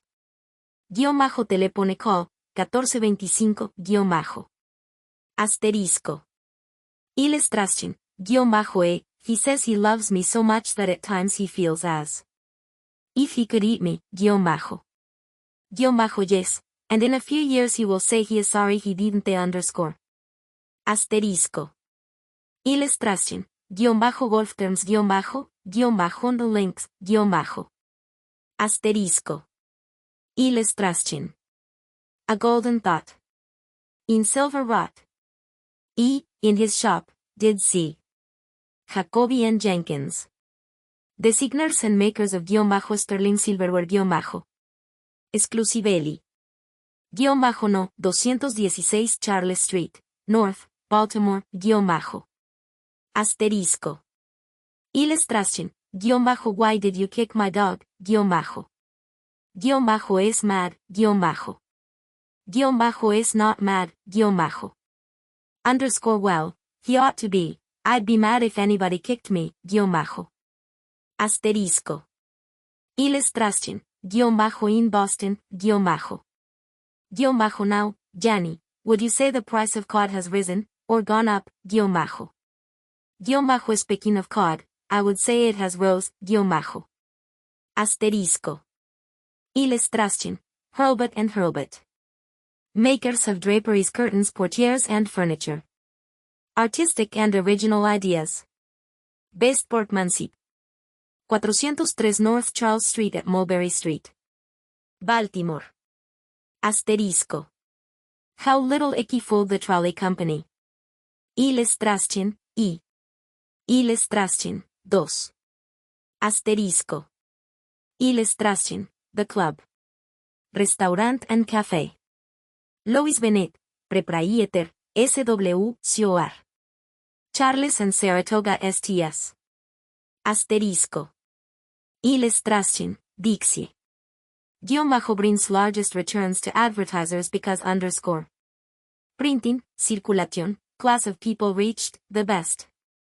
The advertiser who contracts for a full or half page for a period of 6 months, or more, will be furnished, gratis, with a special original decoration or picturesque design, illustrative of his business or profession. Dixie Publishing Company, Baltimore. What is being said of Dixie?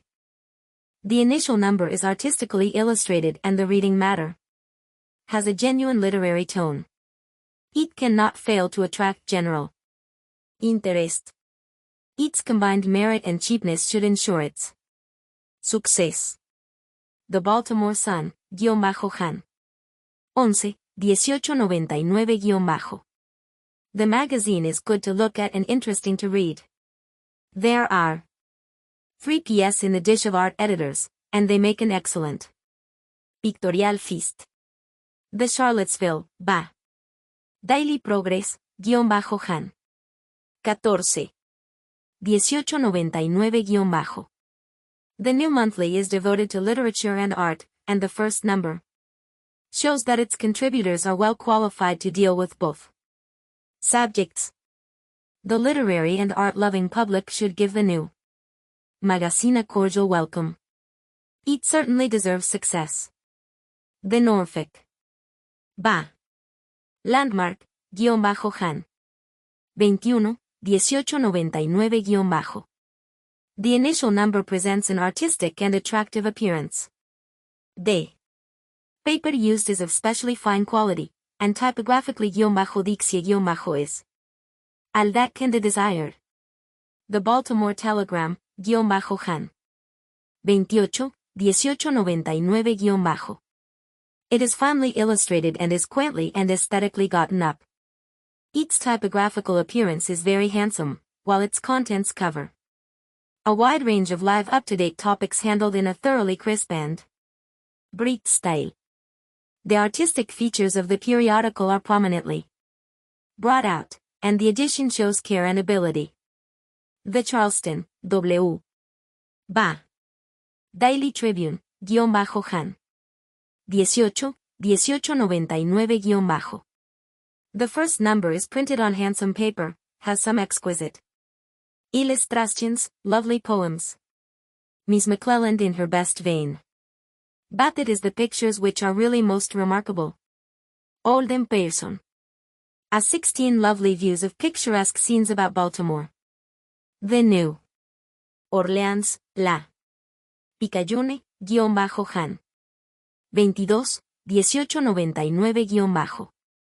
The Dixie is out, and it fully justifies all the hopes that have been felt for it. It is crowded with interesting articles and beautiful pictures.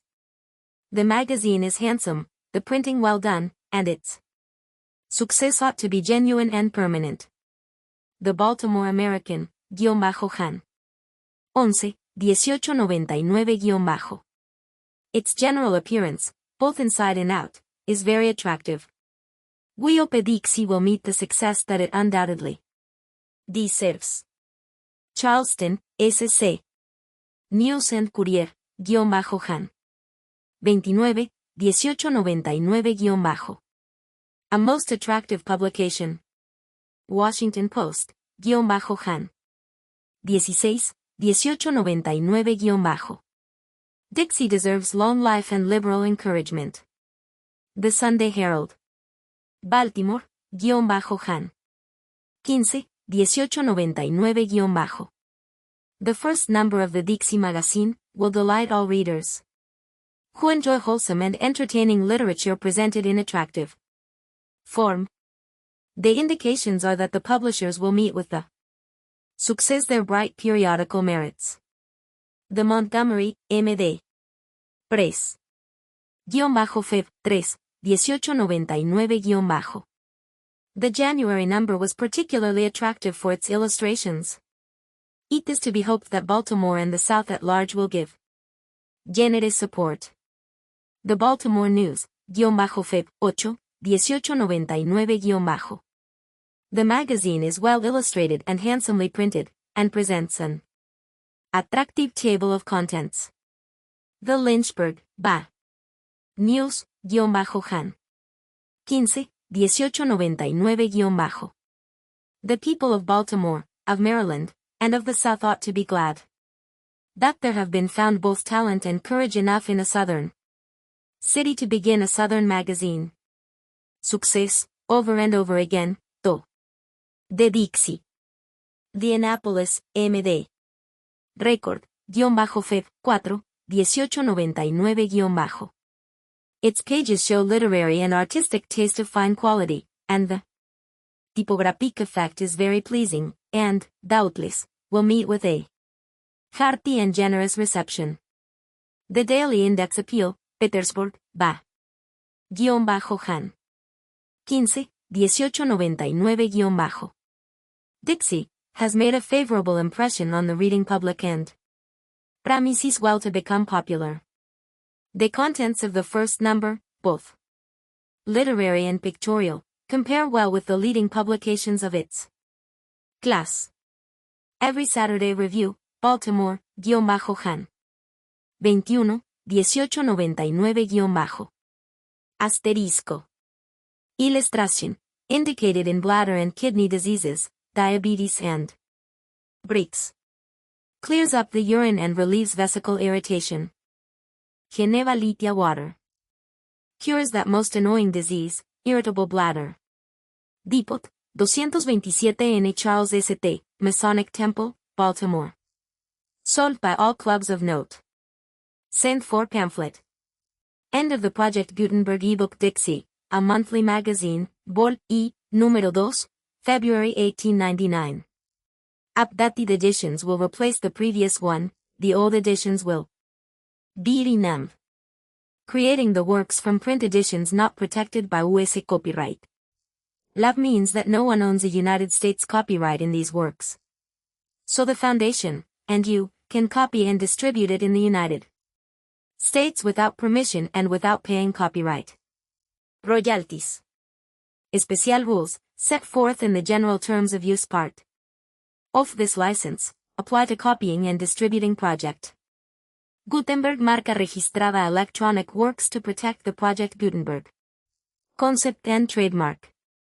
Project Gutenberg is a registered trademark and may not be used if you charge for an ebook, except by following the terms of the trademark license, including paying royalties for use of the Project Gutenberg trademark. If you do not charge anything for copies of this ebook, complying with the trademark license is very easy.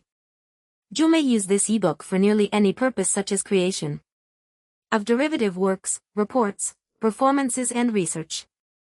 Project Gutenberg ebooks may be modified and printed and given away. You may do practically anything in the United States with ebooks not protected by US copyright law. Redistribution is subject to the trademark license, especially commercial redistribution. Start, full license. The full Project Gutenberg license. Please read this before you distribute or use this work. To protect the Project Gutenberg mission of promoting the free distribution of electronic works, by using or distributing this work. or any other work associated in any way with the phrase project. Gutenberg, you agree to comply with all the terms of the full Project Gutenberg license available with this file or online at www.gutenberg.org/license. Section 1. General Terms of Use and Redistributing Project Gutenberg. Electronic Works. 1. By reading or using any part of this Project Gutenberg electronic work, you indicate that you have read, understand, agree to, and accept all the terms of this license and intellectual property. Trademark/copyright agreement. If you do not agree to abide by all the terms of this agreement, you must cease using and return or destroy all copies of Project Gutenberg electronic works in your possession. If you paid a fee for obtaining a copy of or access to a Project Gutenberg electronic work and you do not agree to be bound by the terms of this agreement, you may obtain a refund from the person or entity to whom you paid the fee as set forth in paragraph 1.8. 1. B. Project Gutenberg is a registered trademark. It may only be used on or associated in any way with an electronic work by people who agree to be bound by the terms of this agreement. There are a few things that you can do with most Project Gutenberg electronic works, even without complying with the full terms of this agreement. See Paragraph 1, see below. There are a lot of things you can do with Project Gutenberg electronic works if you follow the terms of this agreement and help preserve free future access to Project Gutenberg electronic works. See Paragraph 1, below. 1. See the Project Gutenberg Literary Archive Foundation, the Foundation or PGLAF, owns a compilation copyright in the collection of Project Gutenberg electronic works. Nearly all the individual works in the collection are in the public domain in the United States. If an individual work is unprotected by copyright law in the United States and you are located in the United States, we do not claim a right to prevent you from copying, distributing, performing, displaying or creating derivative works based on the work as long as all references to Project Gutenberg are removed. Of course, we hope that you will support the Project Gutenberg mission of promoting free access to electronic works by freely sharing Project Gutenberg works in compliance with the terms of this agreement for keeping the Project Gutenberg name associated with the work. You can easily comply with the terms of this agreement by keeping this work in the semi-format with its attached full Project Gutenberg license when you share it without charge with others. 1. The copyright laws of the place where you are located also govern what you can do with this work. Copyright laws in most countries are in a constant state of change.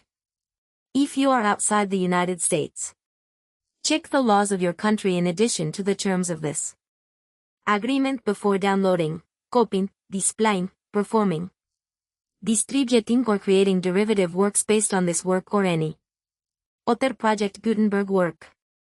The Foundation makes no representations concerning the copyright status of any work in any country other than the United States. 1. Unless you have removed all references to Project Gutenberg. 1.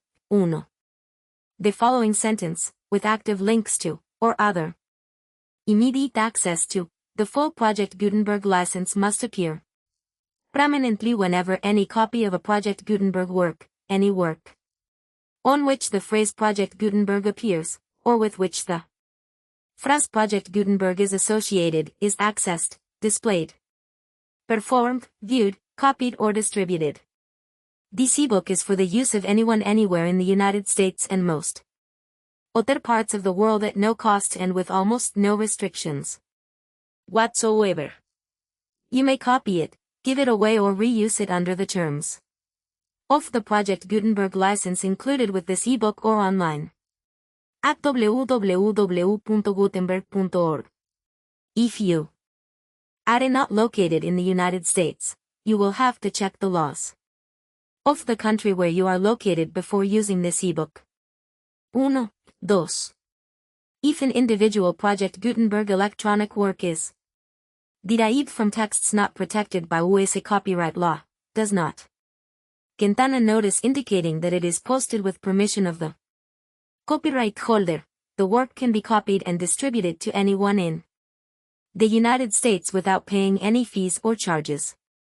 If you are redistributing or providing access to a work with the phrase Project Gutenberg associated with or appearing on the work, you must comply either with the requirements of paragraphs 1.1 through 1.7 or obtain permission for the use of the work and the Project Gutenberg trademark as set forth in paragraphs 1.8 or 1.9. 1. 3. If an individual Project Gutenberg electronic work is posted with the permission of the copyright holder, your use and distribution must comply with both paragraphs 1.1 through 1.7 and any additional terms imposed by the copyright holder. Additional terms will be linked to the Project Gutenberg license for all works posted with the permission of the copyright holder found at the beginning of this work. 1.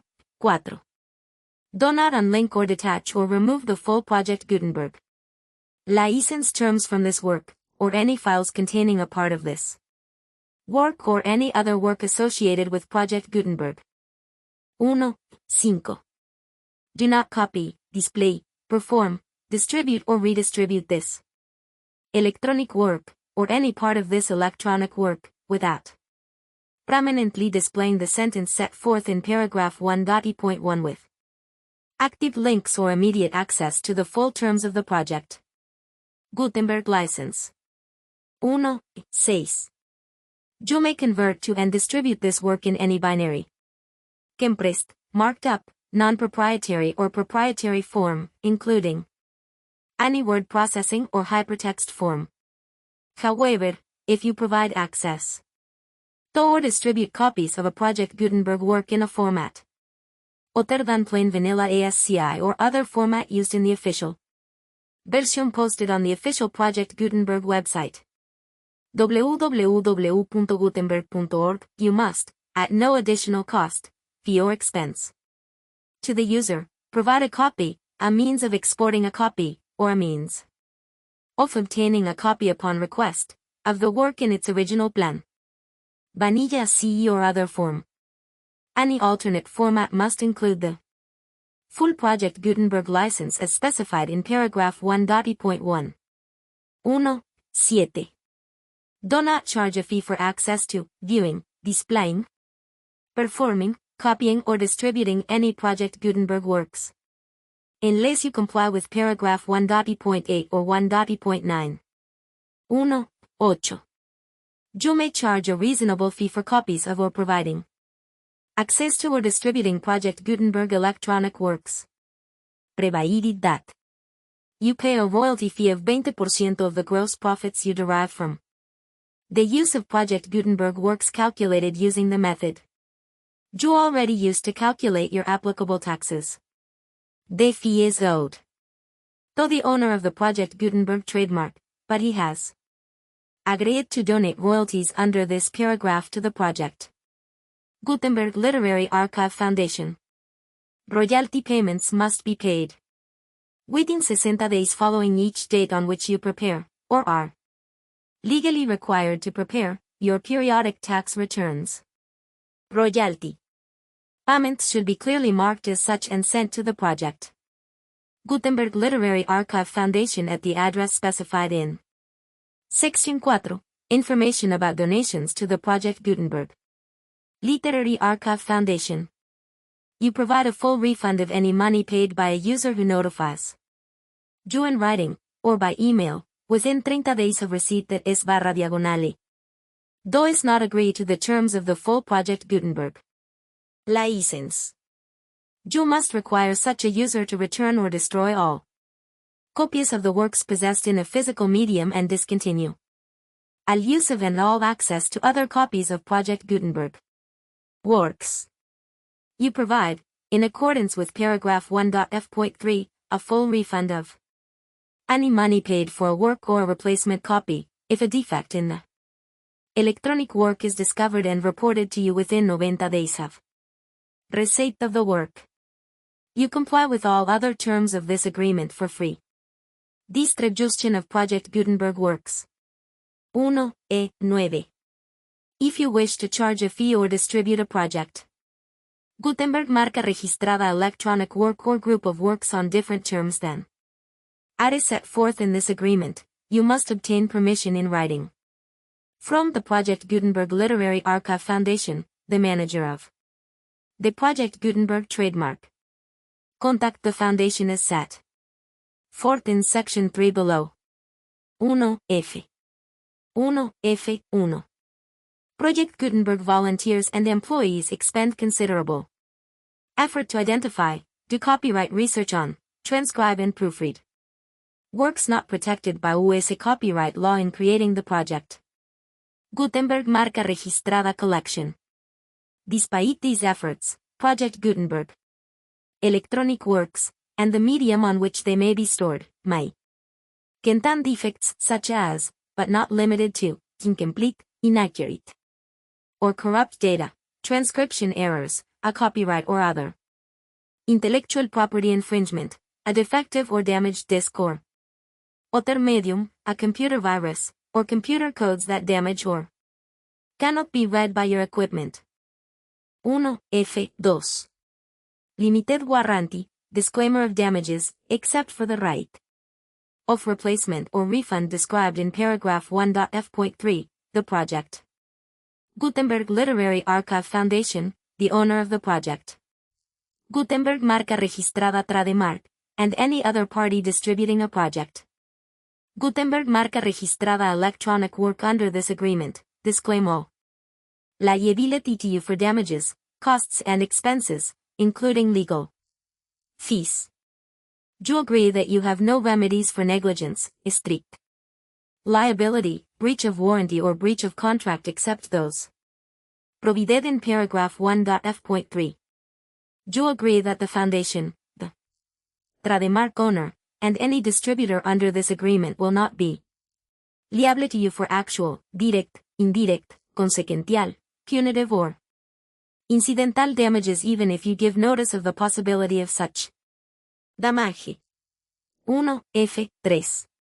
Limited right of replacement or refund, if you discover a defect in this electronic work within 90 days of receiving it, you can receive a refund of the money, if any, you paid for it by sending a written explanation to the person you received the work from.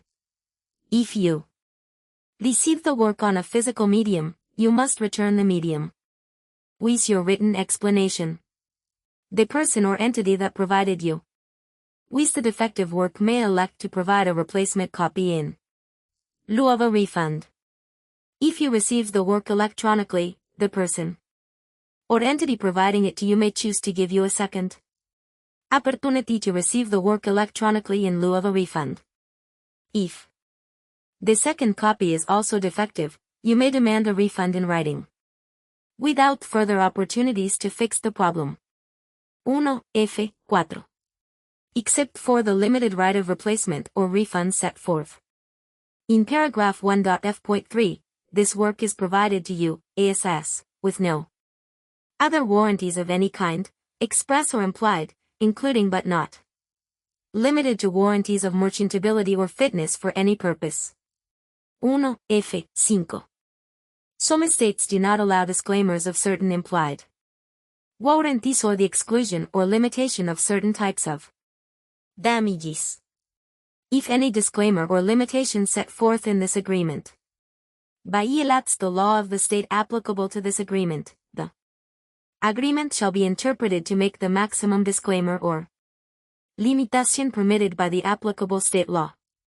The invalidity or unenforceability of any provision of this agreement shall not void the remaining provisions. 1F6.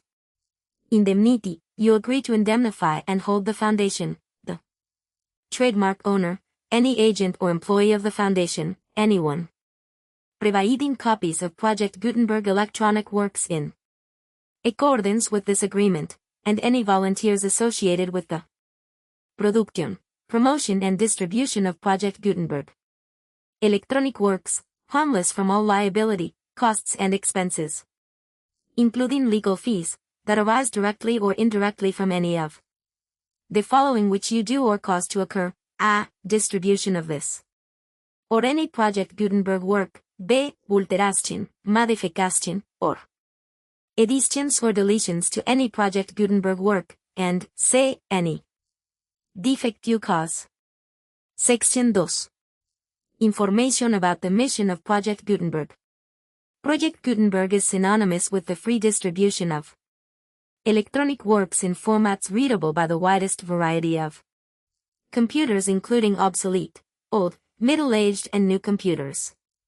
It exists because of the efforts of hundreds of volunteers and donations from people in all walks of life. Volunteers and financial support to provide volunteers with the assistance they need are critical to reaching Project Gutenberg's goals and ensuring that the Project Gutenberg collection will remain freely available for generations to come. In 2001, the Project Gutenberg Literary Archive Foundation was created to provide a secure and permanent future for Project Gutenberg and future generations. To learn more about the Project Gutenberg Literary Archive Foundation and how your efforts and donations can help, see Sections 3 and 4 and the Foundation information page at www.gutenberg.org. Section 3. Information about the Project Gutenberg Literary Archive Foundation. The Project Gutenberg Literary Archive Foundation is a non-profit 501 c3 educational corporation organized under the laws of the State of Mississippi and granted tax-exempt status by the Internal Revenue Service. The Fundación CIN or Federal Tax Identification. Número 64 a 6.221.541. Contributions to the Project Gutenberg Literary Archive Foundation are tax-deductible to the full extent permitted by US federal laws and your state's laws. The Fundación's business office is located at 41 Watchung Plaza número 516. Montclair, New Jersey 07042, USA, más 1-862-621-9288. Email contact links and up. To-date contact information can be found at the Fundación's website and the official page at www.gutenberg.org/contact. Section 4. Information about donations to the Project Gutenberg Literary Archive Foundation. Project Gutenberg depends upon and cannot survive without widespread public support and donations to carry out its mission of increasing the number of public domain and licensed works that can be freely distributed in machine-readable form accessible by the widest array of equipment, including outdated equipment. Many small donations, $1 to $5,000, are particularly important to maintaining tax-exempt status with the IRS. The Foundation is committed to complying with the laws regulating charities and charitable donations in all 50 states of the United States. Compliance requirements are not uniform and it takes a considerable effort, much paperwork and many fees to meet and keep up with these requirements. We do not solicit donations in locations where we have not received written confirmation of compliance. To send donations or determine the status of compliance for any particular state, visit www.gutenberg.org/donate. While we cannot and do not solicit contributions from states where we have not met the solicitation requirements, we know of no prohibition against accepting unsolicited donations from donors in such states who approach us with offers to donate. International donations are gratefully accepted, but we cannot make any statements concerning tax treatment of donations received from outside the United States. US laws alone swamp our small staff. Please check the Project Gutenberg web pages for current donation methods and addresses. Donations are accepted in a number of other was including checks, online payments and credit card donations. Donate, please visit www.gutenberg.org/donate. Section 5. General information about Project Gutenberg electronic works. Professor Michael A. Hart was the originator of the project Gutenberg concept of a library of electronic works that could be freely shared with anyone. For 40 years, he produced and distributed Project Gutenberg ebooks with only a loose network of volunteer support. Project Gutenberg ebooks are often created from several printed editions, all of which are confirmed as not protected by copyright in the US unless a copyright notice is included. Thus, we do not necessarily keep ebooks in compliance with any particular paper edition. Most people start at our website, which has the main PG search facility, www.gutenberg.org. This website includes information about Project Gutenberg, including how to make donations to the Project Gutenberg Literary Archive Foundation, how to help produce our new ebooks, and how to subscribe to our email newsletter to hear about new ebooks.